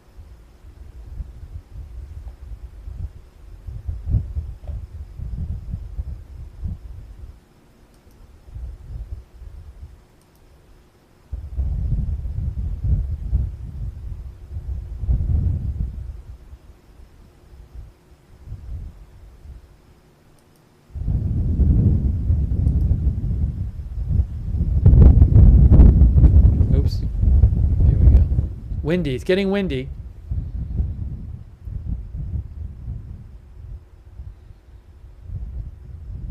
I'll be putting some food in the air fryer in a second.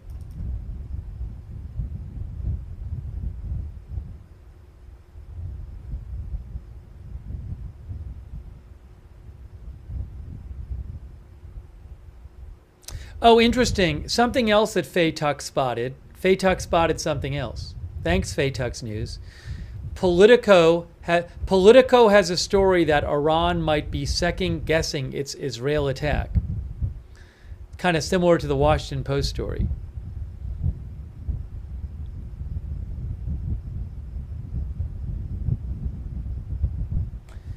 And now they're getting this from U.S. officials. I don't know if this is true. The story says that Iran may be rethinking a multi-pronged attack on Israel.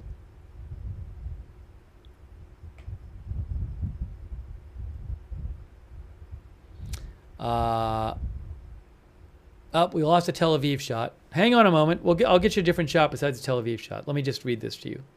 Let me just read some of this to you. Uh-oh. Did this happen now? Hold on. Hang on a moment. Hang on one moment here.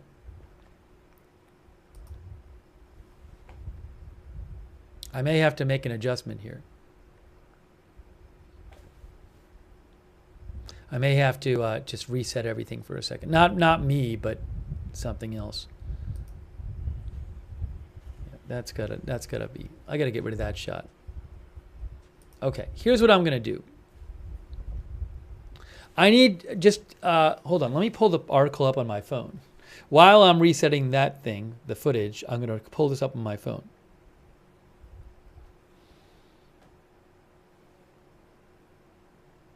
If I can find it.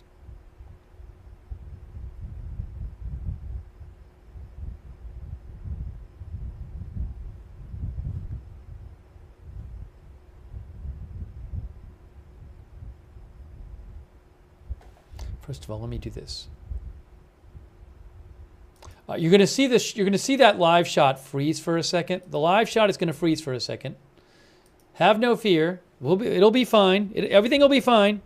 The live shot is freezing for a second. Sometimes I have to do this. Okay, as I mentioned, Faytux News spotted a Politico story where Politico is reporting Iran might be second guessing its Israel attack.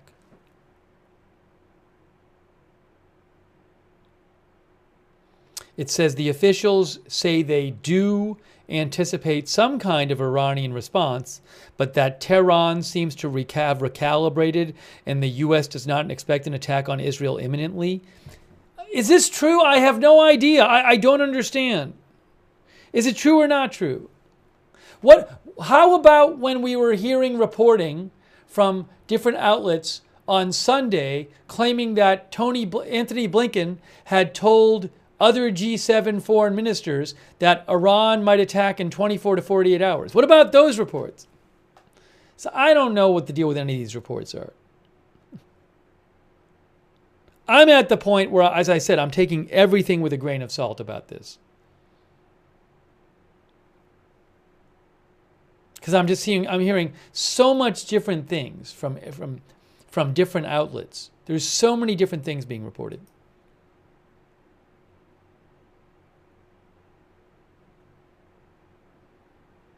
Hold on a second here.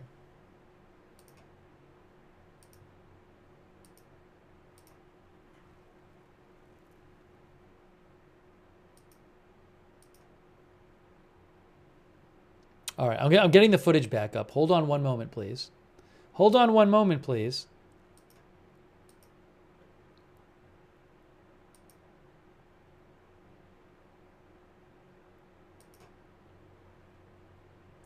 I am getting the footage back up for you right now.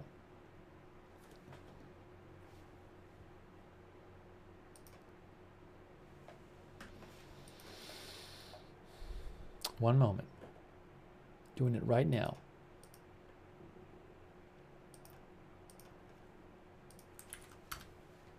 I can see it. I can see the footage. I can see the footage. You will see it right in a second. Just got to fix the clock. Fixing the clock.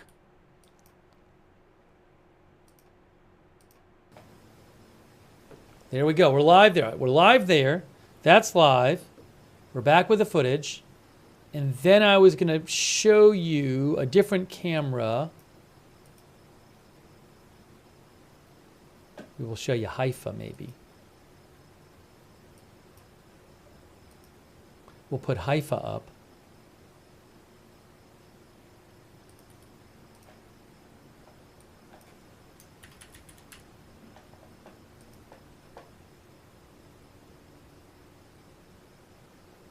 Give me a moment, I'll get you the Haifa shot there.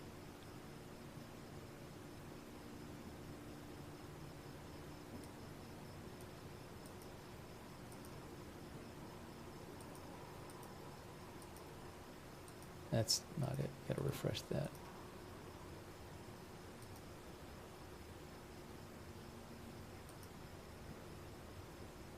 Should pop up there in a second. There it is. There's Haifa. There is Haifa in northern Israel. So we got the Israel-Lebanon border in Haifa.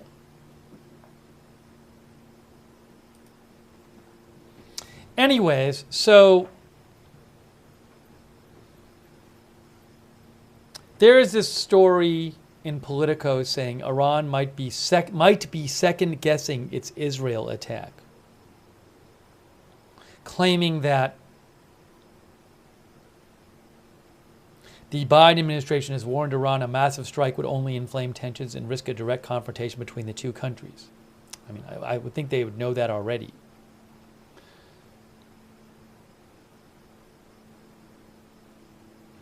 My problem with these couple of articles I've seen claiming that Iran might be rethinking things is I don't understand why would they be rethinking things. What's changed? Like, I can't imagine that the Biden administration is telling them something that they wouldn't already basically know.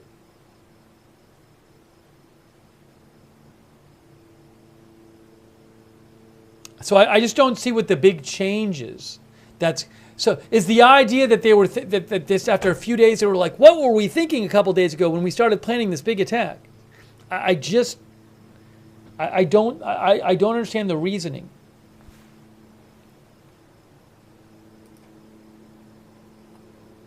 So I'm not saying it's not true. I don't know what's true. I honestly don't know. It's just I don't understand why they would be changing.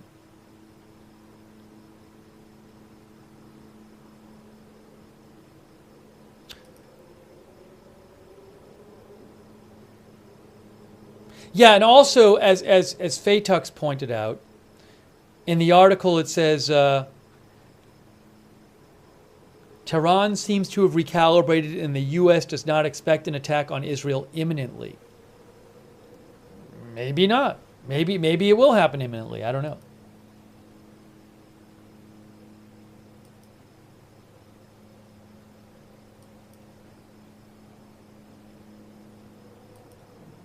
Yeah, Debbie says so much conflicting information. I just, there's so much different stuff.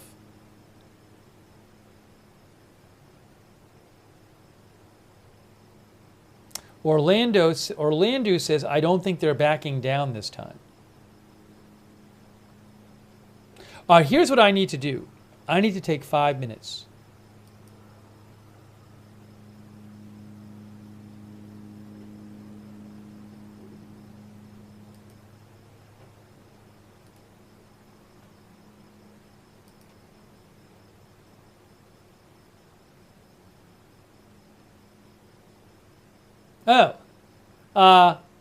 Sorry.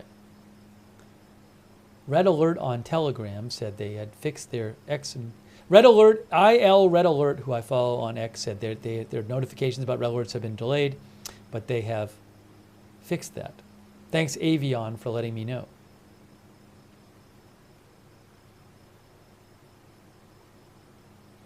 Right, here's what's going to happen. Oh, thank you, Red Squirrel 82 and Martin Gingrich.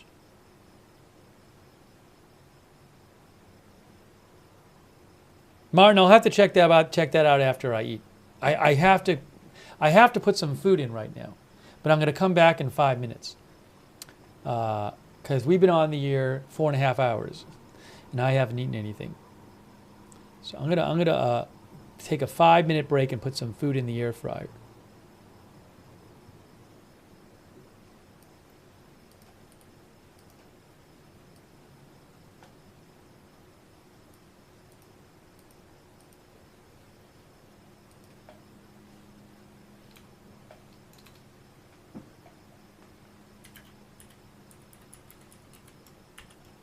Yeah, XCD, I got to look for that story too. I saw that posted somewhere, and I'm not sure where it came from. So that's another one of those things I got to look for when I come back.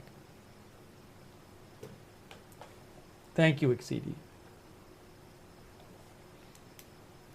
We're getting to the point in this story. We're getting to the point where it's just like every 10 minutes some new story comes out, and it's like I have like no faith in the reliability of any of them. So, it's just like, oh, this person says this publication says this, and it's like all different. And, I actually think there's a decent chance that people really don't know what's going to happen in this case.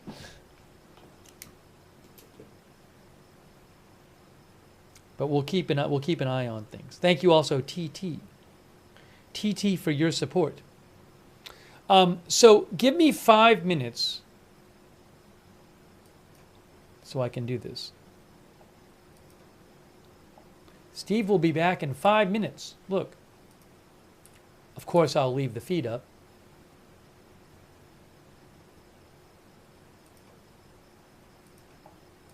And I'll see you in 5 minutes after I put the food in.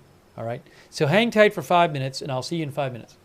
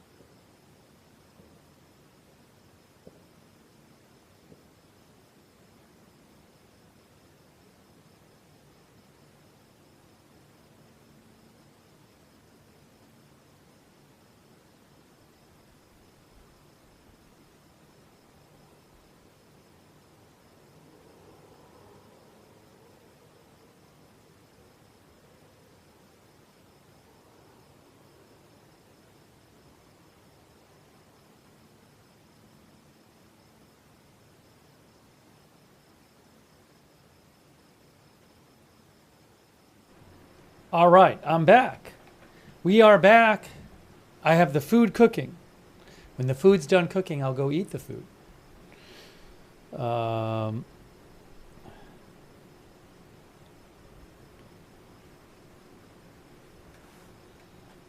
me check for some updates here. It is 1:41 a.m. Israel time. From 4 a.m. to 7 a.m. Israel time, Egypt is not allowing its planes to fly over Iran because Iran is supposed to conduct some military exercises. But no other country has issued such an order for their aircraft. But just to let you know, that 3-hour period starts at 4 a.m. Israel time.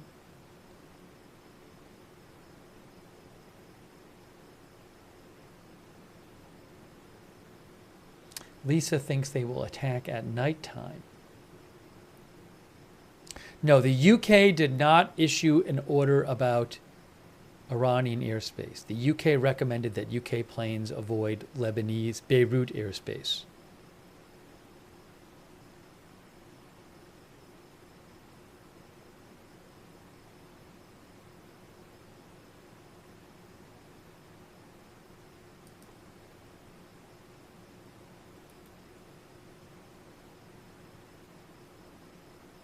I appreciate our moderators being here, by the way. Big thanks to our moderators, RJ and Ruth Krafasi over there on YouTube. They're really the reason that we can even have chat rooms, is our moderators. Big thanks to them. Also, thank you to Linda Belk and Larry on X. Thanks so much to Big Ball of Yarn, LB Prairie Dawn, I Got That Fire, McBritches, Sarah, Papa Bear, and Surly Dev over there on Twitch.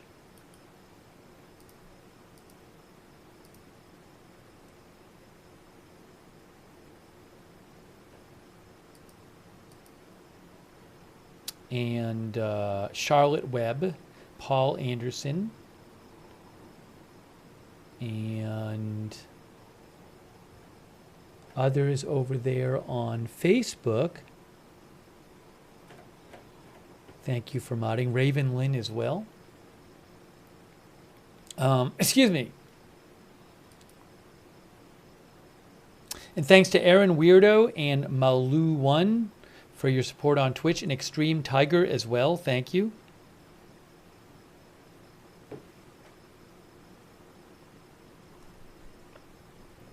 And thanks so much, Jay Abundance, for your support. And Anonymous Nobody. And TT. Thank you.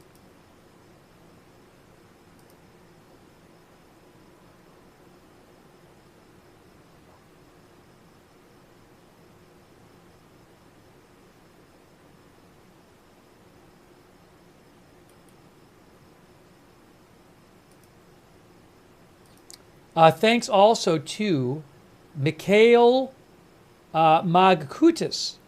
Mikhail Magkutis for your support. I really appreciate that.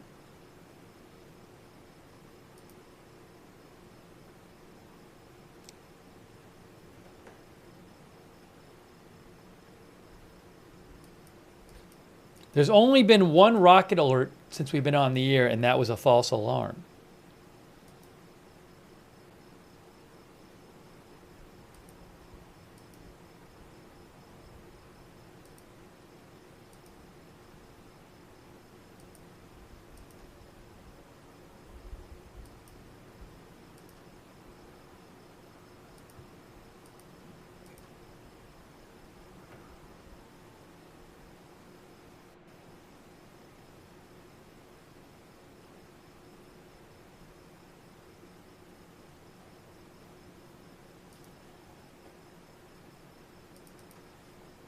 You know what? Give me about 20 seconds, guys. Give me about 20 seconds. I'm disappearing for 20 seconds.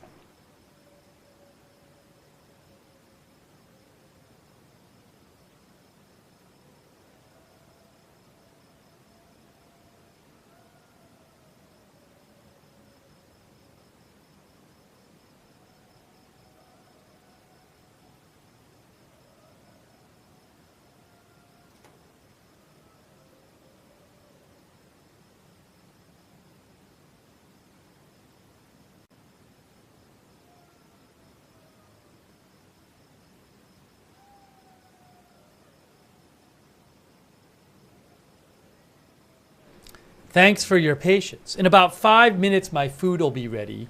And then what I do is I go eat my food. Are we hearing the howling? Sometimes we hear like some kind of animals howling in the border shot. So what I'll be doing is I'll eat my food, and while I'm eating my food, I'm keeping an eye on everything. And if some kind of big thing happens while I'm eating, I just drop my fork and come right in and come on the air. So I will be watching while I'm eating. But if nothing happens while I'm eating, I'll finish eating, and then I will come back in and we will continue the coverage. And I will leave the live shots up while I'm eating. That is how we do it here. And the chat rooms will be open. You know, the stream audio, I thought I had it up. I don't know. I feel like it should be louder. Oh, I can. You know that? Thanks for asking. I thought I had the stream audio higher.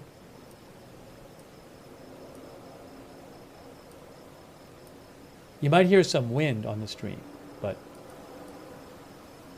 I turned up the volume a bunch.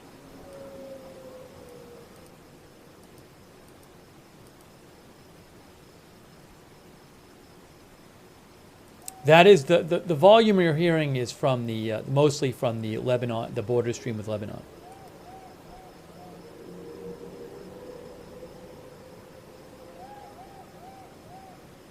I think that's some sort of animal you hear as well.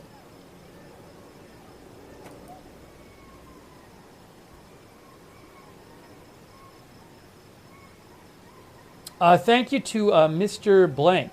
Mr. Blank. Mr. Blank a lot for your support. And our member Scott Crystal.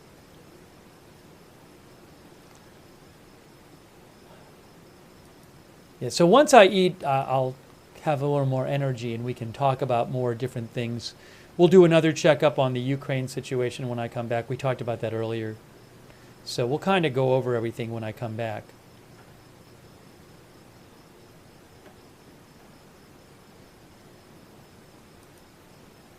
But again, when I'm eating, if something big happens, I can just come right. I can run right in here.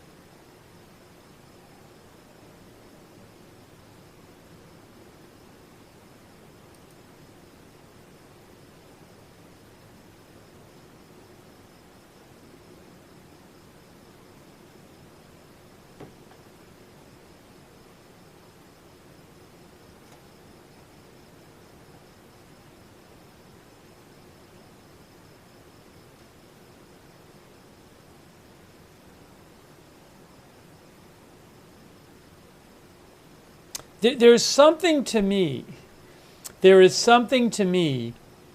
this idea that the big attack would come from Hezbollah, because that gives Iran a little bit of deniability. And also, an attack coming from Hezbollah, which is right across the border from Israel, is significantly harder for Israel to stop.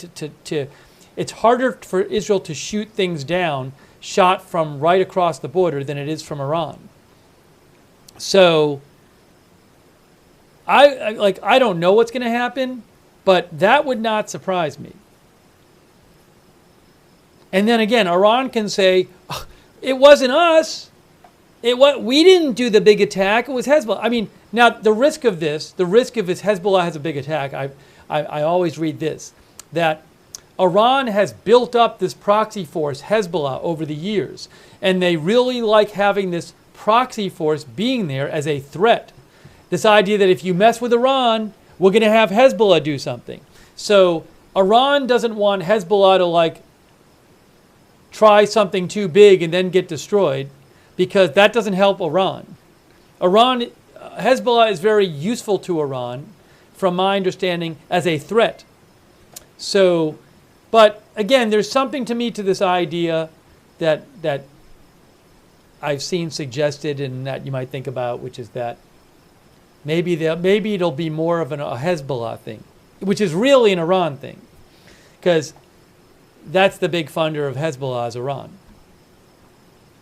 Teresa thinks it's going to be a coalition. Okay. So what I'm going to do is, Doc Holliday thinks Iran will only attack in small ways through a proxy.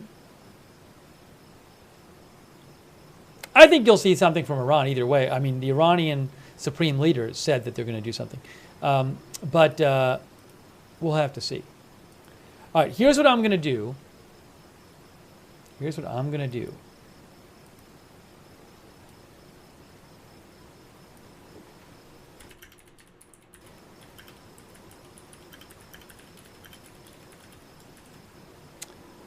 I got to go eat my food because we've been on for a number of hours. Oops, I'm going to shrink that a little bit. It's a little too big. So I'm going to eat my food. And if anything happens while I'm eating that's big, I'll rush right back in here. I'll be keeping an eye on things. If nothing happens big while I'm eating, I'll come back after I eat and we'll continue the coverage. So I appreciate you guys being here for the stream and really appreciate our moderators too. Oh, thanks, Robert R., for your support. I really appreciate that, Robert R. And yeah, we'll be doing more coverage. We'll be on the air at 4 a.m. Israel time when Egyptian planes stop going over Iranian airspace, for whatever that's worth. And we'll bring you more coverage. Okay, so I'm going to disappear for a few minutes and eat my food. If there's big updates, I'll come back in here. Oh, the thing I have to do is I have to take out my earphones, my AirPods. So the video might pause for a second. It's going to pause for a second. Give it a second while it pauses. Hang on. You're going to see a pause in a second. Everything's pausing. We're pausing. We're pausing. We're pausing. And we're back. We're back. We're back. We're back. Okay. So I'm going to take a little break. I'm going to eat. And I'll either see you after I eat or I'll see you sooner if something big is happening. All right. So I'll see you in a little bit.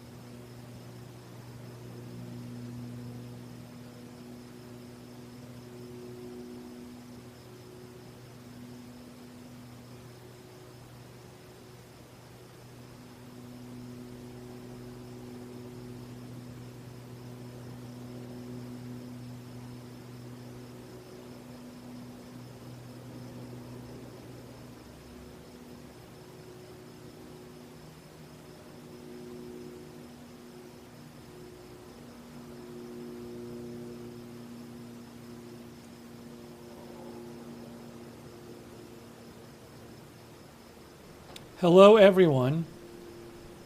We're almost back. I need about 15 more seconds. Give me 15 seconds.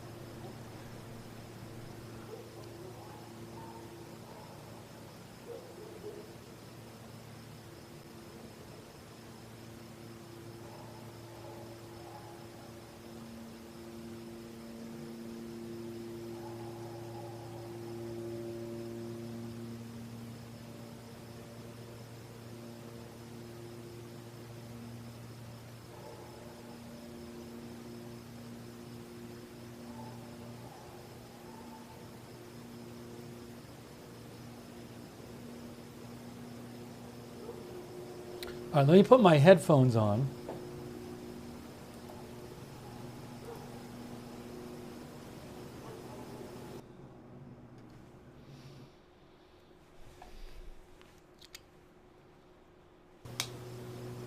All right, I got my headphones on.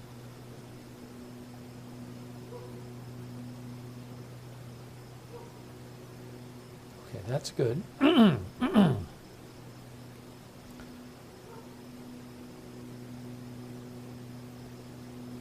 Got our video from the Israel-Lebanon border and from Haifa.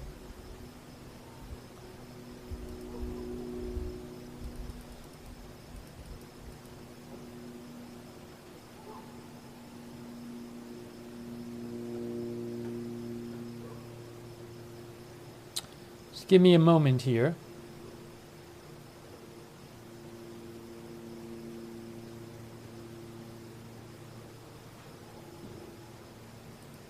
Thanks so much to Robert R. for your support, and Beast Mom, and Southern Guy. Thanks, Southern Guy. 30 months membership, Southern Guy. Thank you. Carla Moonlight, thank you.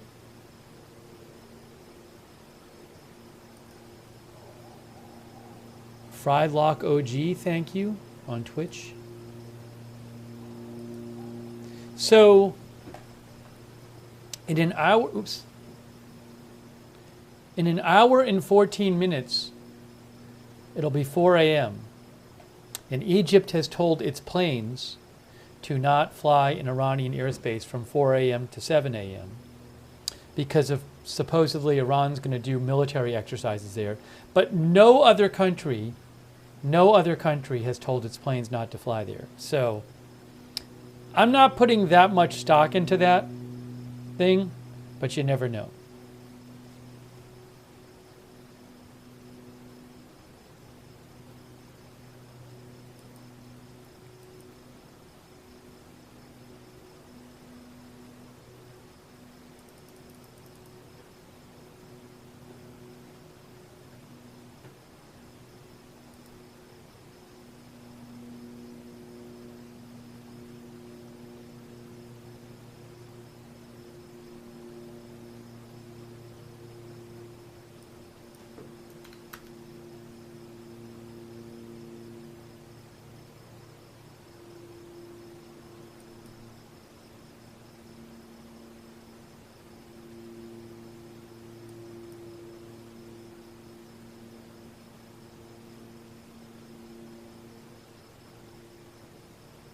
Yes, it does sound like there's a drone flying above there.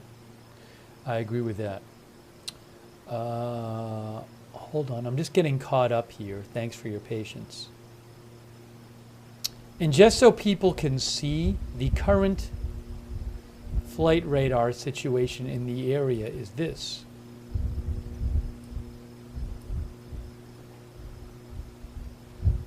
So there's Iran right there. There's plenty of planes flying over Iran right now on Flight Radar 24. Plenty of planes flying over Iran. There are planes flying in and out of Tel Aviv, Israel. Excuse me. So, Partridge says flight radar is normal. I'm not aware of anything grossly abnormal on flight radar at the moment. If I do become aware of it, I will let you know. Then I also saw something.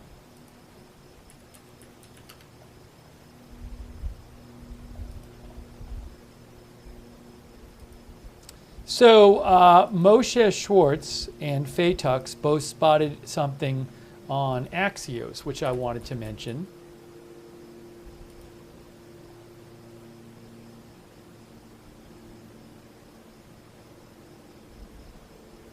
Thanks to Moshe Schwartz and Fatux.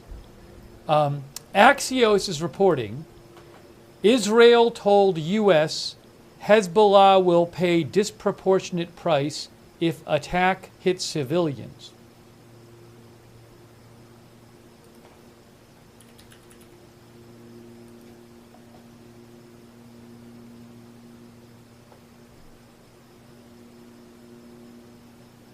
I thought Moshe posted about this.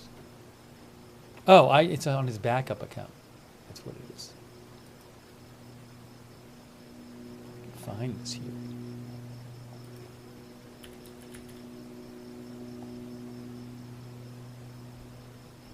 Wall Street says they should know that by now.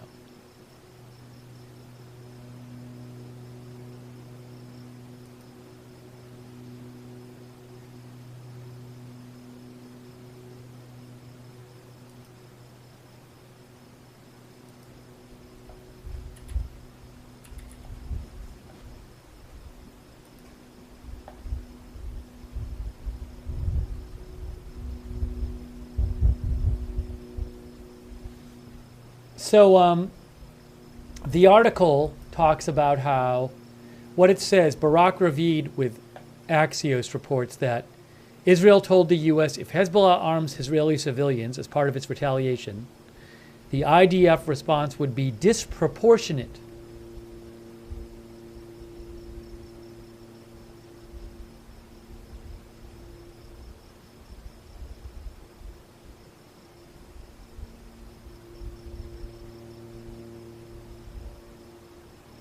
Also, Axios says Israeli and U.S. officials said they think Hezbollah and Iran are both going to launch attacks against Israel in the coming days, but they still don't know when exactly and what the attacks are going to entail.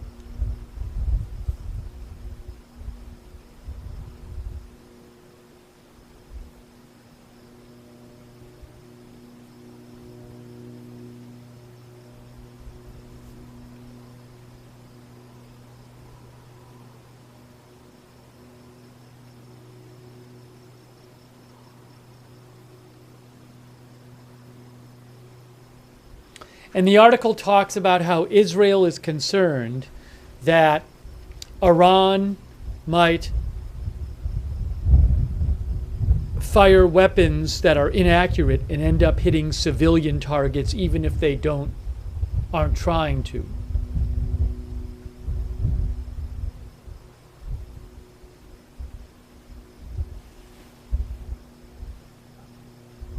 Thanks, by the way, to Otis Fats for your support, and Fade Off the Good Smoke. Thank you for your support.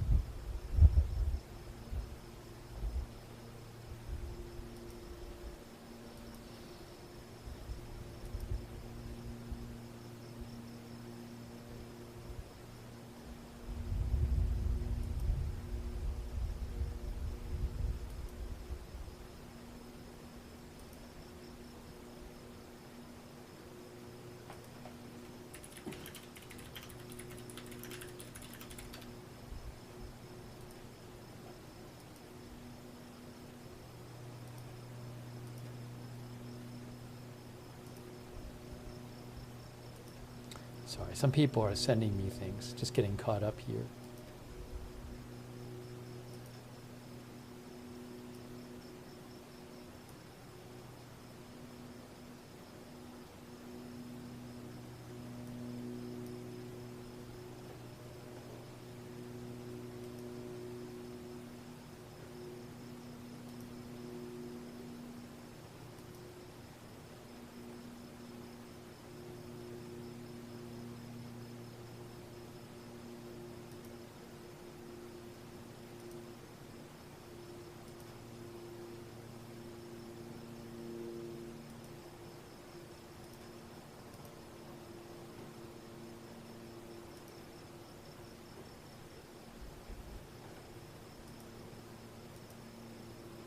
Appreciate you sending me messages. Getting caught up on a few of the messages. I got a lot of messages here people have been sending me. Just trying to look at things here.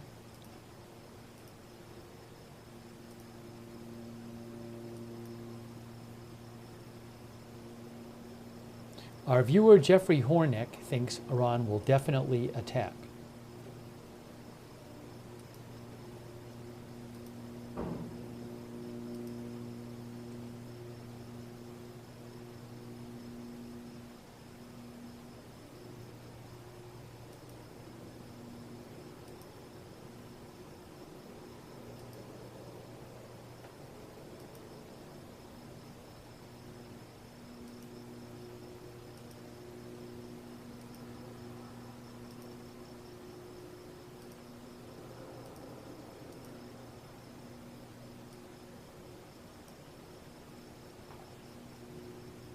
I don't know that was a boom we just heard.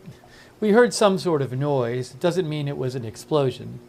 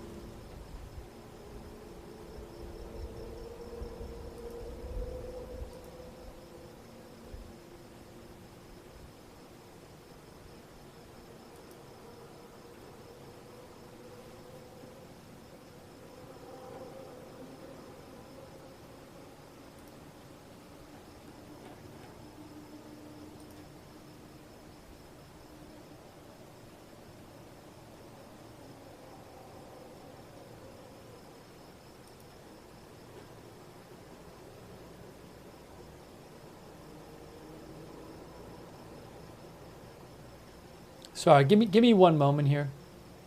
I'm just checking a couple things out. Sorry. I need to check a couple of things.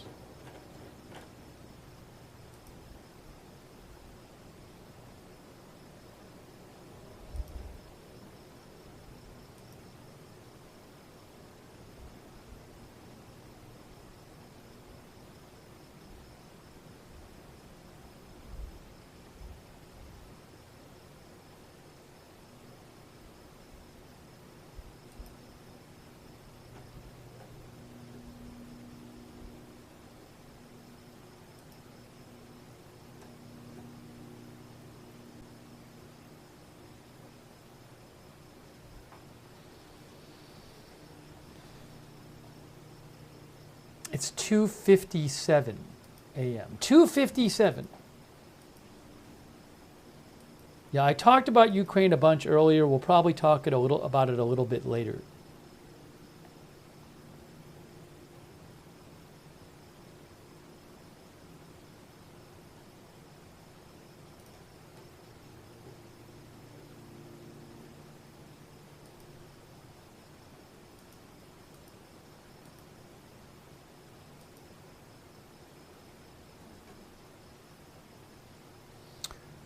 Okay, hang on a second here.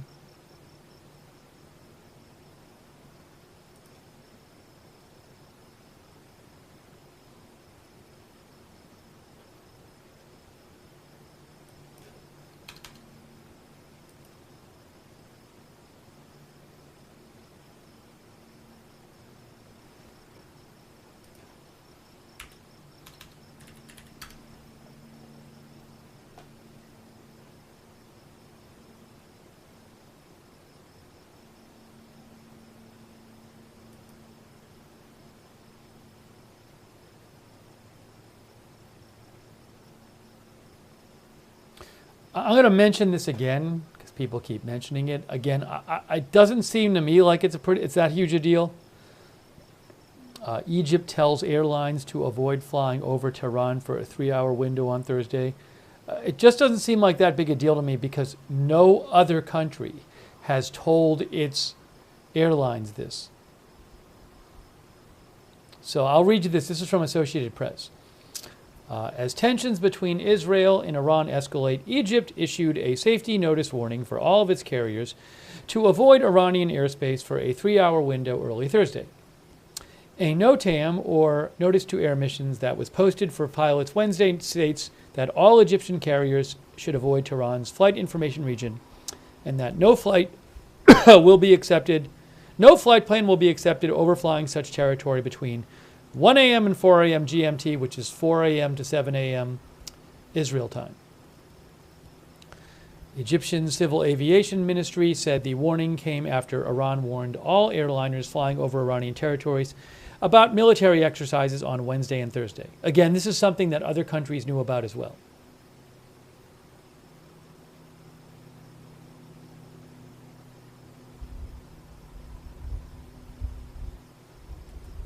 So, given that no other country has told its airliners to avoid that airspace, that's a lot less concerning to me than if all these countries were saying, don't go in their airspace then. Also, what happened is yesterday, on the 6th, Iran issued an alert saying they were going to be doing some military testing for 2 3-hour periods. The first 3-hour period is already over. The first 3-hour period was hours ago. That was earlier on Wednesday.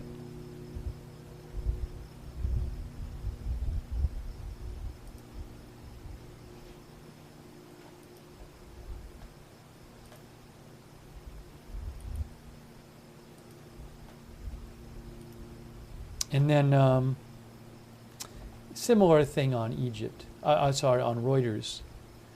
UK, Egypt issue alerts for Iran, Lebanon airspace as risks of military conflict rise.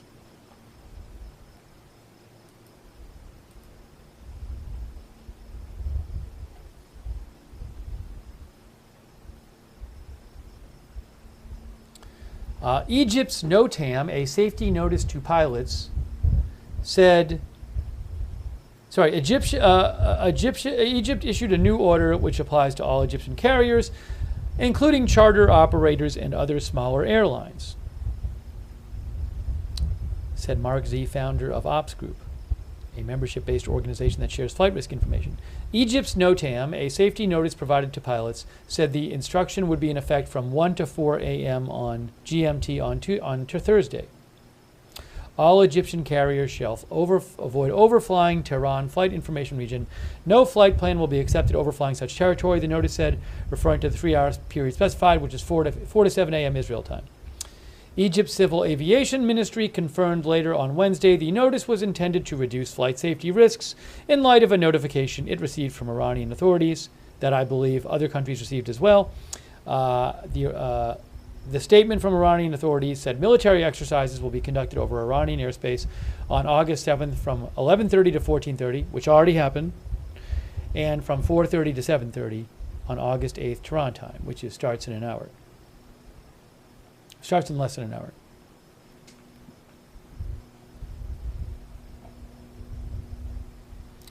And UK told their airliners to avoid Lebanon's airspace, I think till early November. We had seen that before.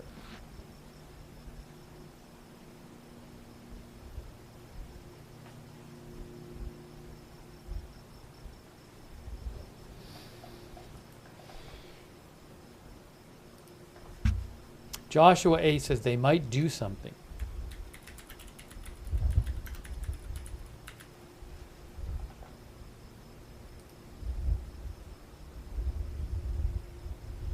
World Central Kitchen announced that one of their Palestinian workers, one of their Palestinian colleagues, was killed tonight near Deir al-Balah, Gaza. They said he was an integral member of our warehouse team from the early days of our response in Rafah and a humanitarian at his very core. We are still learning the details of this tragedy, but believe he was off duty at this time.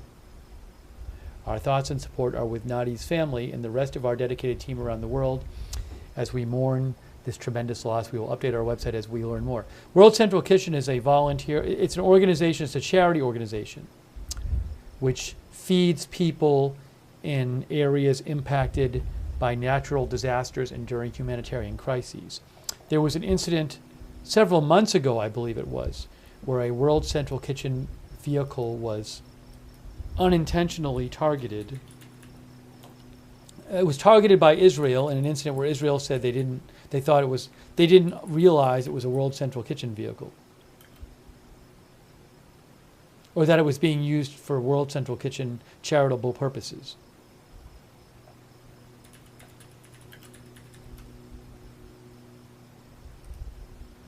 Yeah, on Wikipedia, there's an article about the World Central Kitchen aid convoy attack. Israeli drones targeted a 3-car convoy belonging to World Central Kitchen, killing 7 aid workers. So that happened on April 7th. This incident, I don't know what the story is, but this person was not doing World Central Kitchen stuff, it sounds like, at the time of his death. I don't know if he got killed in an airstrike or what. I have no idea. But condolences to his family.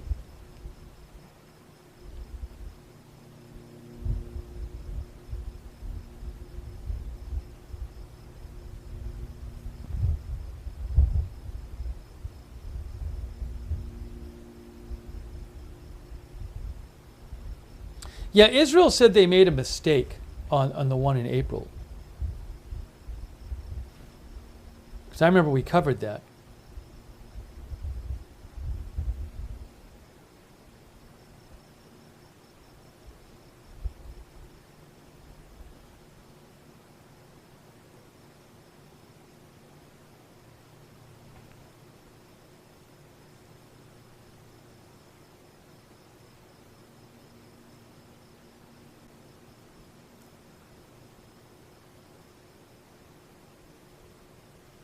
I mean, you can read the article, but they have quotes from like the Israeli military saying in the article, the attack on the 3 vehicles was carried out in serious violation of the relevant orders and instructions. The IDF has dismissed a major who led the fire support team, as well as a colonel who was a brigade chief of staff. The IDF also reprimanded the Southern Command divisional commander, brigade commander, and general in charge. I'll post a link to that article. You can read more about it on Wikipedia. I just posted the link now. I won't get into all detail about that now, but anyways, I just wanted to update you on that story.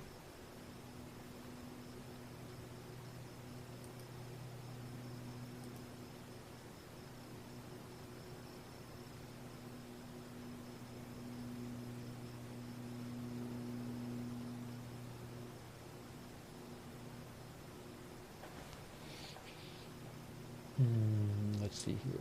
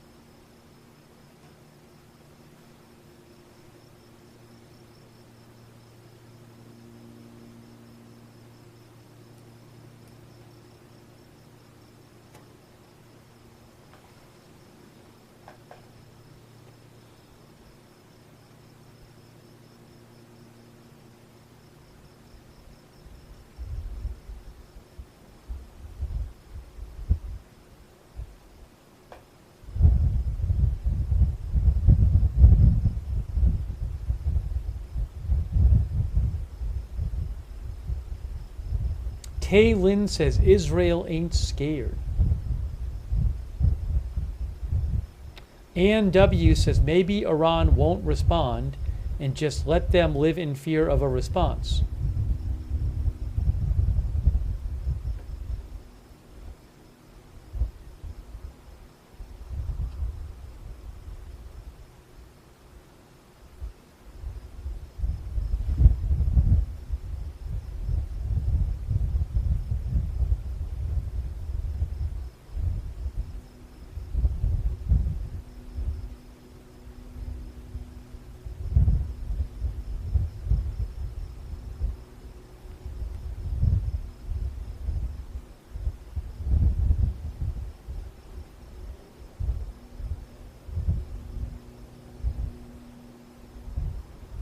Deborah J. says Israel could preemptively strike rather than being sitting ducks, waiting and knowing something is just coming. Just saying.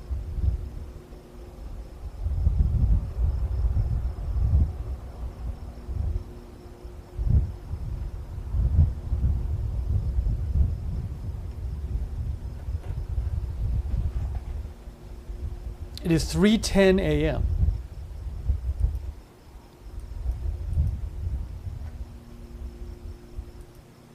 local time.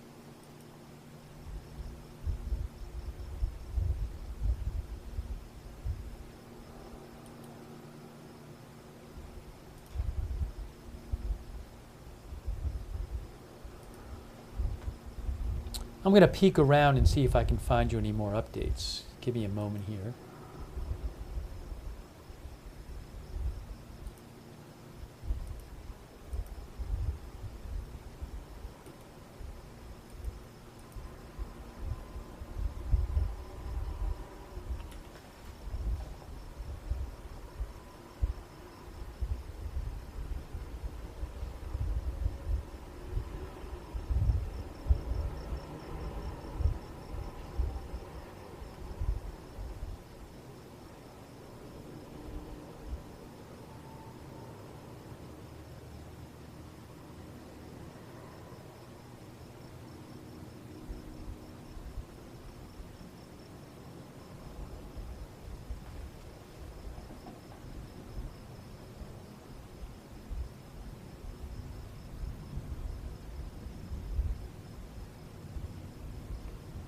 Thank you, Pasta Paranormal.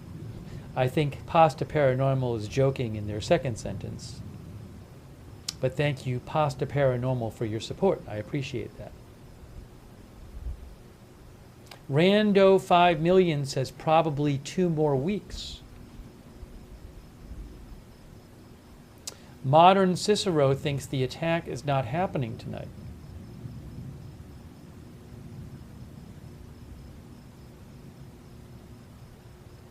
Just News says, I'll tell you what, Just News says, how much more humiliated Iran will become when no retaliation will happen?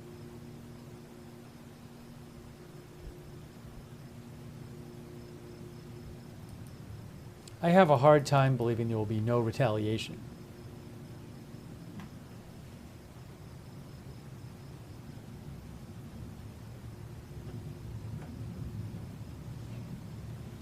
Damian Rowe thinks Iran are playing mind games with Israel.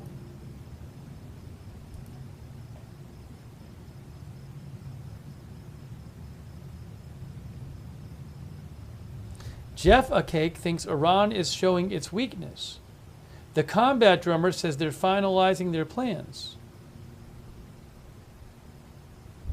Jan Erik Edvardsen says easier for Israel to prepare the longer Iran waits. Thank you, Jan Erik Edvardsen.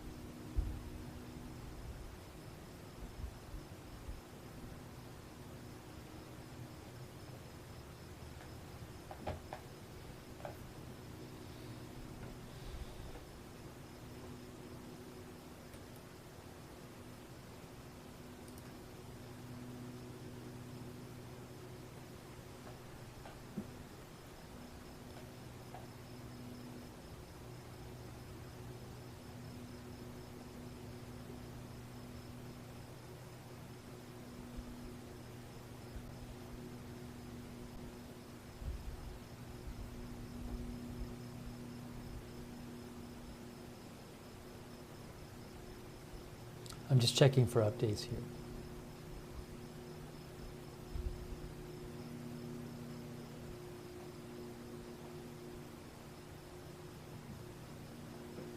I don't know that anyone has a great handle on what's going to happen here.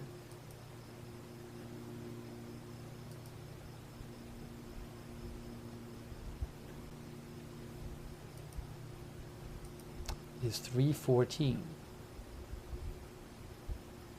Personally, I don't think it's a huge deal, but at 4 a.m. in 45 minutes is when Egyptian Airlines will, for 3 hours, stop flying in Iranian airspace. Well, they will be ordered to. Thank you, Kyle Rowe. Kyle thinks this is what Iran wants. People starting to think an attack isn't coming, and then they will attack when people aren't paying attention. Also, thank you, Barbara Sue Hoop, for your support. Thank you, Barbara.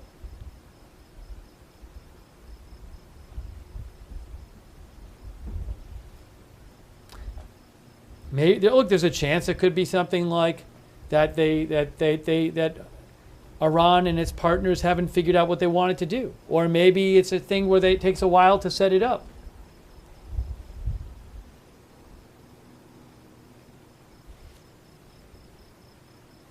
I don't really have great confidence in any of the assessments I've been reading of this, predictions about what will happen. I think we just don't know.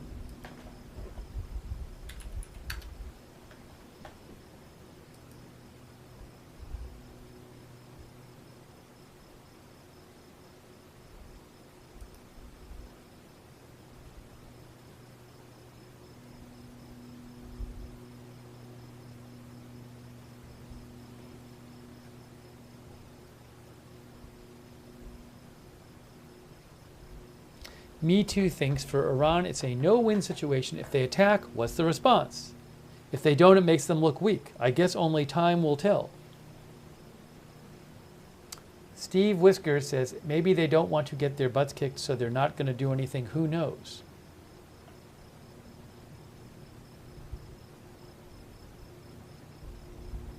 Joe Bishop says Iran is not weak, kids. They are dangerous.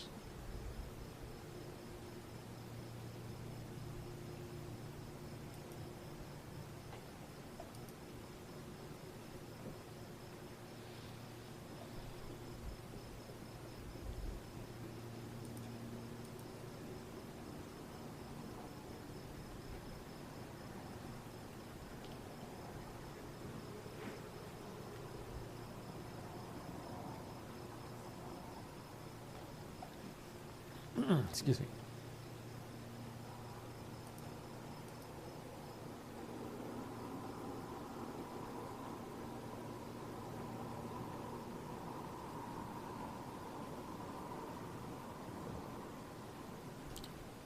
That sounded like maybe a little gunfire in the distance.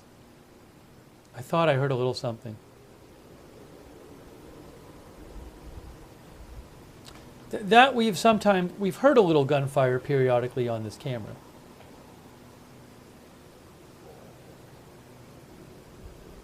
Integrity Farmer Bob says, I haven't even heard a plane tonight. It's been quiet. Kayla Clark thought there was gunfire at 3:03.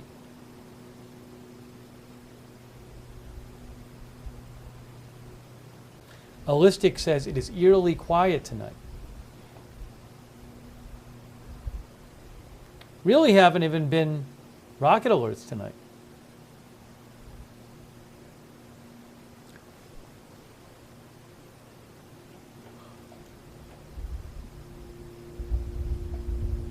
Ghost Gallery says it's eerie. Amy Seeley thinks peace deal incoming.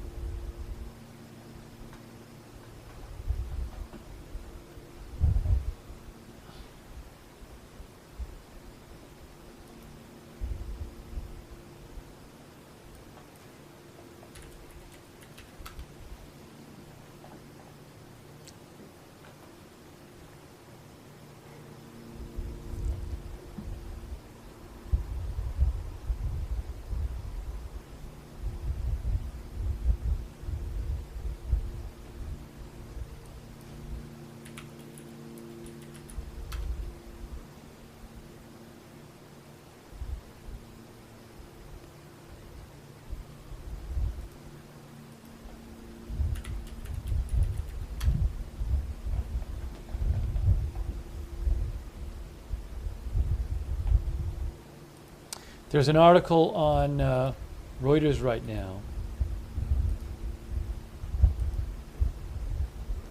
Tense Israel in waiting as attack threat looms.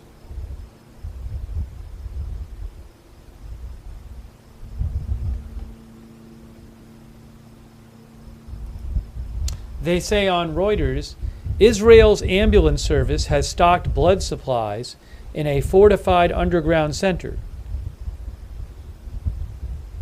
Factories have moved out hazardous materials, and municipal authorities are checking bomb shelters and water supplies as the country waits for a threatened attack from Iran and its proxies. Israel has been fortifying its home front for months, and many preparations have been in place since the start of the war in Gaza last October.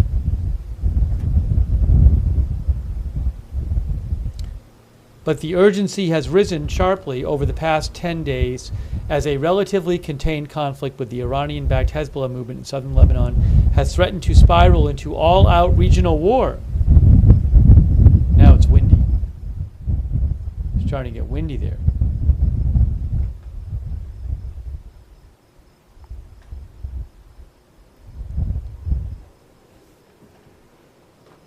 Israel, says Reuters, now finds itself facing the threat of a multi-front war, confronting a clutch of militant movements, Hamas, Hezbollah, the Houthis in Yemen, all backed and funded by its long-standing enemy, Iran.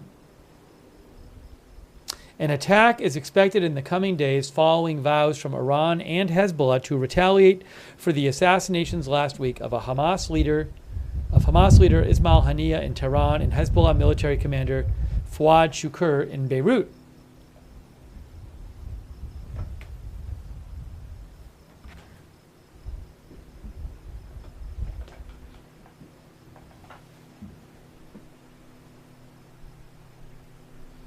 After months of alarm and an attack by hundreds of Iranian missiles and drones in April that was thwarted by Israelis' air defense and the help of international allies, Israelis have become used to the crisis, says Reuters.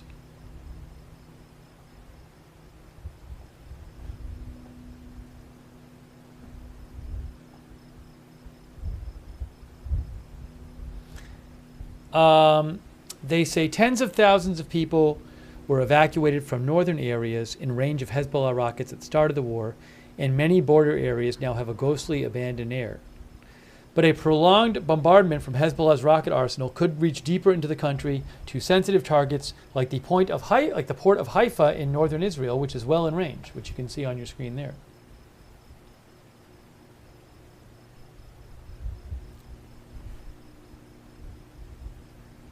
Reuters says the military is on high alert, and last weekend it augmented its nationwide system of air raid sirens and broadcast alerts to include real-time text messages to be sent to residents in targeted areas.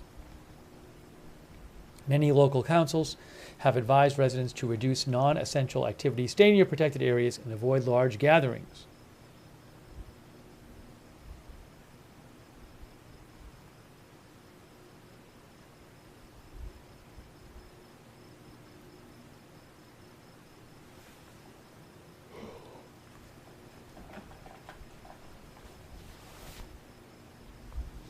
One of the things it says in this article is mass cash withdrawals are another scenario for which authorities are preparing. The Bank of Israel said the stock of banknotes and coins in the Bank of Israel and the banking system will, according to every visible forecast, be sufficient.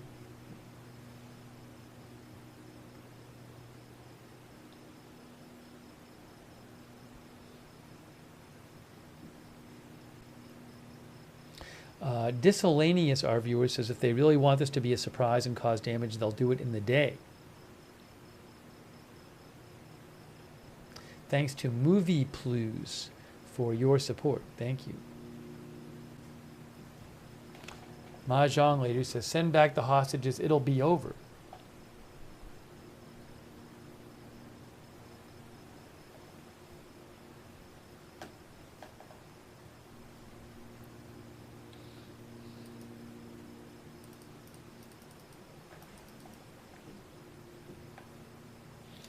Finna Brown says, you know it's near when all colleges and schools shut in Jordan. Jerry James says, this is what you call psychological warfare.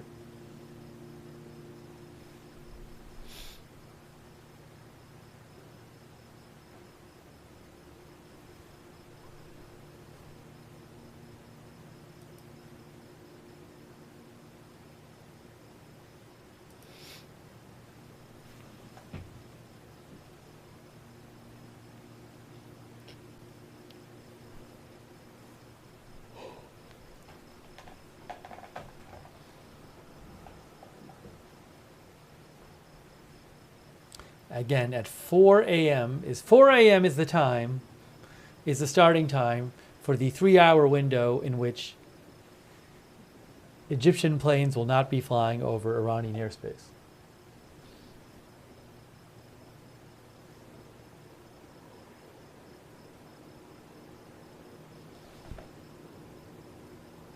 Thanks, Movie Plus. Movie Plus says that does that contradict what CNN says?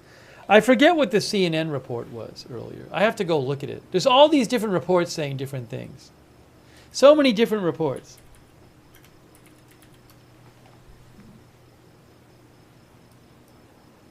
Yeah, CNN has an article, Hezbollah looks increasingly like it may strike Israel independent of whether Iran may intend to do so.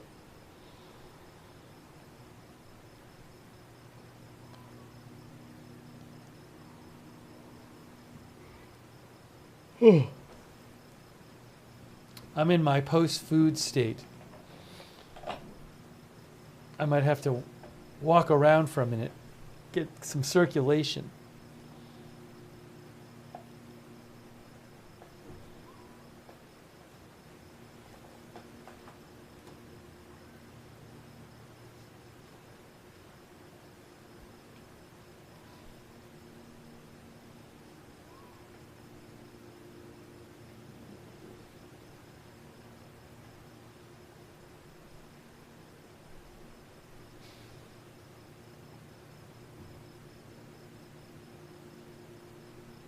But it has been pretty quiet. I mean, we have not been hearing much on the live shot at all. Not many alerts.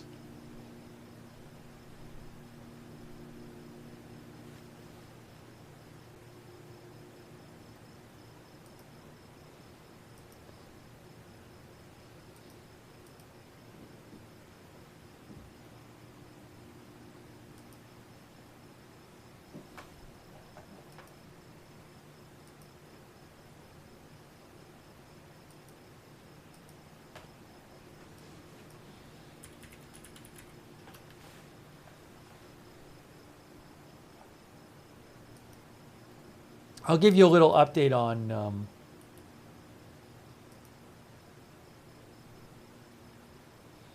the Ukraine situation too.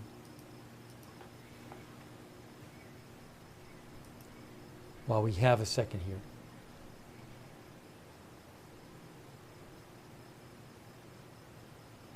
Thank you, Edwin Sanchez, for your support. Edwin Sanchez, and also Raza Khan, thank you. So just to take a second and update you about Ukraine. The last day or so, Ukraine has been conducting a raid into the Kursk region of Russia. We read earlier an Associated Press article about that. There is also here a Reuters article about it. Ukraine pierces Russian border, triggering fierce clashes.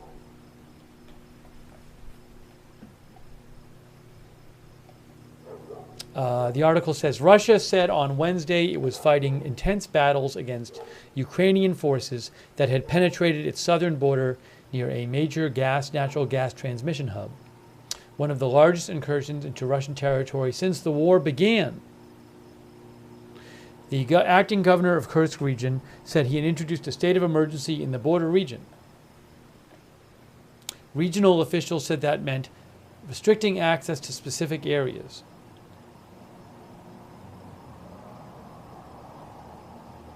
Russia's health ministry claimed that 31 civilians, including 6 children, had been wounded and that 5 people had been killed. the regional governor said 5 people have been killed. No information on military casualties was available. Russia's National Guard said it had beefed up security around the nearby Kursk nuclear power station and its 4 reactors.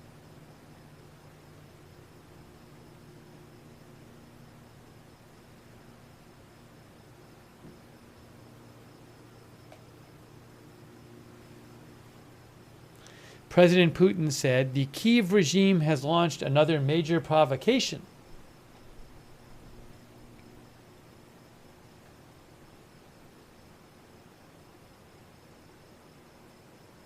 The chief of Russia's general staff, Gerasimov, told Putin that Russian forces had halted an assault by up to 1,000 Ukrainian soldiers, more than 3 times the figure that Russia's defense ministry had stated on Tuesday.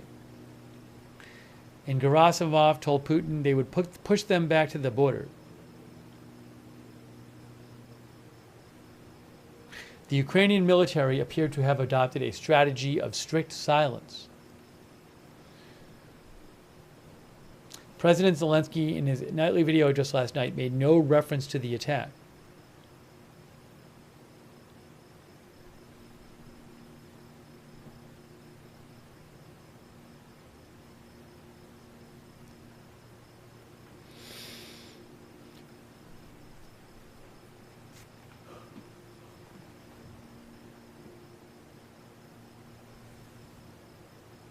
So we'll be keeping an eye on that situation.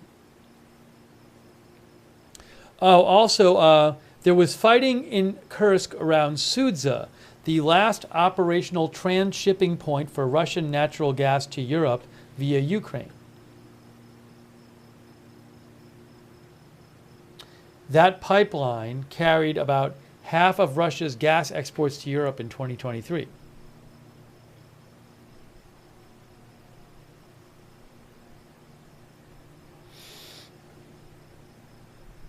The battles around Sudza come at a critical juncture in the conflict, says Reuters, the biggest land war in Europe since World War II.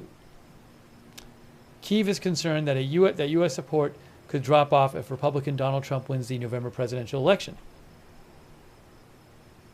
Trump has said he would end the war, and both Russia and Ukraine are keen to gain the strongest possible bargaining position on the battlefield. Ukraine wants to pin down Russian forces and show the West it can still mount major battles.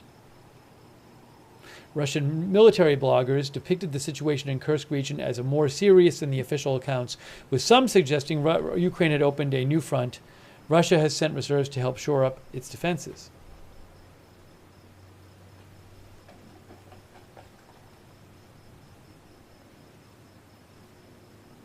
Russian telegram channels carried unverified footage of shelled houses.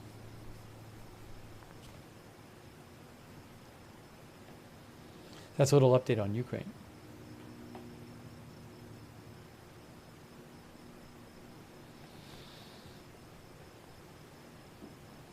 It's 3:33 and 27 minutes. It'll be 4 a.m. That is when the Egyptian order for their planes not to fly over Iran for 3 hours goes into effect at 4 a.m. Israel time.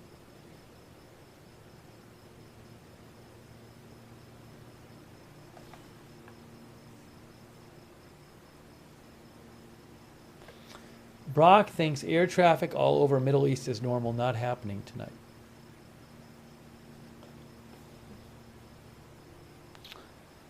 It is half an hour in front of Israel and Iran. I think it's 4:03. 4:04.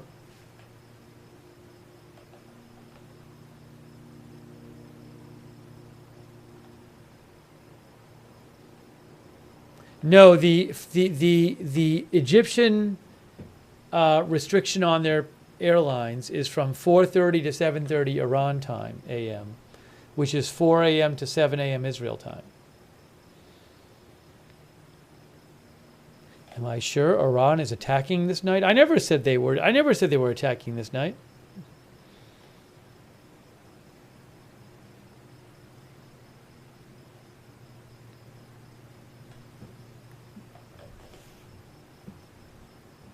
TZ Shadow says, not going to happen tonight. Too many planes flying still.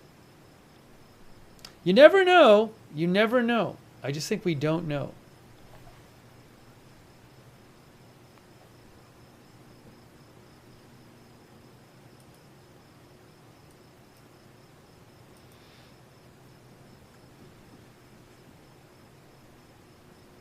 Hang on a moment here.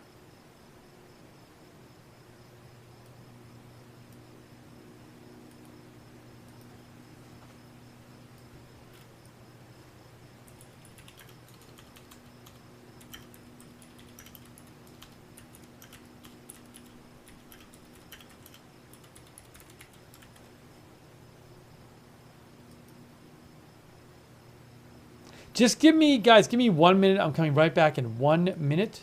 Just need a minute here. I will see you in 1 minute.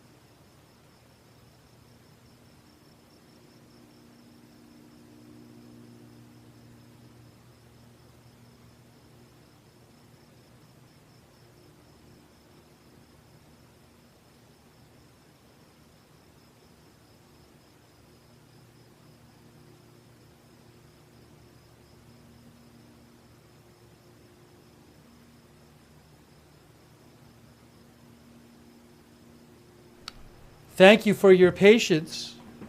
We're back live. We're live. Hang on a moment.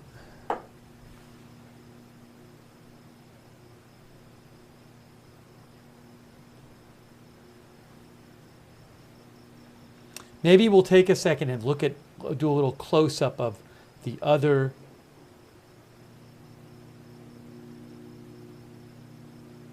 I'll leave the audio on from the border feed, but we'll take a little closer look at the Haifa feed. Look, it's Haifa.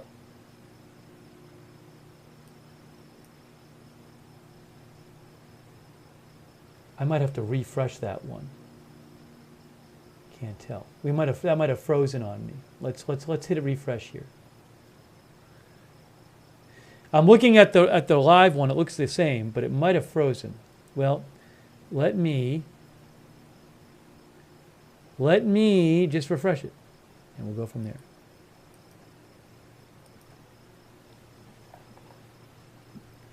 One moment, please. Let's see. Here we go.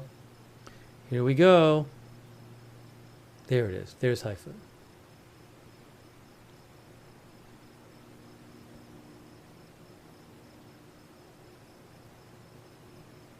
Yeah, there's not a lot of activity on that feed. I can see some light flickering here. I can't see any traffic in it. I'm even looking at the original. The light blinking in the middle, like here? Where? In there? Again, I am looking at the original feed, and I don't see an obvious difference.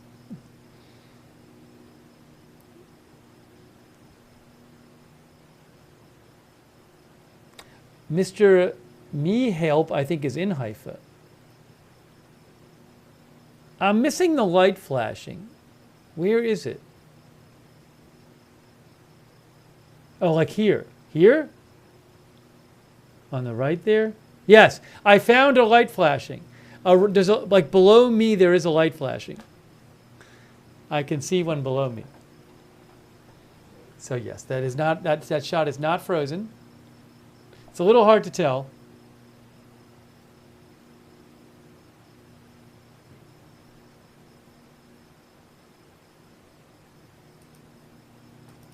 I can switch to the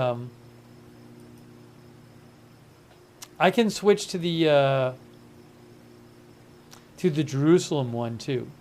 I thought hold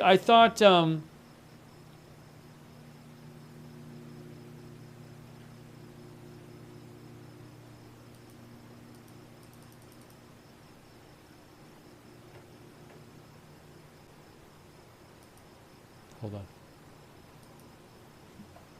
I figured that more likely something will happen on the Haifa one than Jerusalem one. Anyways, let's go back for a second to our border shot.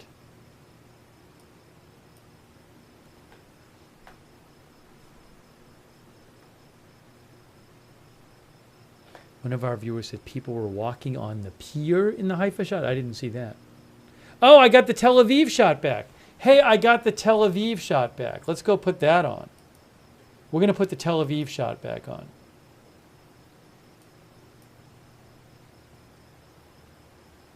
That one's going to pause up there.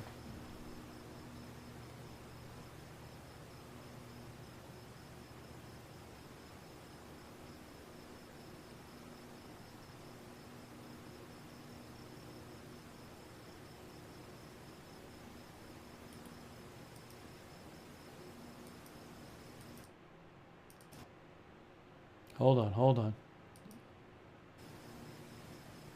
Something got on by accident. We don't want that on.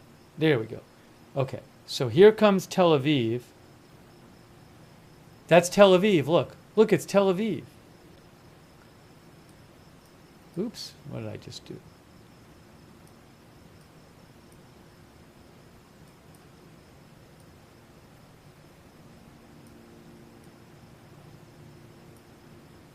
Hang on. That is a live shot of Tel Aviv right there from AFP. You can see the traffic. Well, you can't see. You'll see a car come right up. You'll see a car coming above the banner.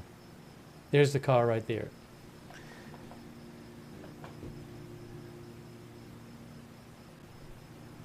So we have that shot too. Just Thing says, nice view, all normal.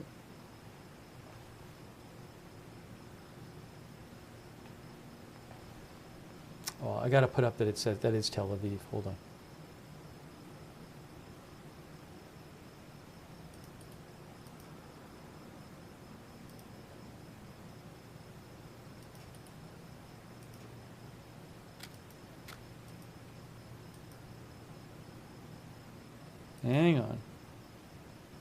Hang on here.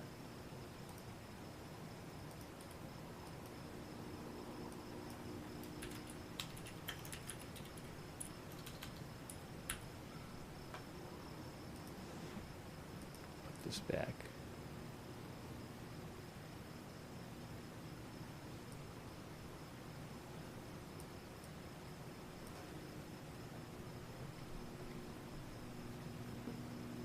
There.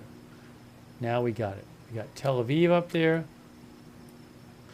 I do need to turn down the Tel Aviv camera hold on. I'll get this one higher.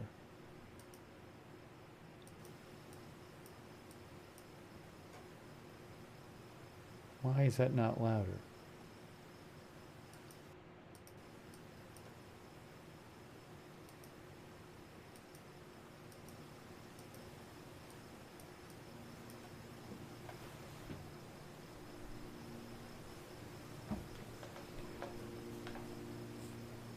Thank you, Marcus Peterson.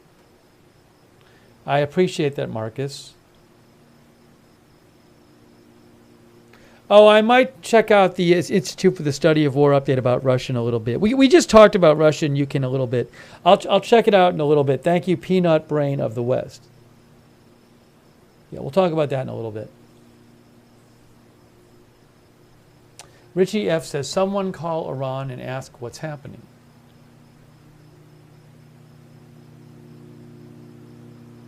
I hear drones.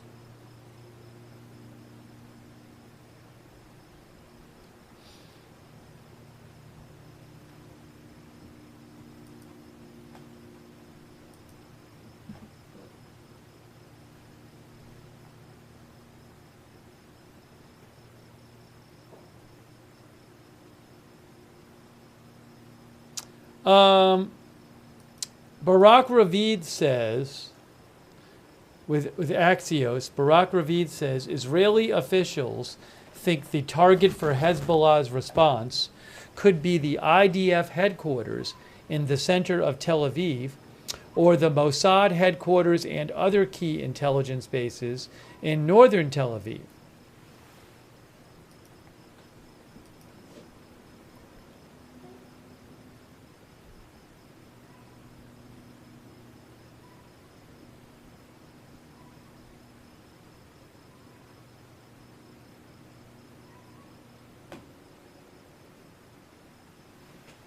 That's because a Lebanese newspaper affiliated with Hezbollah said that Hezbollah could possibly target Tel Aviv. Oh, wait. Yes. It said that Hezbollah is, that newspaper, Al Akbar, according to Axios, which is close to Hezbollah, had an article saying Hezbollah is likely to target Tel Aviv.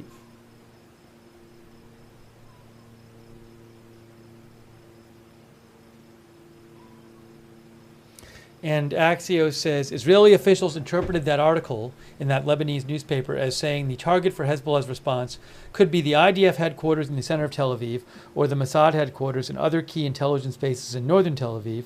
The bases are all close to civilian neighborhoods, and if a rocket were to miss them, it would likely harm civilians.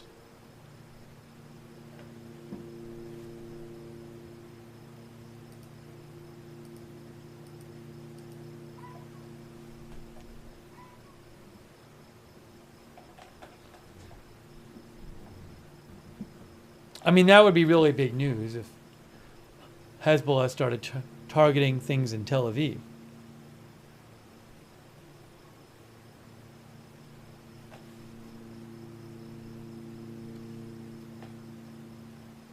Axios also says Israel told U.S. Hezbollah will pay a disproportionate price if attacks hit civilians.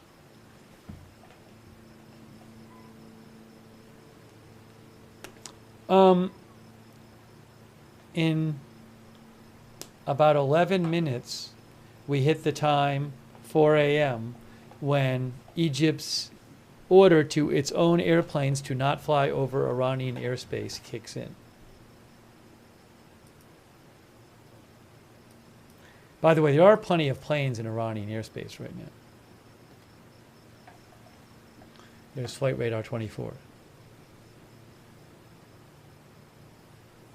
No, the airspace is not clear. There's plenty of... Look at all the planes in the airspace. Look at all those planes.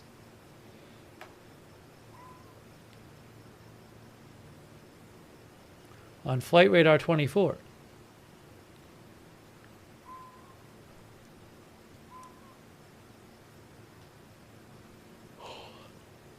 Oh, thanks, Gringo, for the gift memberships. So nice of you, Gringo. Thank you.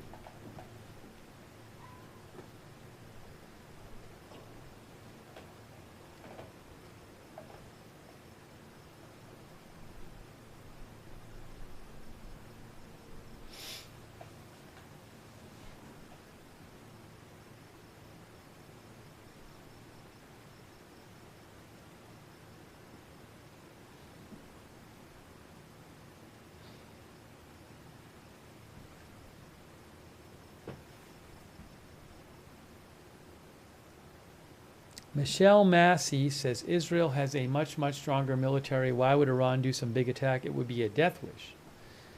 Well, there's an argument that they'd want to establish deterrence because Israel last week just assassinated 2 high officials, one in Hezbollah and the political leader of Hamas. And in the second attack, they did it in Tehran. So maybe Iran and Iran's proxy forces like Hezbollah don't want Israel doing that kind of stuff. I'm sure they don't want them doing that kind of stuff. Exceedy says, I believe the NOTAM said airspace was only restricted to 1,200 feet. No, Egypt said no, none of its aircraft can go in Iranian airspace for those 3 hours. Iran said yesterday that it gave a warning to aircraft who were, I think, from 0 to 1,200 feet. I think that was the Iranian warning.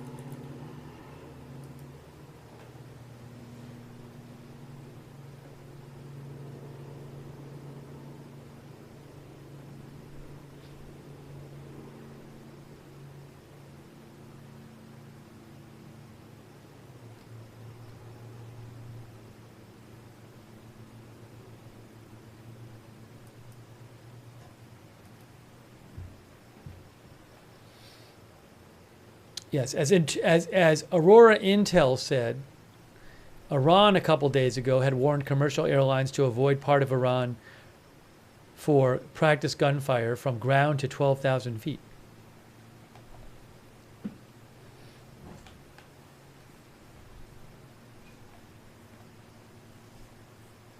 So Iran says from 4 to 7 a.m. Israel time, they're going to be doing like gunfire practice.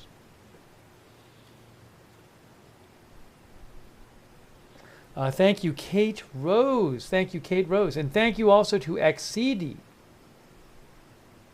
Thank you, Exceedy.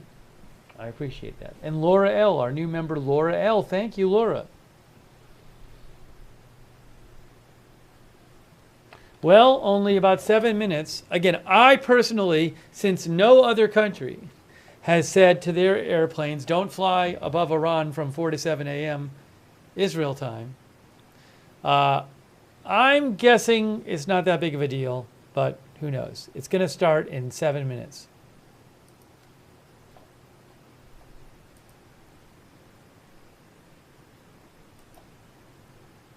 Thank you to Ovate99.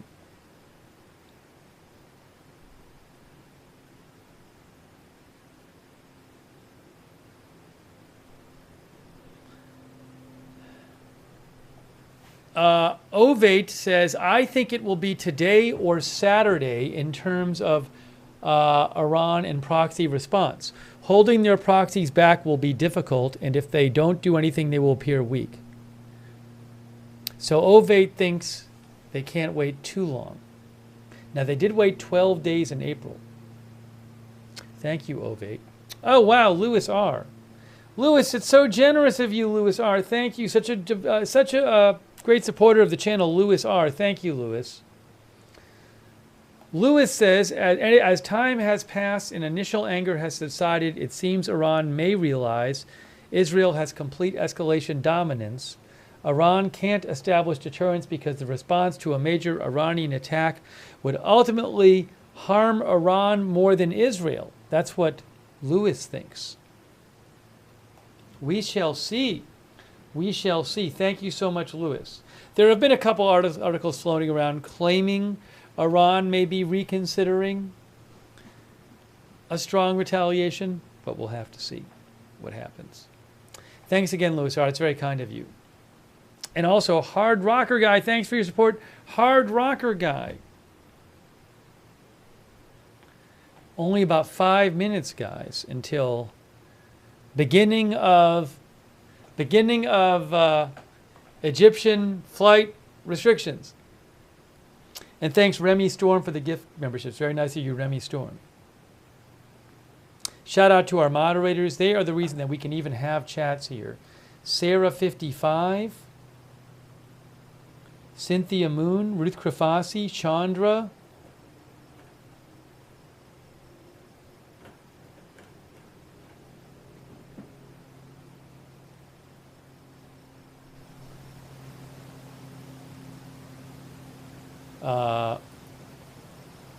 Big Ball of Yarn, Serrero, LB Prairie Dawn, I Got That Fire, Papa Bear, Surly Dev, thank you.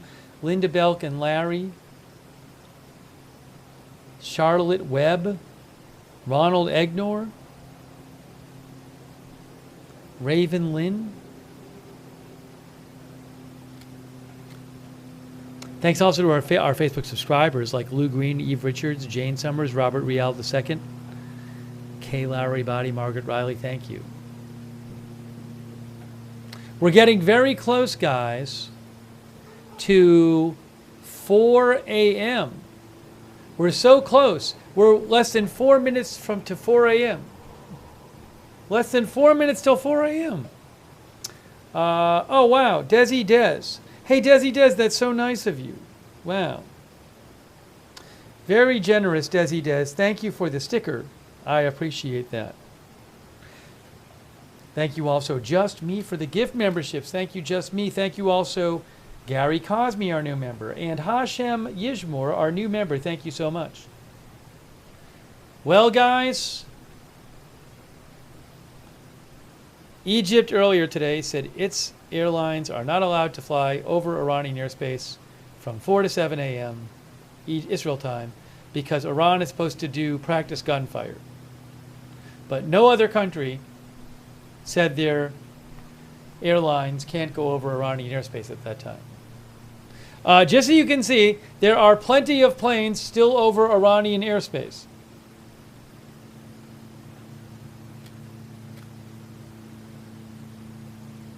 And they are moving. If I zoom in far enough on a plane like this, you can see that plane, that is a Budapest to Dubai plane flying over Iranian airspace.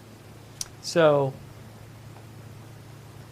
other countries have not, it doesn't look like other countries are abiding by the same rules that Egypt has imposed on its airlines. There are plenty of other planes over Iran right now. Oh, what Iran said is that Iran said from 4 to 7 a.m.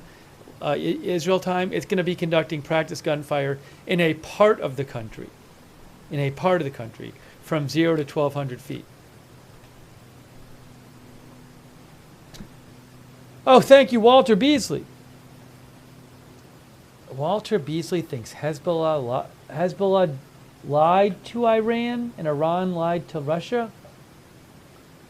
Russia will not allow Iran to be wiped out. No, tied, not lied. Hezbollah tied to Iran and Iran tied to Russia. Russia will not allow Iran to be wiped out. That's what Walter thinks. Thank you so much, Walter. And thank you, Remy Storm, for your support. So nice of you. An S6 Axis.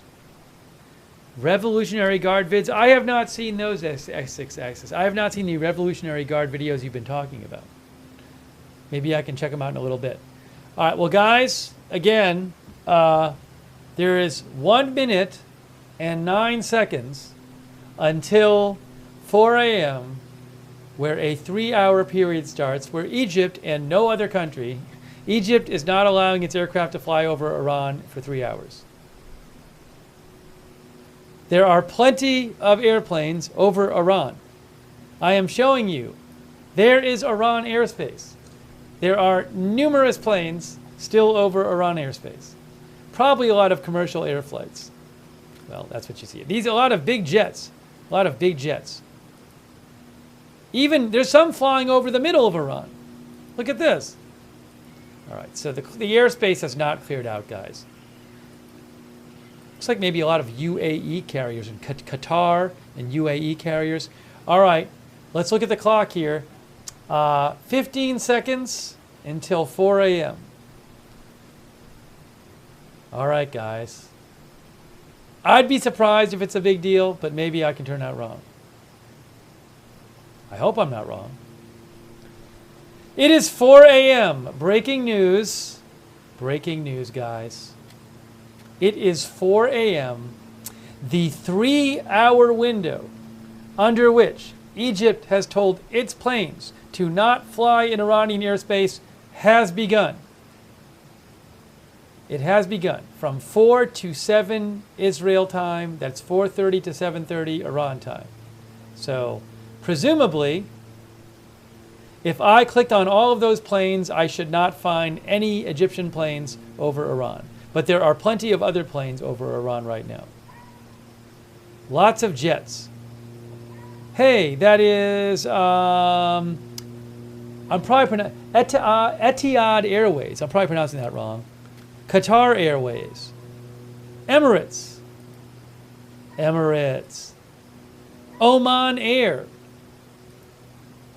Emirates. Qatar Airways. Emirates. Pegasus. Ooh. Jazeera Airways. You get the idea. It is now 4:01 a.m. The first of 180 minutes of this 3-hour period has now passed with no attack. John Gamble says can fly, just not under 1,200 feet. Well, not Egyptian Airlines, but Iran has told airplanes to just not fly between 0 and 1,200 feet in a certain part of Iran. Hey, thanks so much to 1970 A. Buckley saying, watching intently. Thank you. Thank you also, Gringo, for the gift membership. So nice of you, Gringo. And Jerry, oops, hold on, I got to refresh here. Got to refresh. We're good. We should be good. Thank you also, Jeremy Holman. Thanks, Jeremy. That's very kind of you. Thanks for your nice note, too. And Juanita Fori. I think the stream might be having a little bit. Yes. So the stream itself, this stream, not the stream up here. The stream kind of was having, this is not on my end. The stream was having a little issue. But we're fine. We're fine. Thanks, Juanita Fori, our new member. It is now 4:02. 2 minutes have gone, almost 3 minutes have gone by of the 3-hour period where Egypt has forbidden its planes to fly over Iran. There are plenty of planes flying over Iran right now. Look at Flight Radar 24. Numerous planes flying over Iran.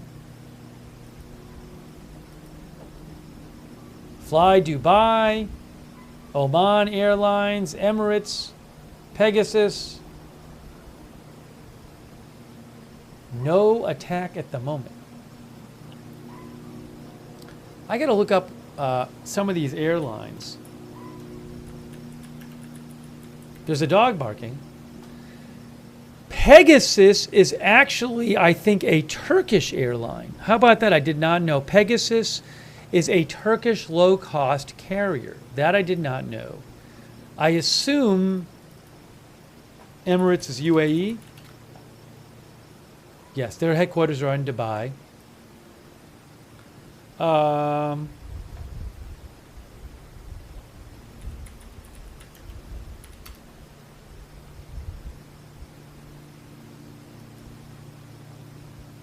Etihad Airways is also in UAE. It is now 4:04. 4:04. 4 minutes now gone in the 180-minute period. No attacks yet, guys. No attacks yet. Crazy Yoda says, did Iran clear its airspace in the April attack? An April attack? I'm wondering, because if they really wanted a surprise attack, clearing airspace would alert everyone. Yeah, I mean, that's something I didn't really understand about this whole thing. Why would Iran... You would think Iran, if they would not want to give a heads up. But I don't know what the deal was with the airspace. I would have to go back and look. I don't know what the airspace deal... I mean, at a certain point, whether or not they want a surprise... It might be incumbent on them, if they're going to be firing things through the air, to warn countries. But, you know, another thing Iran could do is have Hezbollah do something, and then it's not an Iran thing.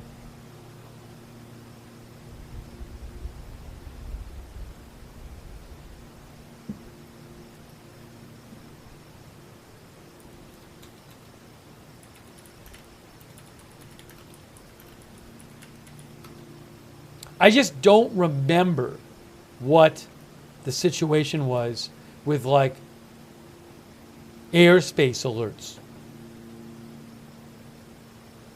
on the April attack. Maybe some of you do. Thanks to Emil Artul for your support and Marcus Peterson for your support. Marcus is in Denmark, I believe. And Marek Lewandowski.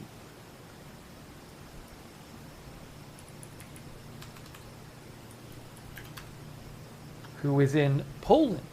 And Crazy Yoda. So, let's look at the flight radar again, guys. It is now 4:06 a.m.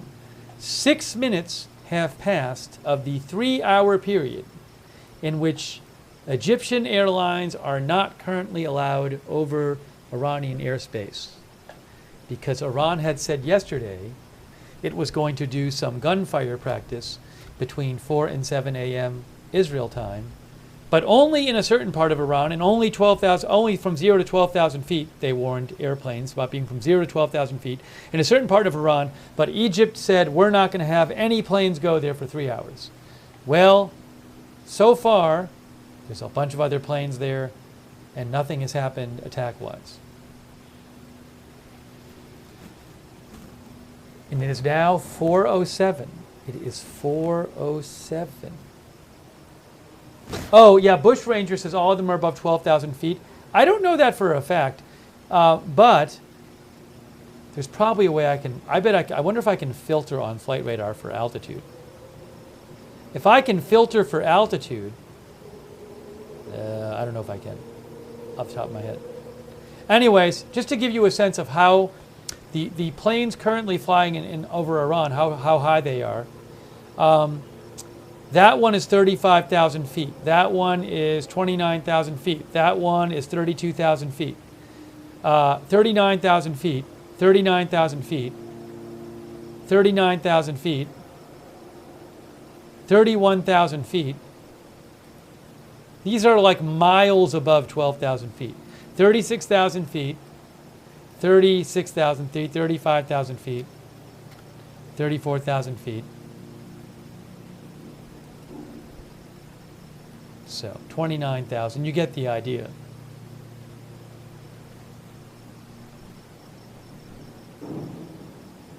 I hear some booms. Maybe just like a truck going over something or something like that.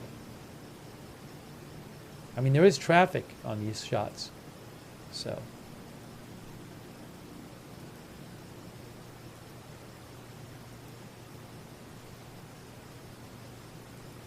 Oh, we'll do a poll.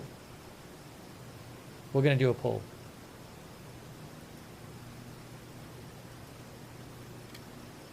Thank you, Relila, for the on-screen celebration on Twitch.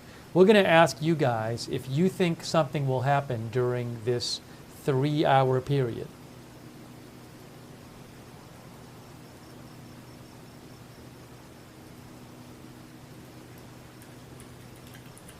Will there be an attack before 7 a.m. Israel time?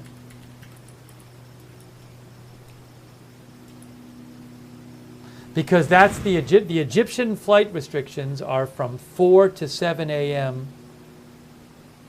Israel time.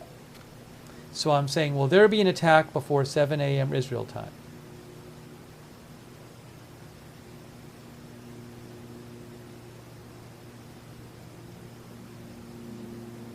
Somebody wants me to add a maybe? A maybe? Is that a maybe? All right, I'll do that. It seems kind of wishy-washy. All right, I'm posting the poll now.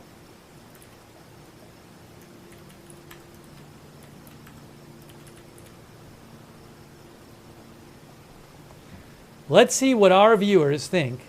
Will there be an attack before 7 a.m. Israel time while these Egyptian flight restrictions are in place? Over there on YouTube, our viewers are not convinced Only 19% say there will, 65% say there won't be, and 17% say maybe.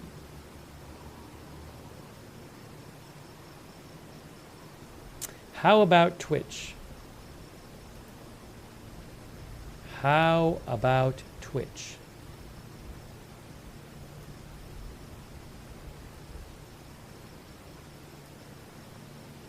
%8 say yes, 81% say no, 11% say maybe. So, most of you are saying, we don't care that Egypt has told its planes not to fly over Iran for 3 hours. We don't think there's going to be an attack in that time.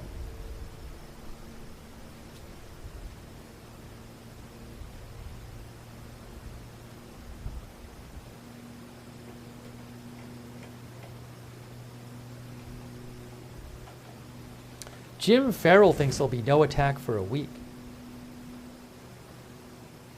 Thank you, the Speed Rum Spartan, for your support, and Michael H., our new member. Thanks, Tom Whitmore, who thinks Israel's egregious act sets up a preemptive strike, and Ed Weeby, our new member. All right, I'll let the poll go for a minute more, but 10% of you say yes on Twitch and 20% on YouTube. Well,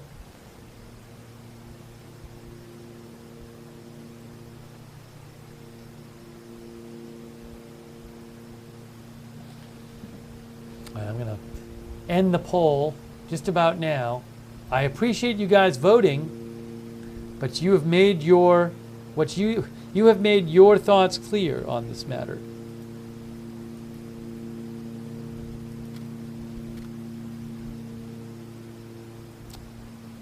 Going back to flight radar now. It's a lot of planes over there, guys. A lot of planes. A lot of planes. A lot of these airliners from the region.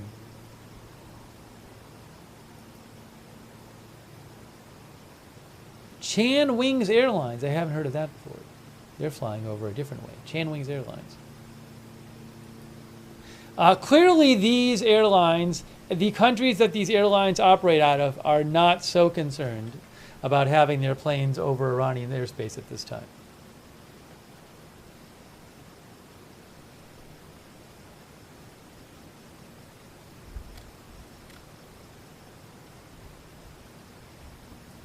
Hang on a moment.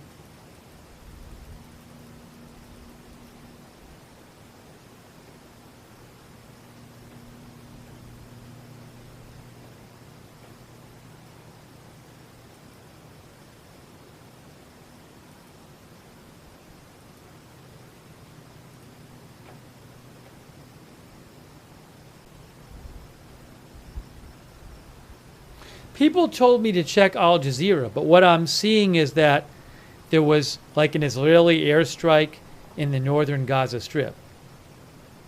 And then also there was an Israeli airstrike in the southern Gaza Strip. But that's like normal. I mean, I'm not happy that happens, but if that's what you're talking about, that just is happening every day. That's the feed, by the way. That's not me. That's the feed. There you go, it's back. I mean, I just checked the Al Jazeera updates.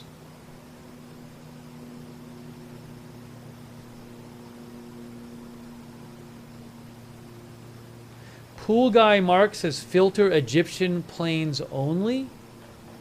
I don't know if there's a filter for like country of origin. I can look. Pool Guy Mark, do you think some people are violating the Egyptian order?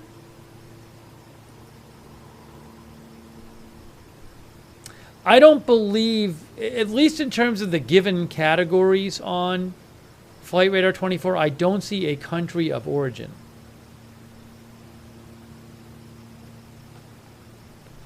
There's all these, but none of those is country of origin. There might be a way to do it, but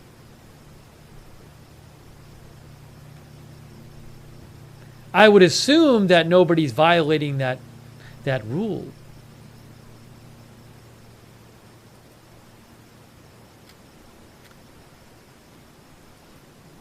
At the bottom? I went to add new filter, but I don't see it anyways.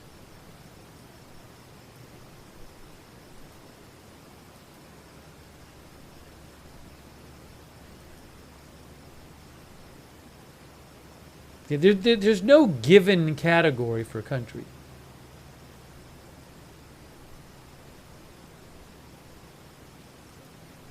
Maybe there's some workaround or something, but I'm not going to worry about it right now. Any of you, if you want to, can go check flightradar24.com, and if you find an Egyptian plane, you can let me know. There's not that many of them over Iran. I mean, I could sit here and check. I just don't really want to just... I've checked a bunch of them, and none of them has been Egyptian. I'm guessing none of the Egyptian planes are flying over Iran right now. Probably getting a lot of trouble.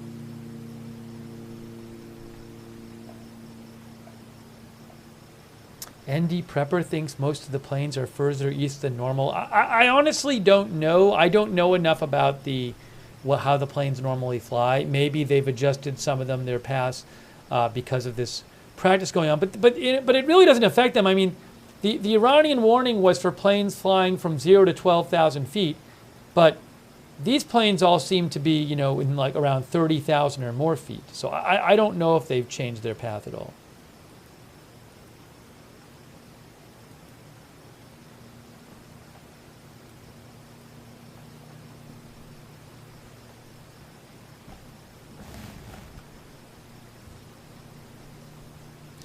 Kevin Graham thinks it looks the same as any other night. Hey, thank you, by the way, to Pool Guy Mark and World and Melody Aceves and Marcus Peterson. Marcus says, seems like they are trolling. They won't attack when we are watching. Thank you, ND Prepper 87. It is almost 4:18, guys. So we are...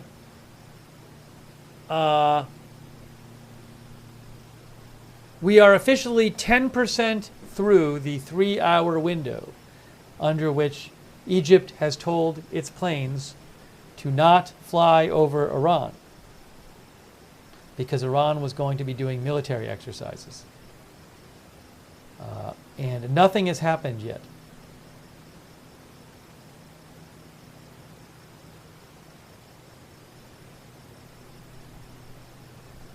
Oh, Brooke checked ADS-BX, and she claims that there's none.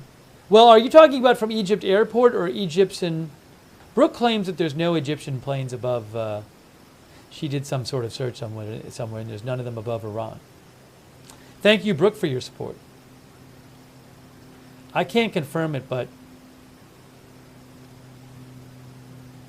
Oh, I mean, I guess you could search Egyptian carriers or something, but again, I've checked a bunch of them, and none of them are Egyptian. Brooke says Egypt, country of origin. I don't know if Radar Box has a country of origin search.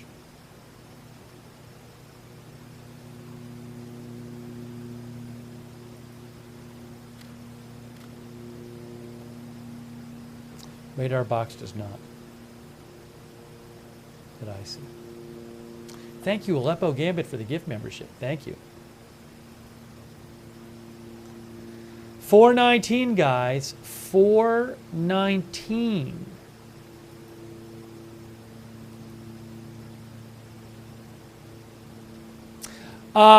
Meanwhile, I will say that the Institute for the Study of War has posted its Iran update for today. So maybe I will read you a little of the Iran update as we wait and see what happens. Institute for the Study of War is a great website, and they do a lot of military analysis. You can find them at understandingwar.org. Understandingwar.org. I will post the link to this article.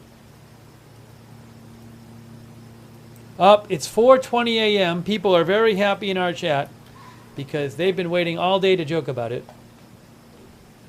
Oh, thank you so much to Gregory Prim. Hey, Gregory, thanks a lot.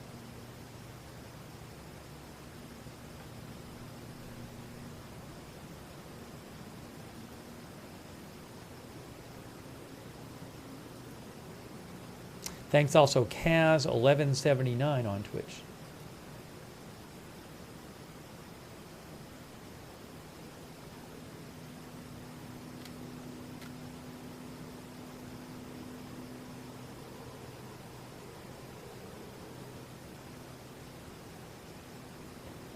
I'm just going to read you the summary of the headlines. Oh, let's see here. Let me read you this real quick. This is from the Institute for the Study of War update. They say acting Iranian Foreign Minister Ali Bagheri Khani defended Iran's impending retaliatory strike against Israel while signaling that Iran seeks to avoid a regional war during an Organization of Islamic Cooperation meeting in Jeddah, Saudi Arabia today. The foreign minister of Iran argued that Iran has no choice but to exercise its right to self-defense and restore deterrence against Israel. This is consistent with the Institute for the Study of War assessment that Iran is likely planning a retaliatory attack on Israel to restore deterrence after the failed Iranian April attack, while Iran simultaneously tries to avoid a large-scale war with Israel. In April, Iran and its allies fired around 170 one-way attack drones, 30 cruise missiles, and 120 ballistic missiles at Israel. The U.S., Israel, and their allies intercepted most of those projectiles, and the Iranian attack did significantly less damage than Tehran intended. Iranian leaders likely calculate that they failed to deter Israel with their April 2024 attack because they did not inflict serious damage. The idea of what they're saying, and it makes sense to me, is that Iran thinks because their April attack didn't do much damage, Israel wasn't scared of them. So Israel has nothing restraining them from doing things like killing the top commander of Hezbollah last Tuesday in an airstrike, and just hours later assassinating, presumably, the political leader of Hamas in Tehran.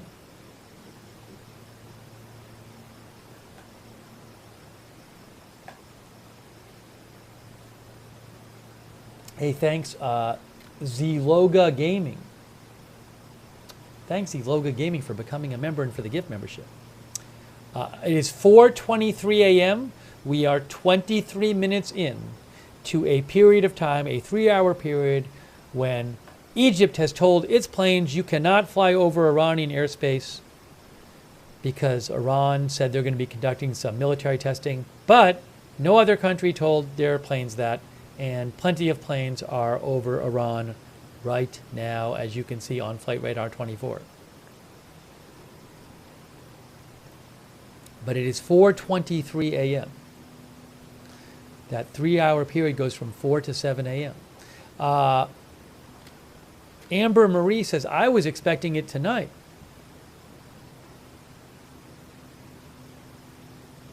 Oh, somebody told me how to do country filter. Hold on.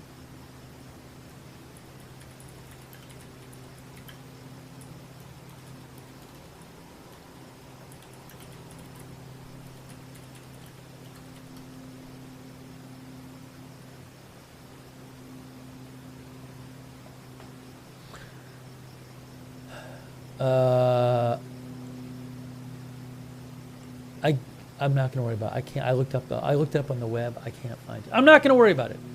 If somebody can find, there's not that many planes over Egypt.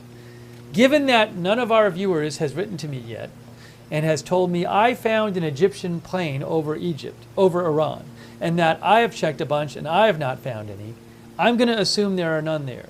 But I am open to being disproven. It would be easy to disprove me by finding one. Thank you for watching from Turkey. Lori from Turkey. I want to read the next part of the Institute for the Study of War. The Institute for the Study of War report. Hold on.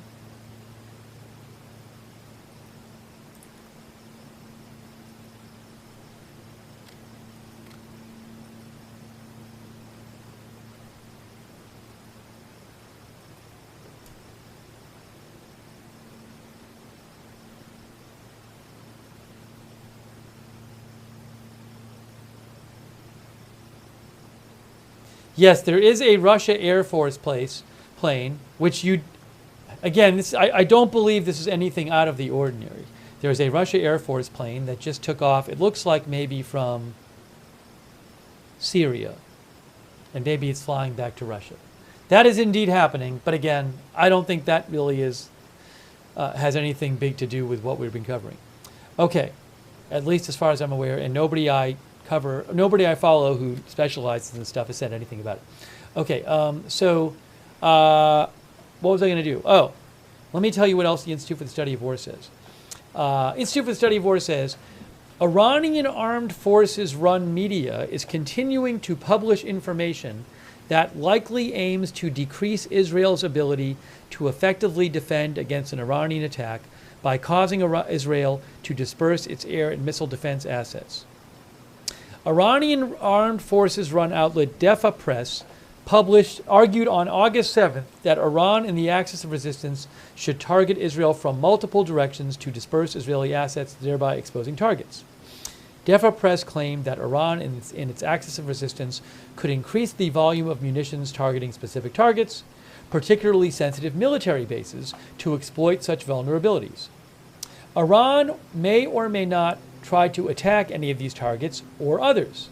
We assess, they say, on August 4th, that Iran and its Axis of Resistance will most likely conduct a coordinated large-scale drone and missile attack on Israel in response to Israel killing Hamas Political Bureau Chairman Ismail Haniyeh in Tehran. Iran's suggestion that it should target Israel from multiple directions does not, however, validate this August 4th assessment because publicizing relatively specific information like this is likely intended to generate informational effects. The August 7th report is a continuation of previous Iranian reporting covering how Iran will conduct its retaliatory strike. Defa Press had previously published a list of potential Israeli civilian and military targets spread throughout Israel, which we suggested was also likely meant to cause Israel's defense forces to disperse air and missile defense assets across a wide area. This ongoing information effort by Iran probably intends to increase the likelihood that Iran can hit some of the targets, but it is not clear that this effort will be successful.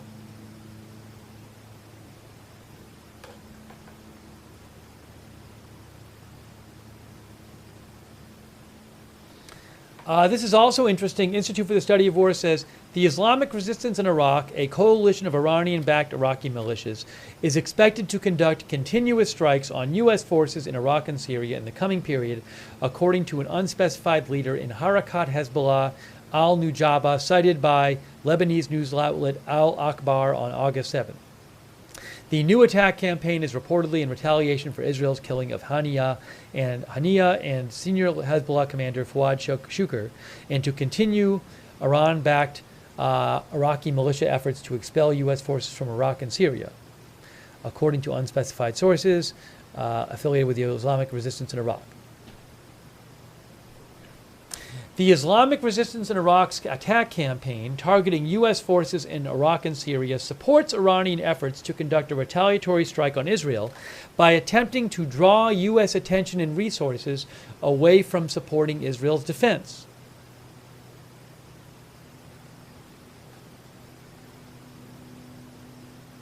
One other thing the Institute for the Study of War mentions is unspecified Arab sources cited by the Jerusalem Post yesterday reported that Pakistan plans to provide Iran with Shaheen-3 medium-range ballistic missiles if conflict between Iran and Israel escalates. The Pakistani Minister of Information and Broadcasting rejected the claim.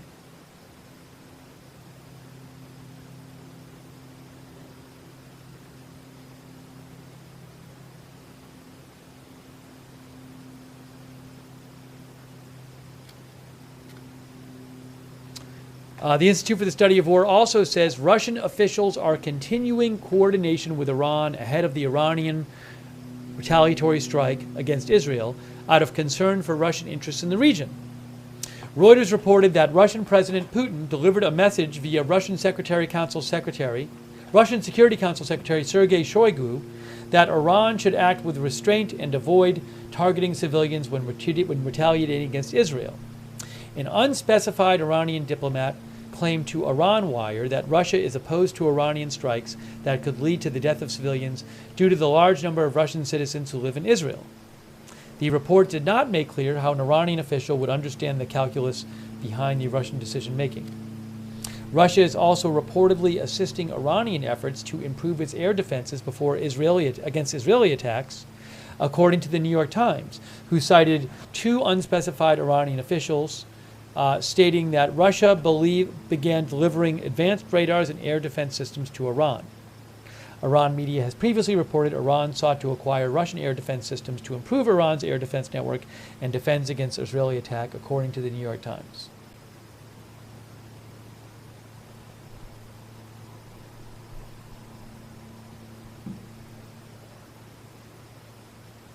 Anyways, if you want to read that whole article, it's just kind of an update on things with Iran. They have a lot of good updates on that site. That's from the Institute for the Study of War, understandingwar.org.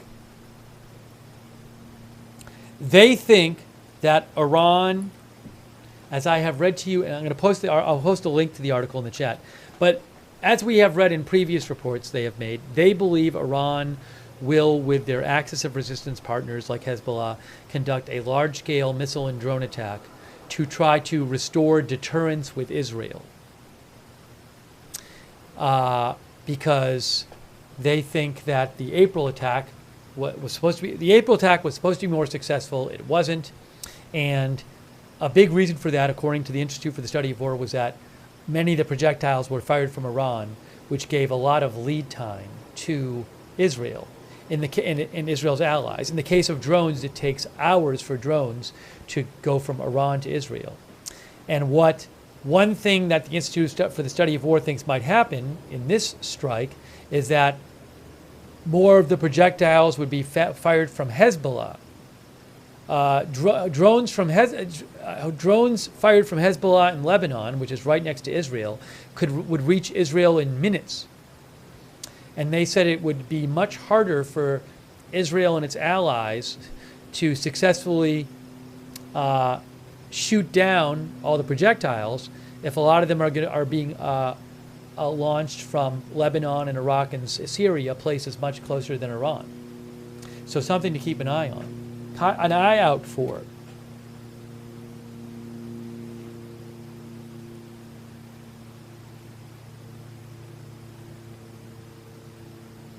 By the way, it is 4:33. Hey guys, so far nothing has really happened in this 33 minutes that I'm aware of. Egypt from 4 to 7 a.m. Israel time has told its planes they cannot fly over Iran because Iran is doing some military testing, but no other country said that. Other countries' planes are over Iran, but so far nothing. Plenty of planes, plenty of big passenger jets over Iran right now. There's Oman Air. There's one from Emirates. There's one from Emirates. There's one from Fly Dubai, and so forth.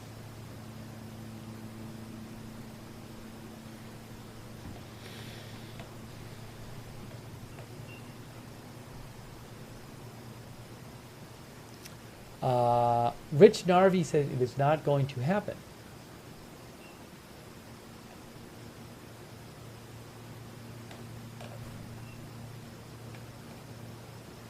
I am in the United States. That's where I am. Rule says any reports of military exercises in Iran? No, it was supposed to be gunfire. So I don't know that we'll hear those.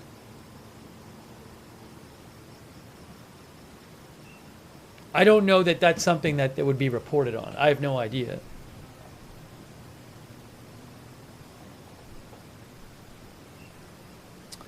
Bill says, do I ever look at X chat? I kind of am looking at all the chats at once.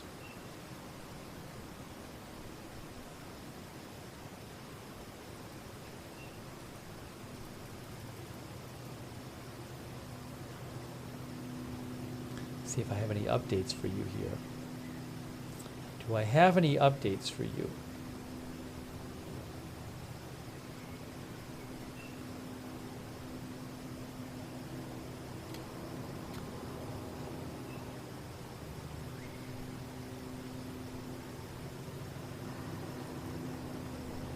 Rick thinks Israel will be on the offensive this time.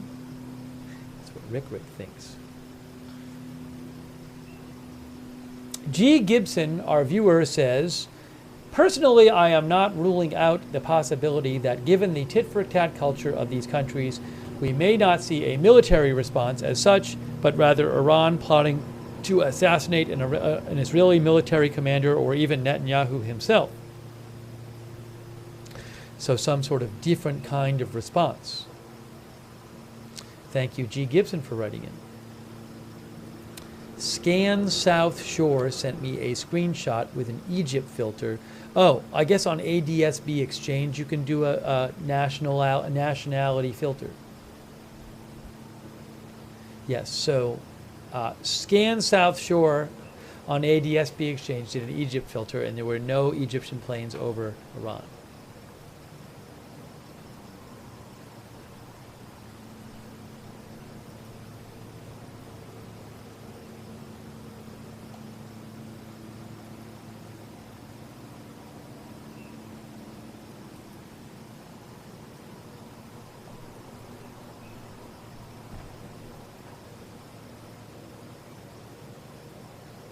It is now 4:37. 4:37.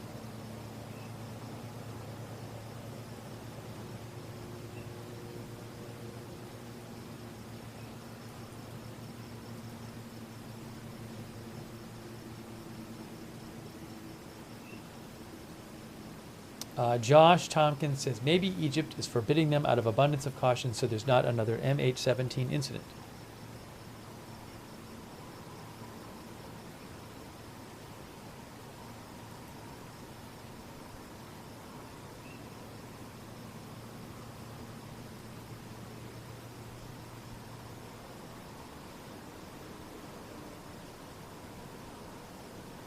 It is now 4:38 a.m., guys. It's gonna, in about 20 minutes or so, it'll start getting light there. I think around 5 it starts getting light.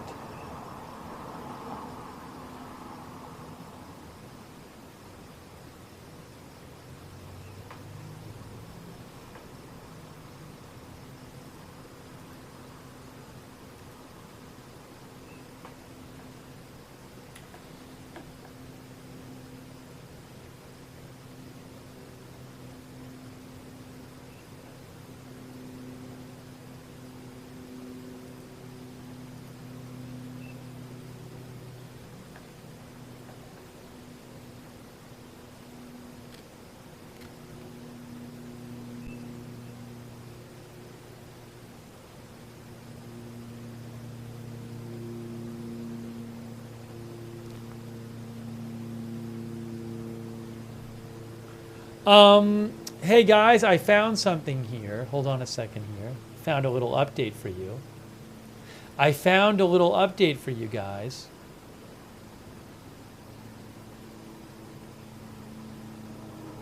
For whatever it's worth.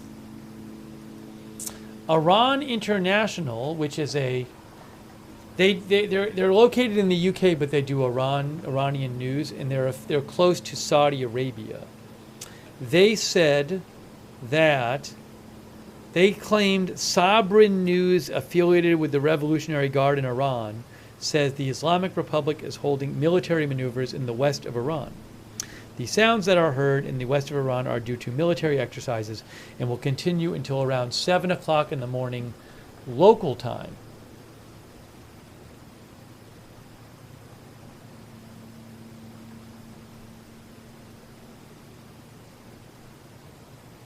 Four to 7, well, 7 Iran time would be 6:30 Israel time.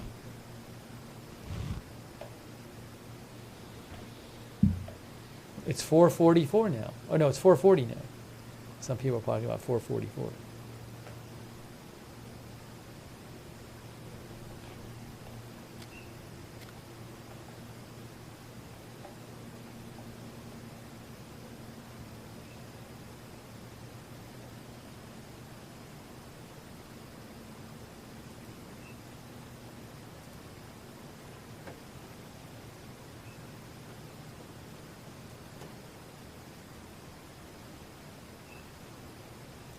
Checking for updates here.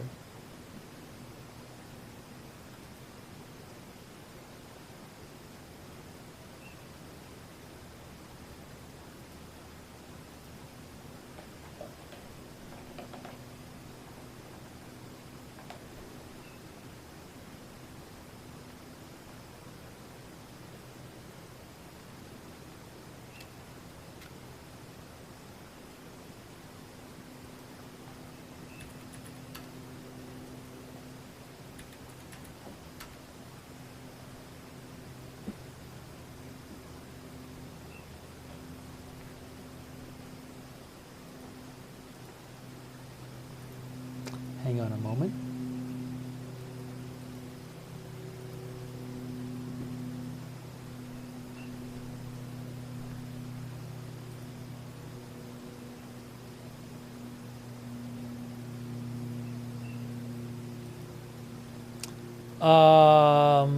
I have a little news update for you. Not about this story.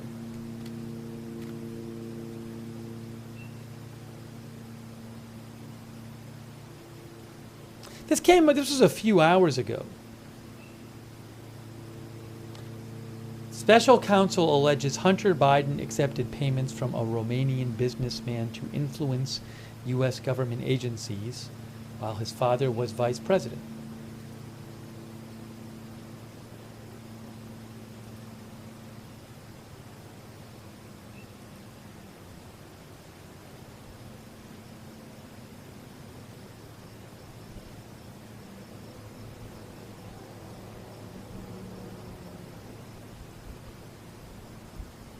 According to prosecutors, this is from ABC News, Hunter Biden and his business associate were concerned that lobbying work might cause political ramifications for the defendant's father, so the deal was structured in a way that concealed the true nature of the work he was performing.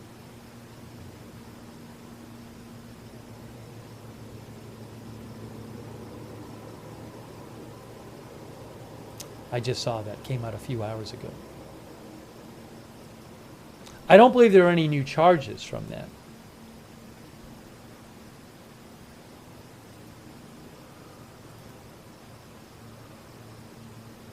But I wanted to mention it to you.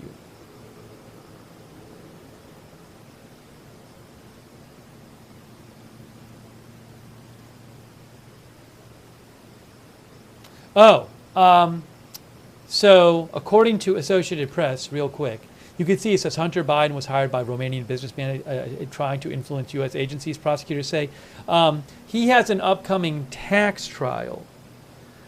So he was convicted in a gun charges trial, and he has an upcoming tax trial.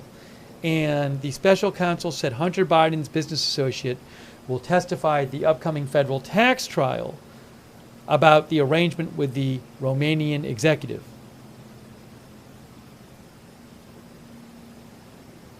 Anyways, I don't want to get too into that now, but I wanted to pass that along because I saw that and we hadn't talked about it yet.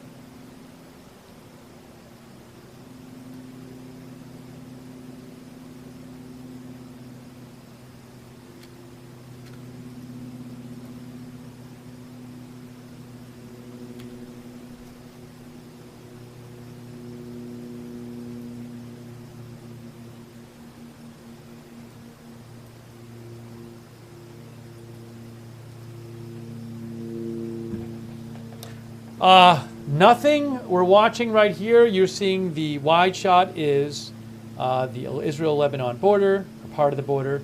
The shot up top is Tel Aviv. It has been pretty quiet tonight on the cameras. I think we only had one rocket alert, and that alert was a false alarm. We haven't even seen any flares. Somebody said they thought they heard gunfire at some point. I didn't hear it. But it's been pretty quiet. Certainly no attack from Iran or Hezbollah or anything like that.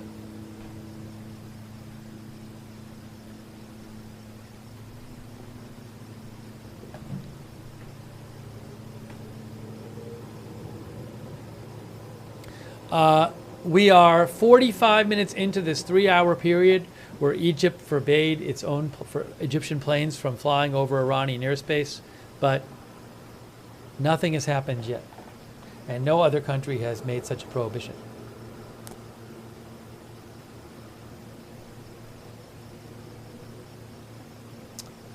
Thank you, Crift Cards, who says planes were told to keep flying to prevent war. Well, so the theory is that Iran was going to do something, but there's planes flying in their airspace, so they're not doing anything. I don't know about that.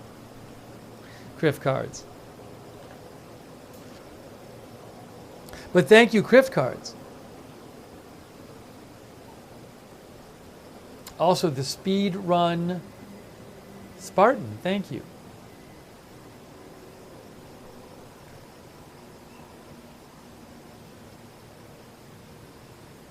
As Angie says, it does kind of seem like we're hearing a drone.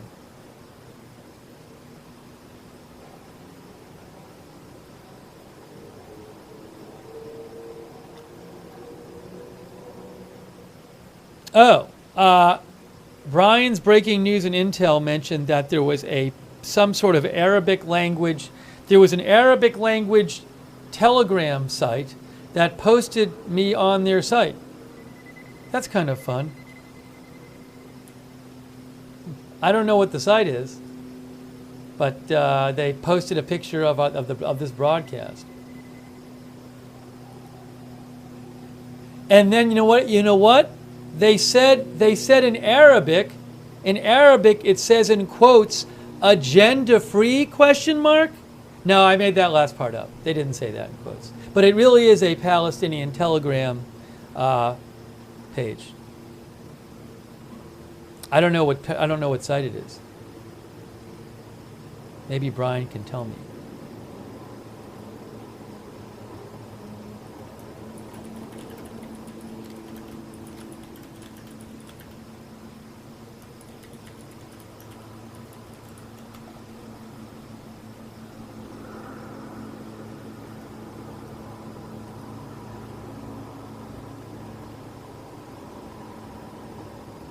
Now, how did you set? Trish said she set a filter on flight radar for 12,000 feet and under.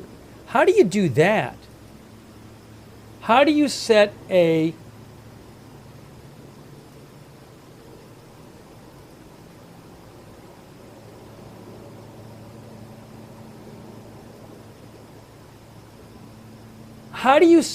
altitude filter on Flight Radar 24? Oh, I found it. Okay, we're going to do this now. New filter. Good idea.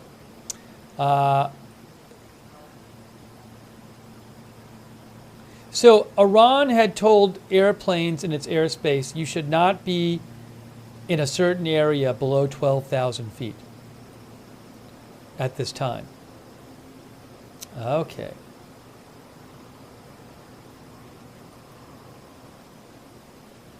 I think I did it.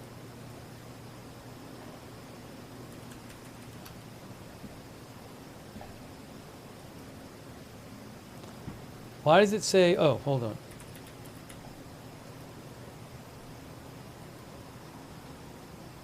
Okay, so what I did is I actually did the same thing. And I went, and that our viewer did. And I set a filter for 12,000 feet and below. And right now I see that plane, which is at 10,700 feet, but maybe that's just not in the right area. And that one's at, it says 0 feet. Maybe it's on the ground. And that one says 0 feet. Is that like at an airport? Yeah, that's on the ground. So according to Flight Radar 24, there's like, how about this one here?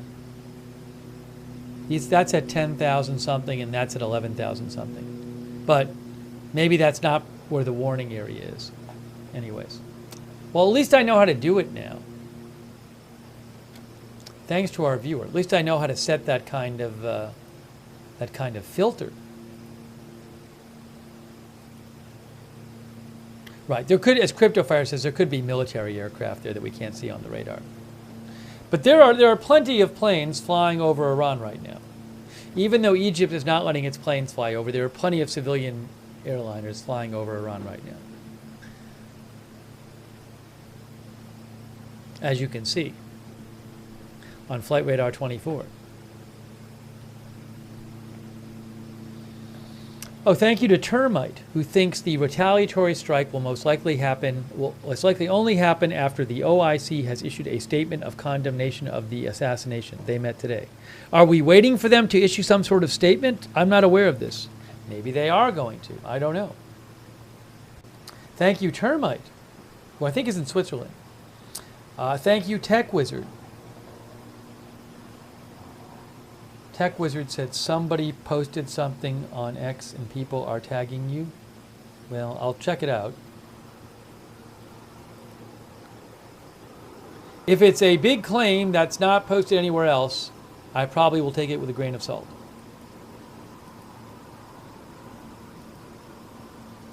Thank you, World, by the way.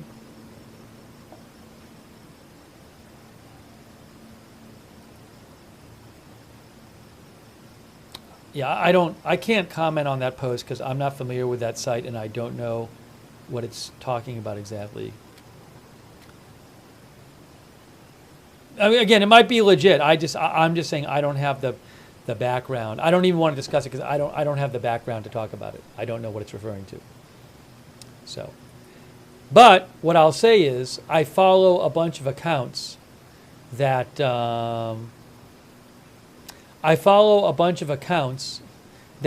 would know what it's talking about.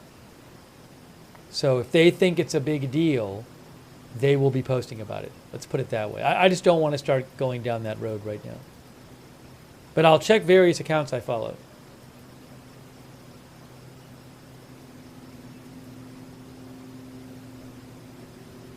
I don't like starting to discuss things that I have no idea what I'm talking about.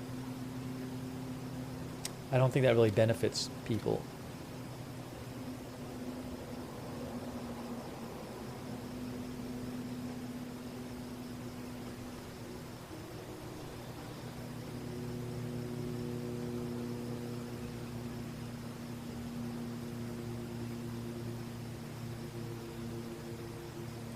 It's getting close to 5 a.m., guys.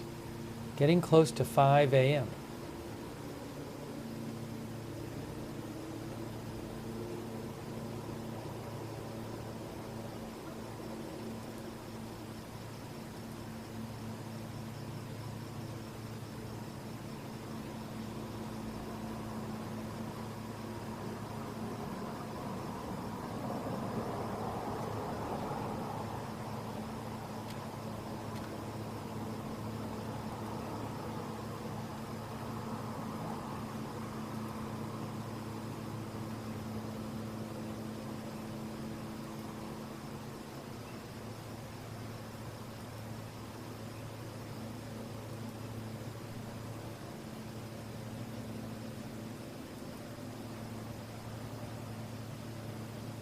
Oh, Brian's breaking news told me the account that posted a screenshot of this, the Arabic language account that posted a screenshot of this broadcast is a Palestinian news account.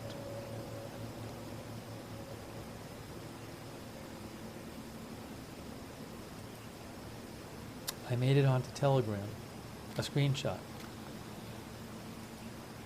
I'm checking some of your messages too.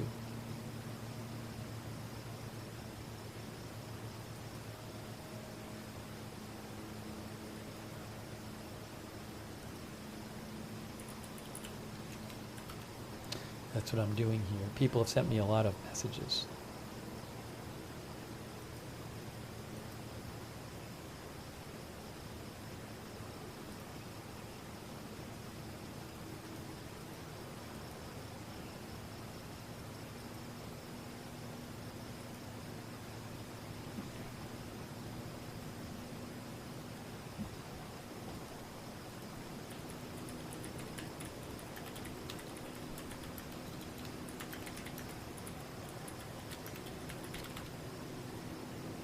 So I see.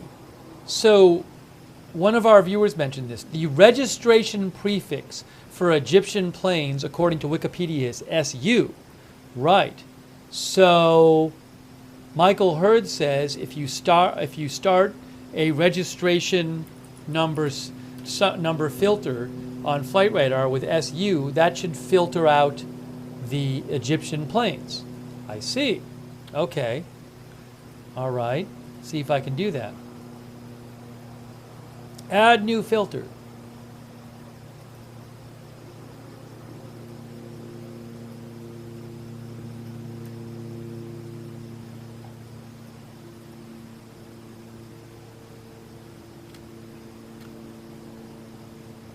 Okay, so if I type SU star and then I say add, is that going to work?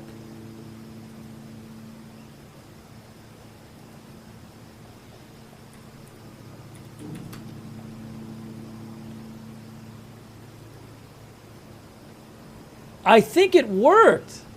What, did it work? Why am I seeing air? Yes. Okay, this is actually neat. Thank you to our viewer. So I did a filter on Flight Radar 24 for Egyptian planes with Egyptian registration.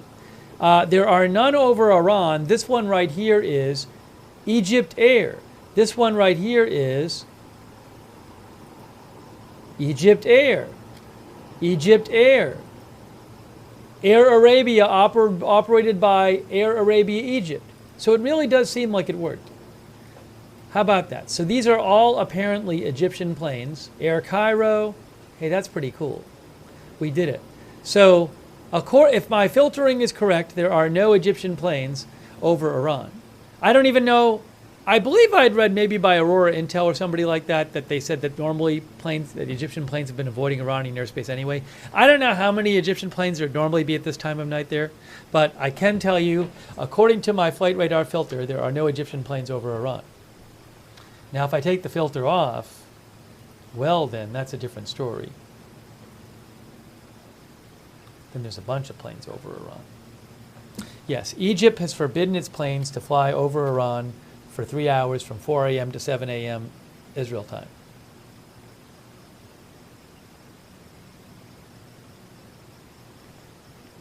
Thanks for the help with filtering, guys.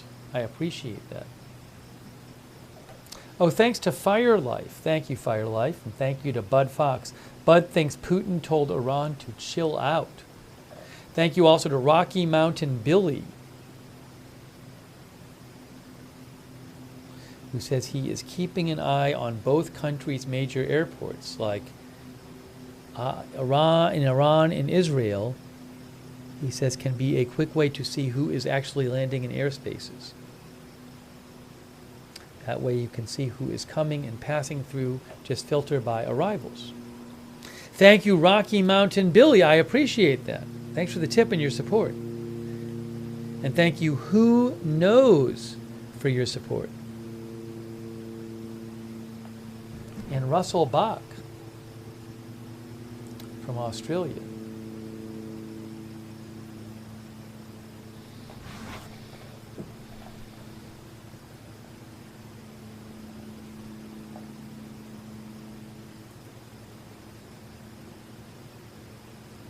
Thanks also Shakers WC on Twitch. I appreciate your support. And Who Shot JR? Betty Skay, thank you for your support.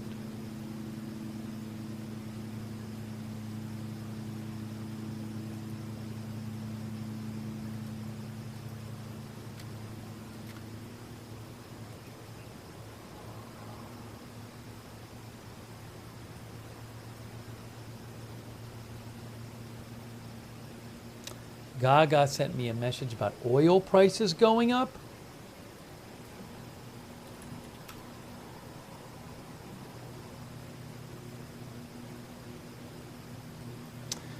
There's an article on Reuters that says oil prices tick up on sharp fall in U.S. crude inventories. I don't know if this article mentions the situation in the Middle East.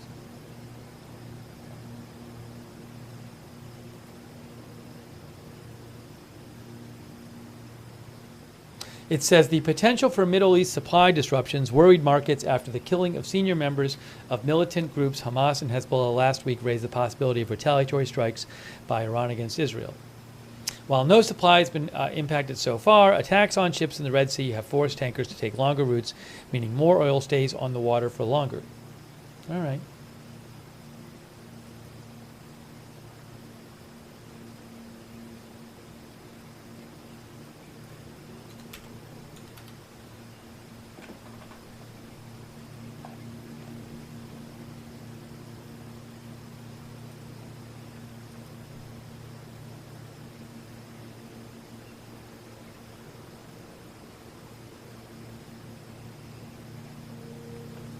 It is now 5:01 a.m., guys. So far tonight, pretty quiet on the cams. It's a good thing. That I guess another day without a retaliatory strike is a good thing, in the sense of less people getting injured or damaged. But we'll have to see what happens. Thank you so much, Marco SRBA02, who thinks if the attack does happen, we can expect a long-term war similar to Ukraine. We'll see. Thank you, Marco SRB. I certainly agree with Marco that look, this would be a really big. This is a very dangerous situation. That's potentially very escalatory.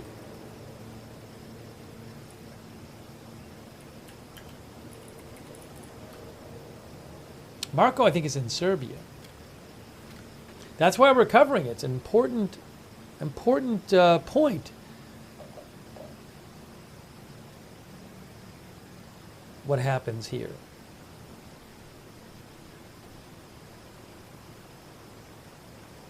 Thank you, D. Trider, our new member.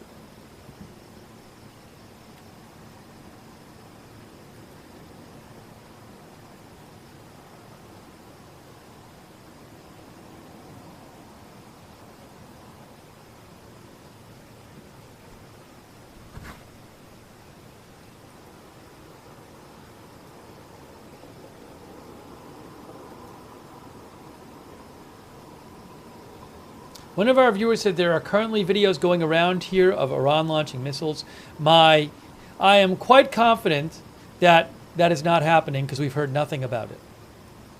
So I don't know why no news outlet would be reporting it of all the news outlets in various countries, but somebody on social media would have videos of it.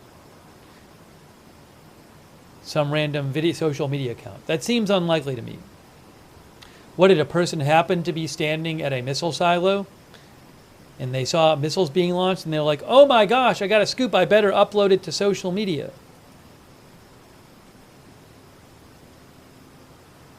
And there's no alarms going off or anything anywhere?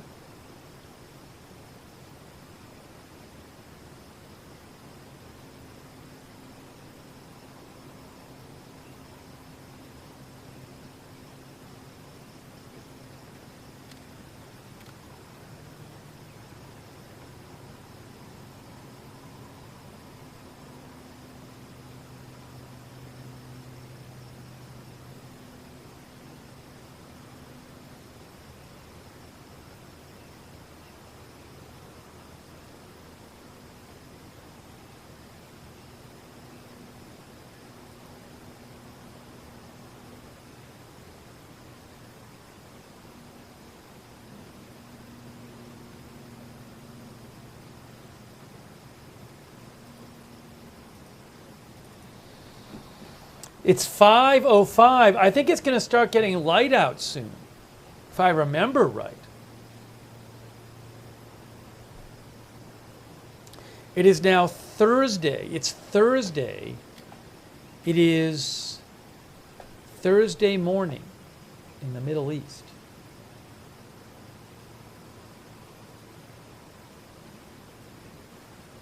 Pimple-ored mofo thinks they will be intercepted. I guess he means when there is some sort of retaliation. Maro Siba says, I don't think they're attacking today.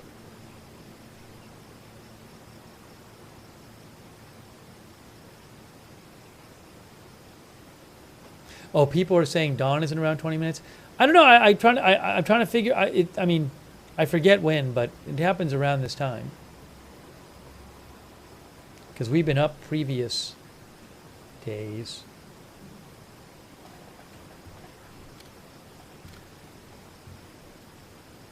Let me do a quick check around. I like to see if there's any other reporting coming out. Sometimes you see random reports come out.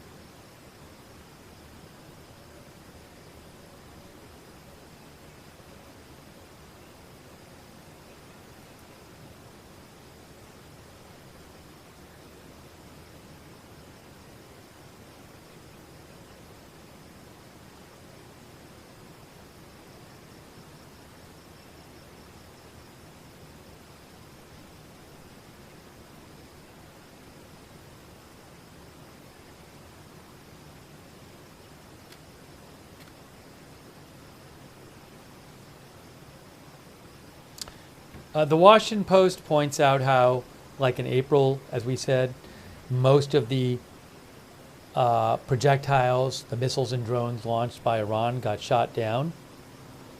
But they said, by U.S. and its allies, but they say a coordinated attack by Iran and Hezbollah, each with a massive missile arsenal, could threaten to overwhelm Israel's air defense network.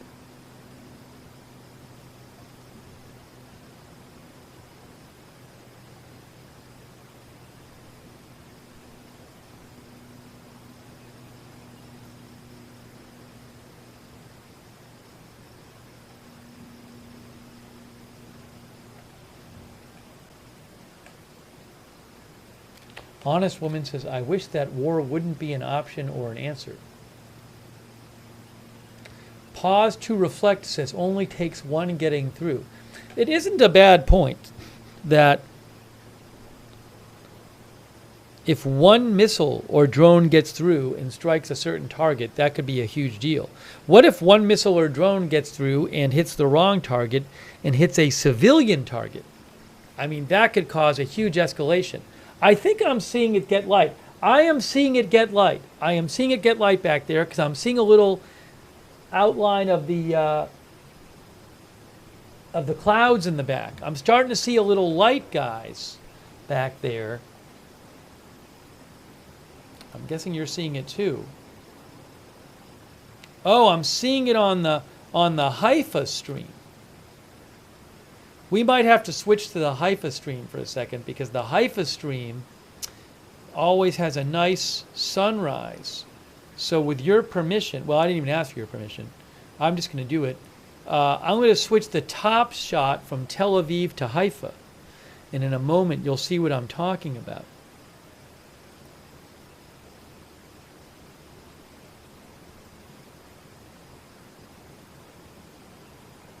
Oh, I got to restart Facebook too. Hang on, let me restart Facebook because Facebook stops after 8 hours. For some weird reason, it stops after 8 hours.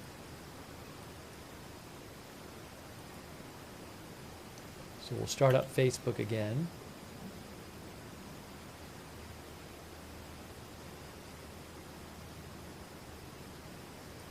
I am restarting Facebook.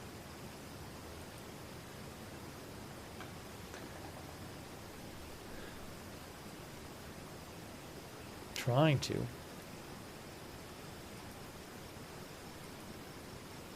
Facebook restarted. Wonderful. We're back on Facebook. I'm about to get you guys the Haifa stream.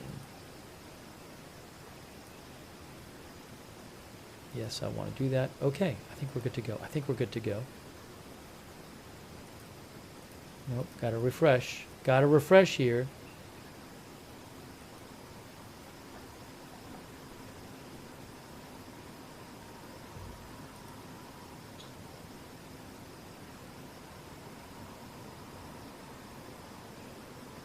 You should see it in a second.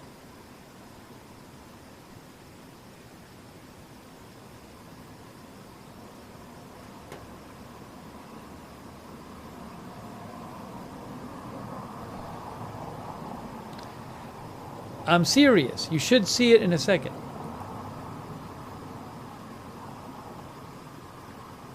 Still waiting here. One moment here. We're getting you the Haifa stream as it gets light there over the border.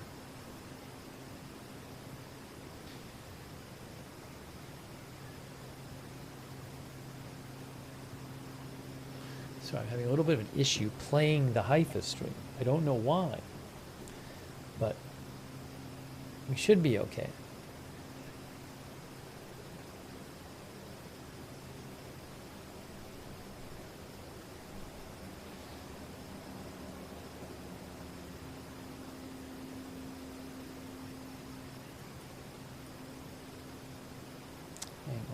Just hang on a moment. Still having a... I think it's working. I think it's working. I think it's working.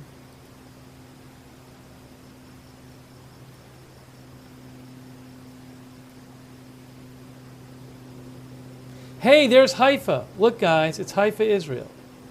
About 20 miles south of the border of Lebanon. Look at that lovely view of Haifa with the sun coming up. That's not the Israel-Lebanon border. That is Haifa.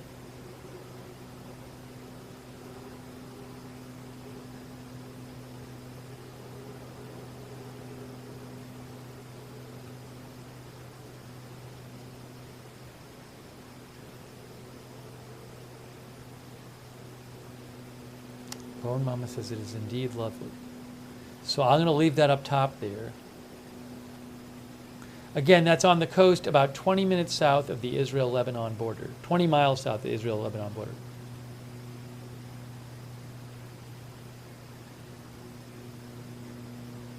So I'm going to put this up here. And then put this here. Wonderful. Oh, that's not Tel Aviv. It's not Tel Aviv. It's Haifa. There you go. We did it. We did it.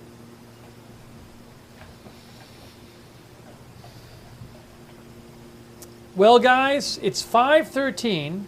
Starting at 4 a.m., Egypt ordered their planes to not fly over Iranian airspace, even though other countries are allowing it. Well, it's now 5:13. It's now 5:14 actually. The Egypt orders for 3 hours, but nothing has happened so far.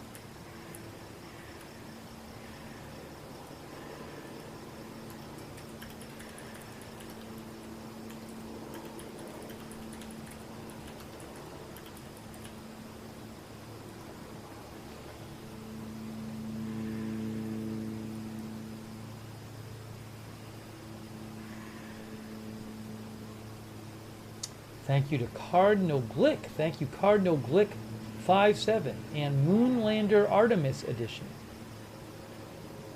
I am not aware of an English language version of official Israeli military station. Is that GLZ radio that I follow on X? I'm not aware of that. I don't know of it. Thank you, Moonlander Artemis Edition. Here is what the flight radar looks like, guys. There are still plenty of planes over Iran. A lot of civilian planes over Iran. But none of them is from Egypt. Here's my filter.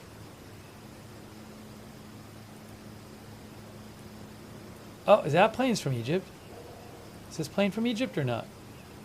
No, that's not. That's not from Egypt. I don't know why that's showing up. Why is that showing up, that plane? Oh, it's not there anymore.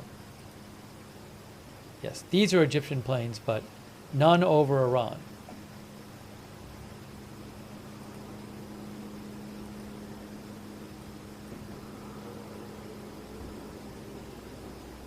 It's Flight Radar 24. Flight Radar 24, you can find that at flightradar24.com. Great site. Oops. Thank you so much, RSK Nor. I appreciate that, from Norway, RSK Nor.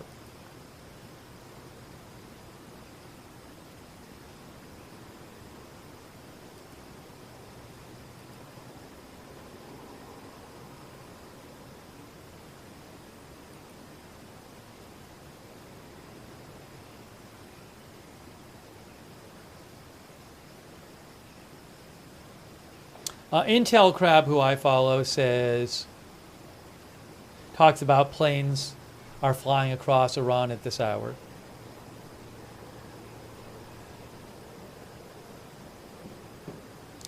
Intel Crab says Iranian airspace is not closed, but if you're an Egyptian airline, you're forbidden from flying there.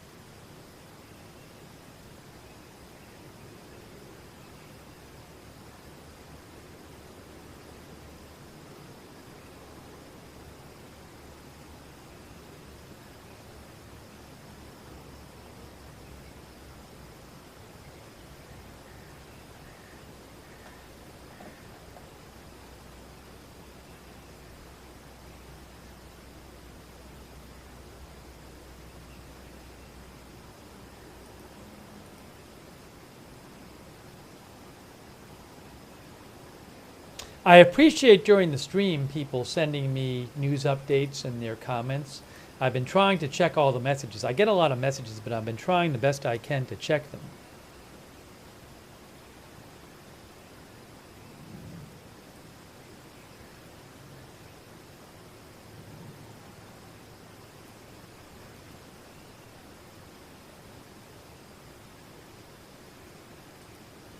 Thanks, by the way, to Jim. Thank you, Jim, for your support. I really appreciate that. Thank you also to Jim. Might be the same Jim, might not. There was a Jim online who told me how to do, also told me how to do the altitude filter. Thank you very much. Appreciate people helping out with the flight radar.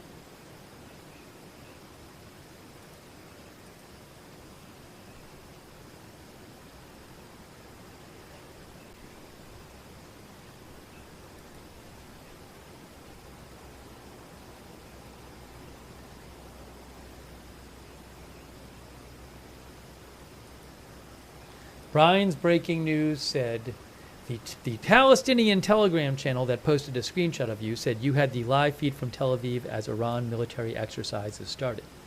Thank you.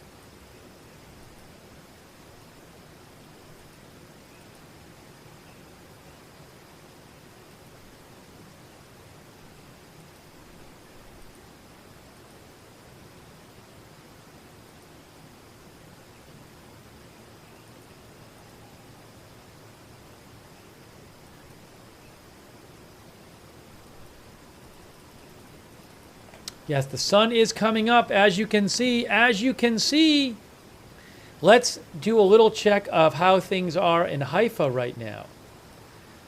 This is Haifa up there. Oh, look at Haifa, guys. We've seen this in the last few days. There is Haifa right there. That's not the Israel-Lebanon border. That is Haifa.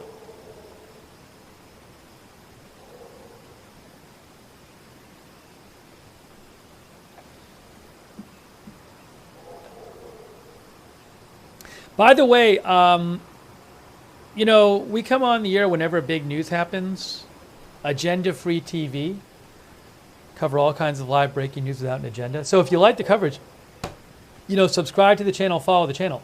But I would also, I would definitely do that, but I would turn on our notifications. We have a notification system that alerts you whenever we're going live. It could be in the middle of the night. I don't know when we're going live. I mean, I know we're going live for this, but I don't know when big news is going to happen.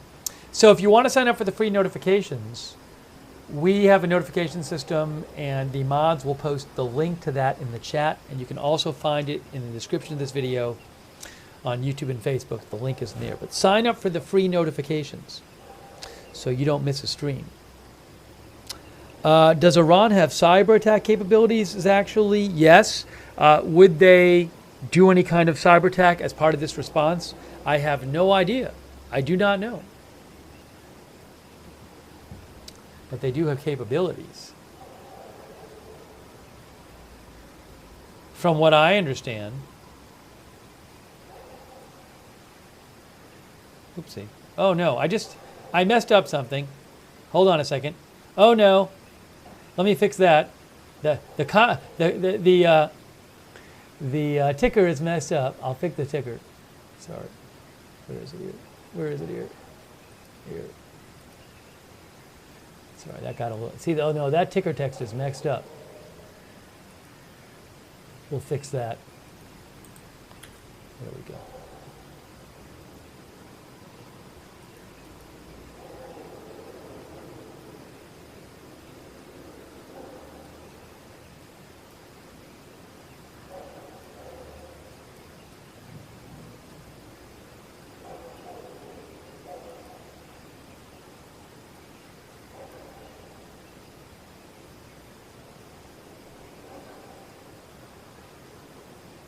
The Tel Aviv shot's pretty nice right now. And so is the Jerusalem shot. I might show you guys the Jerusalem shot. Let's show you the Jerusalem shot. We're going to switch things up.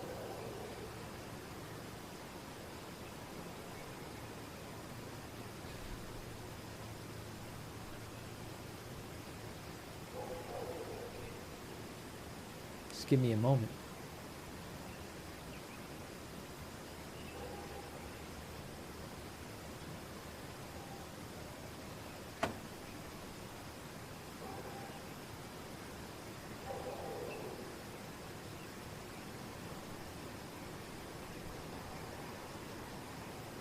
Shaggy says it could be cyber missiles and ground invasion all at once. Wow. All right, hold on. I got the Jerusalem shot.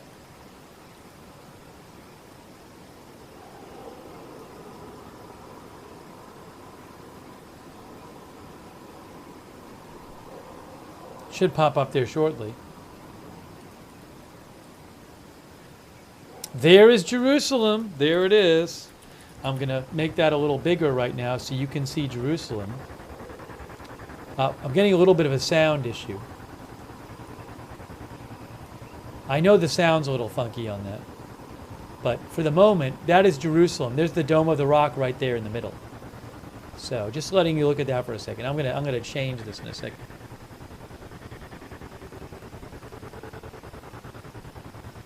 I know you're hearing like a weird sound. I'll fix that. No, that is not a you're not hearing a helicopter. It sounds like a helicopter because the sound is messed up. I need to fix the sound. I'm going to fix the sound right now. I'm sorry. It's too confusing. Sometimes this happens. I know it sounds like a helicopter, guys. But believe me, it's not. It's going to freeze. It's going to freeze for a second.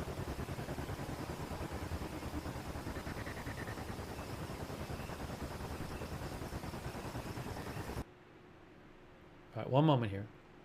We'll get that back. We'll get that back. We're frozen now, but we're coming back.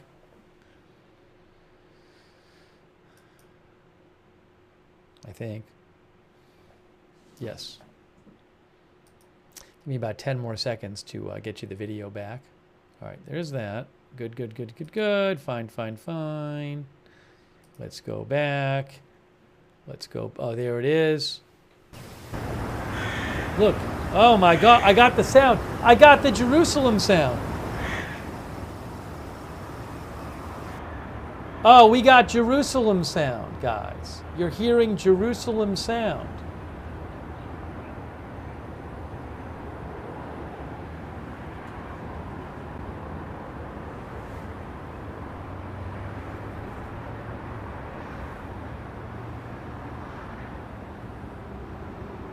This is not the Israel-Lebanon border. This is Jerusalem.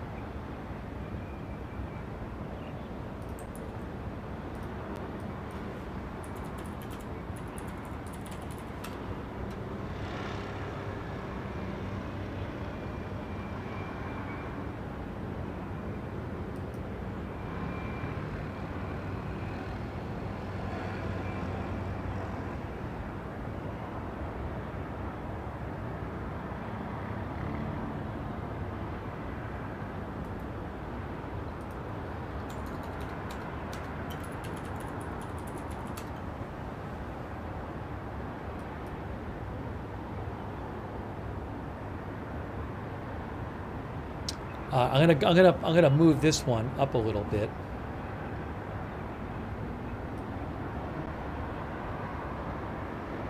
What we might do, maybe we'll show you Tel Aviv. The Tel Aviv shot is nice too. I'm gonna get you the Tel Aviv shot next. Tel Aviv shot is coming next. The Tel Aviv shot is coming up in a second. Just give it a second here, and you will see the Tel Aviv shot. That is the Israel-Lebanon border.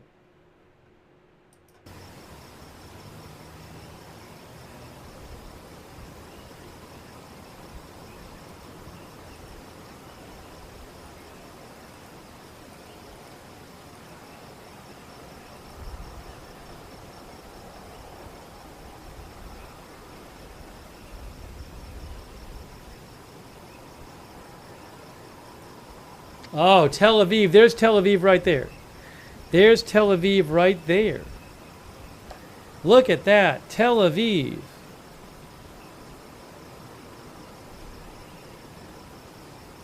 I got to fix the title.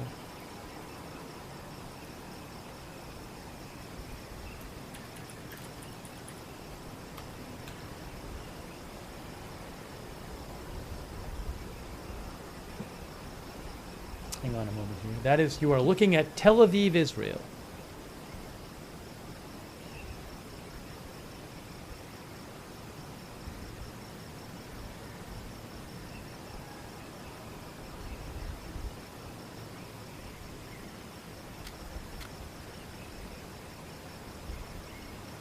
That is not Tel Aviv sound. The sound is, oh, a little bit is Tel Aviv sound, but most of it is the border sound.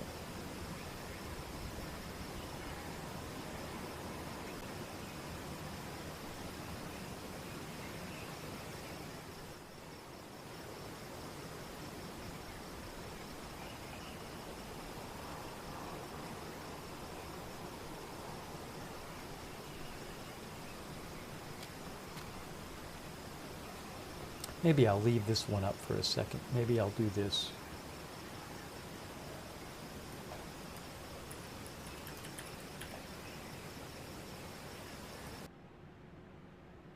So you're going to hear some clicking because there's like a camera there taking pictures, I think. But why is this not working? Oh, I see. I see.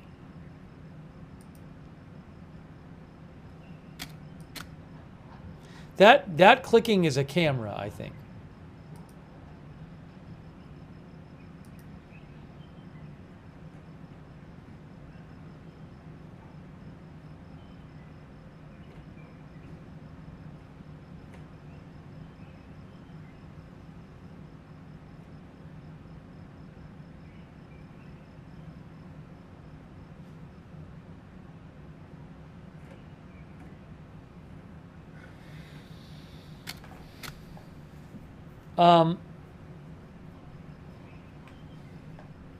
Rides and Rambling says, yeah, nothing happening tonight. I reckon the people saying 12th are probably right. It is currently August 8th, local time there. August 8th. Did I thank Camus? Thank you, Camus. I gotta take 1 minute. I need 1 quick minute here. That clicking is gonna drive me crazy.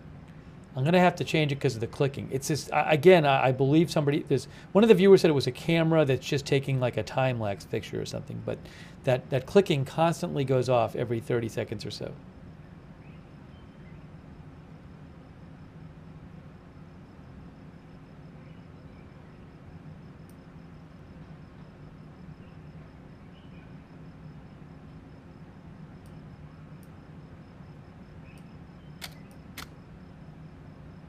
And it's going to drive us crazy. It's going to drive us crazy, the clicking. Can't listen to it anymore. Such a nice picture, though.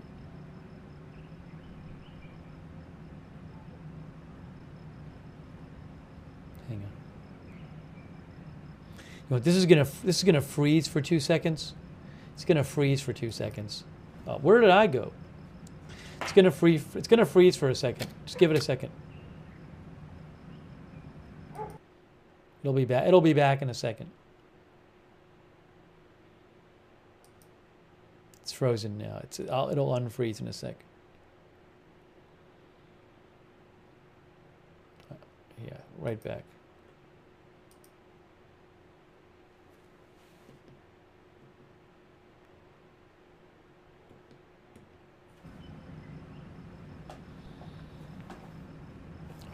This is what I want to do.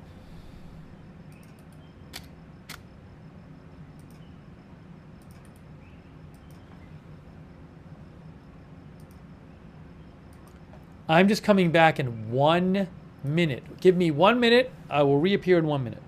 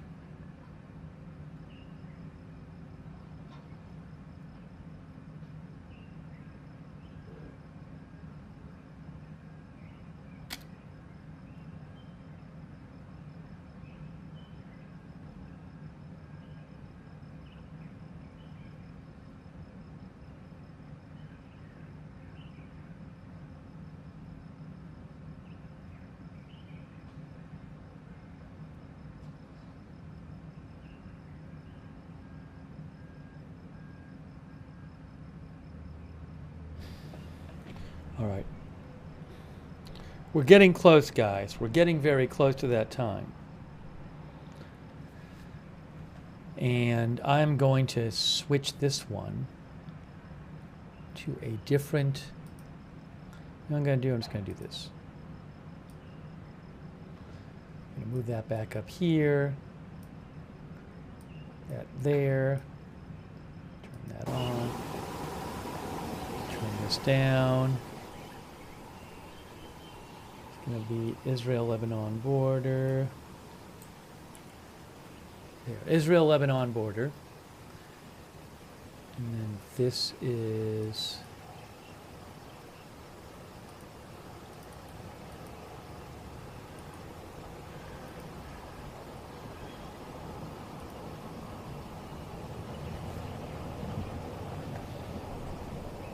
So...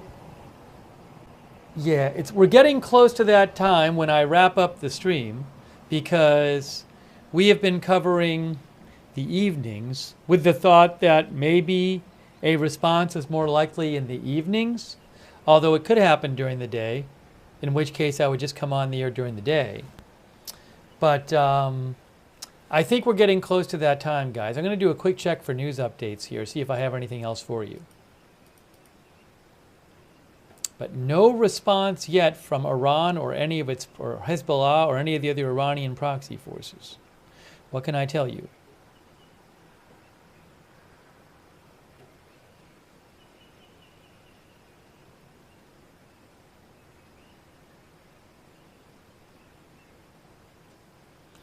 Any update with Ukraine? Nothing major I've seen. There might be. I'm not. We've been on the air for about 8.5 hours, so I'm probably going to wrap this up soon. I'll check for things when I get off the air, but it's almost time. It's almost my time. I'm not aware of any major update with Ukraine, but I'll keep an eye out for stuff. Look, I'll post stuff on my X account. When I'm not on the air, follow me on X at Lookner. That's where I'll post breaking news updates at Lookner on X.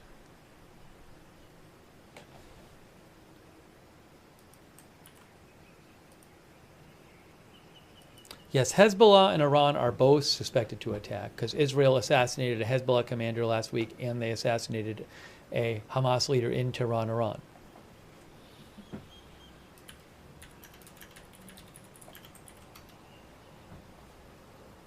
Yeah, we talked about that a couple times earlier. We talked about how Ukraine forces raided across the border into Kursk, Russia. So we talked about that a couple times.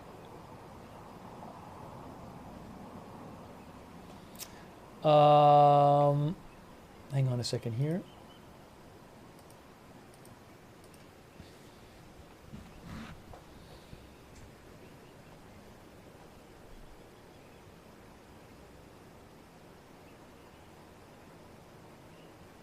So we will keep you updated. If something happens,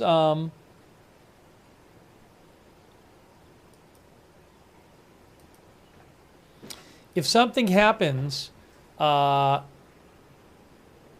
know, but sometime like if I get off the air and something happens 10 minutes later, I'll just come right back on the air. So I can come on the air and do a stream whenever.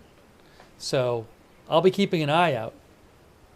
But if nothing happens, then we'll probably come on around the same time tomorrow when it starts getting dark there.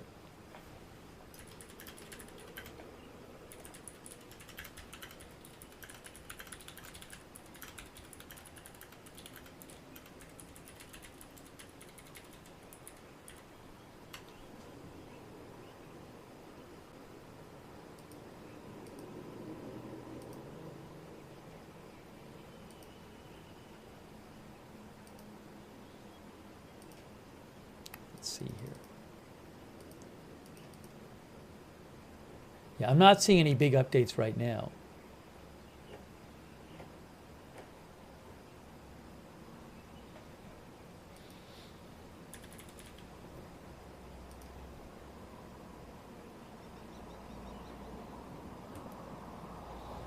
All right, I think it's the time. I think it's our time, guys. I think it's our time.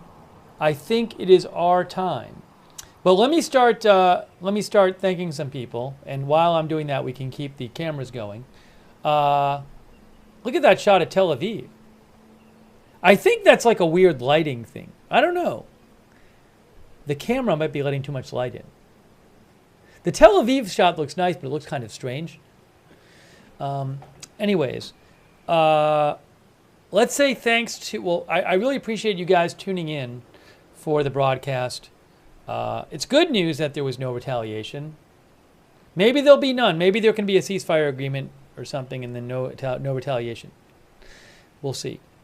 That would be best. But I really appreciate you guys tuning in. And also, thanks for sending me updates that you see and also letting me read your comments on the air and participating in the chat. Let's shout out our moderators. The moderators are always there.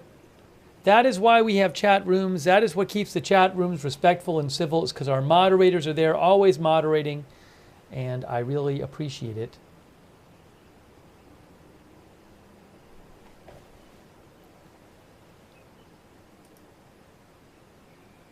One of our viewers mentioned something to me.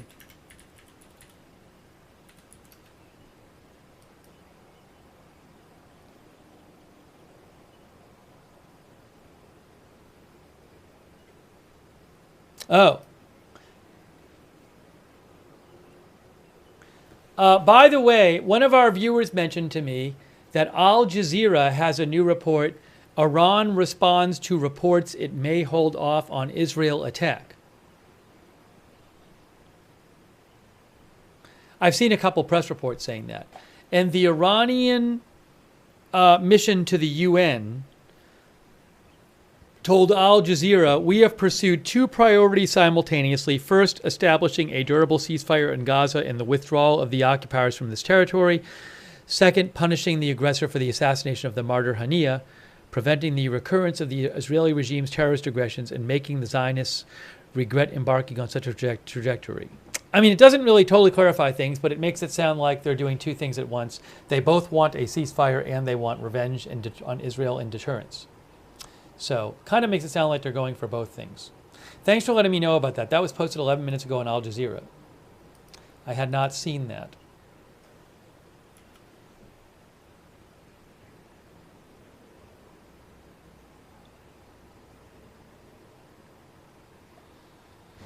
RP64 thinks Iran is playing mind games. Let's thank our moderators.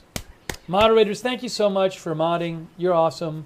Ruth Krafasi, Cynthia Moon over there on YouTube, Chromite, AJ, Sarah55. Wow. Thanks, moderators. And all of our other YouTube moderators who've been there on Twitch.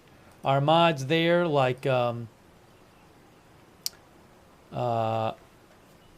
David Green, I Got That Fire, Papa Bear, Surly Dev, and all of our other Twitch mods. Huge thanks. Over on Facebook, people like Raven Lynn and Charlotte Webb, Paul Anderson, Ronald Egnor. Who am I missing? Am I missing anybody? On Facebook. Thanks to our Facebook mods. And Linda Belk and Larry on X. Thank you so much to all of our moderators. I really appreciate it. Paul Anderson. I think I said Paul Anderson. Thank you. Also, thanks to Rick1111 for the support on Twitch. And hey, thanks Freedom, our member Freedom, and Cartoon Maps. Thank you, Cartoon Maps, and Camus. Thanks to everybody who donated to the channel. This channel is a viewer-supported channel. You are the ones who make this channel possible. So it is really nice of you that you support the channel. You allow me to buy footage and stuff like what you're watching. So thanks for letting this channel exist and supporting the channel. If you ever want to donate, you go to agendafree.tv, agendafree.tv. But huge thanks to you guys for all of your support. As I mentioned, turn on, subscribe and follow the channel. We cover all kinds of live breaking news without an agenda. We don't just cover Iran versus Israel. We cover all kinds of stuff. So subscribe and follow and turn on the free notifications that we have set up for you. They're free, so you get notified when we go live. The mods will post the link in the chat. Sign up for the free notifications. And if you go to the notifications link, you can also check out there. We have a Discord chat where you can chat with other viewers when we're not on the air. A lot of our viewers like doing the Discord chat and chatting with each other. So you can check that out at the same link. And thank you to our Discord mods, by the way. Big thanks to you. And if anybody's interested in being a volunteer moderator, that would be awesome. You can just ask the mods for more information about that. I also want to remind people, if you watch us on YouTube and you want to turn the YouTube notifications on, which I would recommend too, you got to do this thing on YouTube where you click on this bell and you choose all notifications. I know it sounds weird, but if you subscribe on YouTube, click the bell and then choose all notifications like that.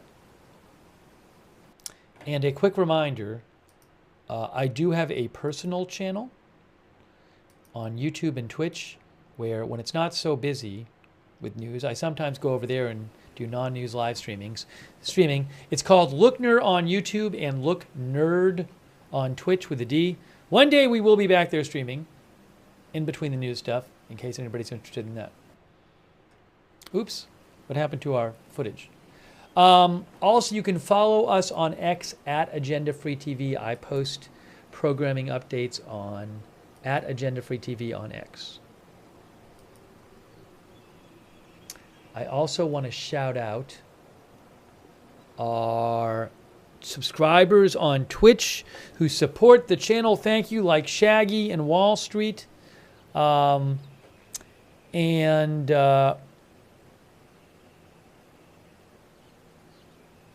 Chi-Town Bear 54 and Blue Pip, Graybeard Games, Tegrity Farmer Bob.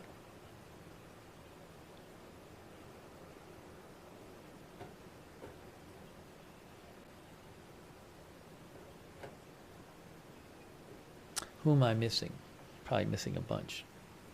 Jack's Animals, Jackson 22. Kaz 1179.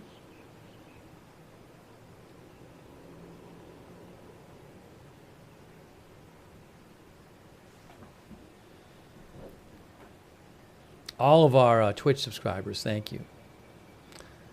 And all of our other subscribers there as well. And our Facebook subscribers like Jane Summers and Diane Allworth, Kristen McConnell Gates, Robert Rial II, Lou Green, Kay Lowry Body, Margaret Riley. Thanks for supporting the channel on Facebook to our subscribers. Susan Priest Buchner, thanks for subscribing over there, Susan. And all of our YouTube members, like Rob Van Roy and Thomas Holdren and Megatron and Evelyn in Maine and Josh Leach, Evelyn in Maine, Josh Leach, Jean Romaine, got some nice bird sounds. Def, Lori S, Angie, N.E., Excessive Fours, Henrock City, Timmy Tushu, thanks for being YouTube members. Muzzle Paint, Amy Cyrus, Duchess Genesis Alberea, Jerry Kovacs, Walter Sheets, KG, Betty Skay, Casino Chief, Sherry Riddle, Snarf McGrew, Lori S, Andrea Cupcake, A Bunch of Randomness, DYNK, Sheila Thailand, Doors, Megatron, Berry, Beast Mom, Varya, SNN. More members, thank you, Mama Yoli, Kanye Yidis, Axe Slinger, Michael M. Bronson, Doors, Def, John Flick, Ronald Kane, Pops, Kelly McAllen, all of our other members. Thank you, members. NYY7, Princess Teapot, thank you.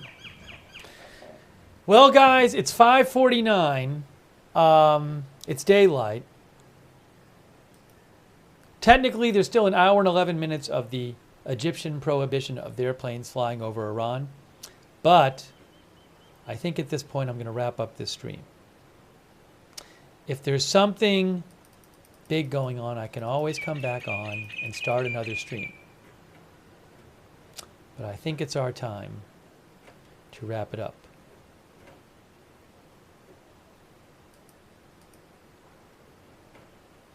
I think we've gotten there.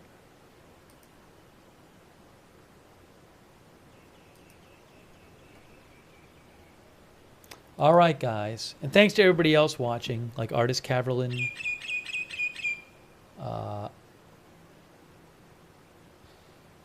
Jan Porter, Yolando Trevino, Thomas Sanderson, and others. Golden Loon. All right, guys, and thanks to our mods as well. All right, I'm wrapping this up now. I'm wrapping it up. We have brought you coverage of tonight. Wasn't that eventful? Which is a good thing. But as far as I'm aware, Iran and Hezbollah have said that they are going to attack Israel and respond to the assassinations last week. So we will be covering it. We will keep covering it. We'll see what happens. All right, guys. So thank you again for watching. Thank you so much. And if there's other big news, we'll come on the air. And we will see you soon with more live breaking news coverage right here at Agenda Free TV.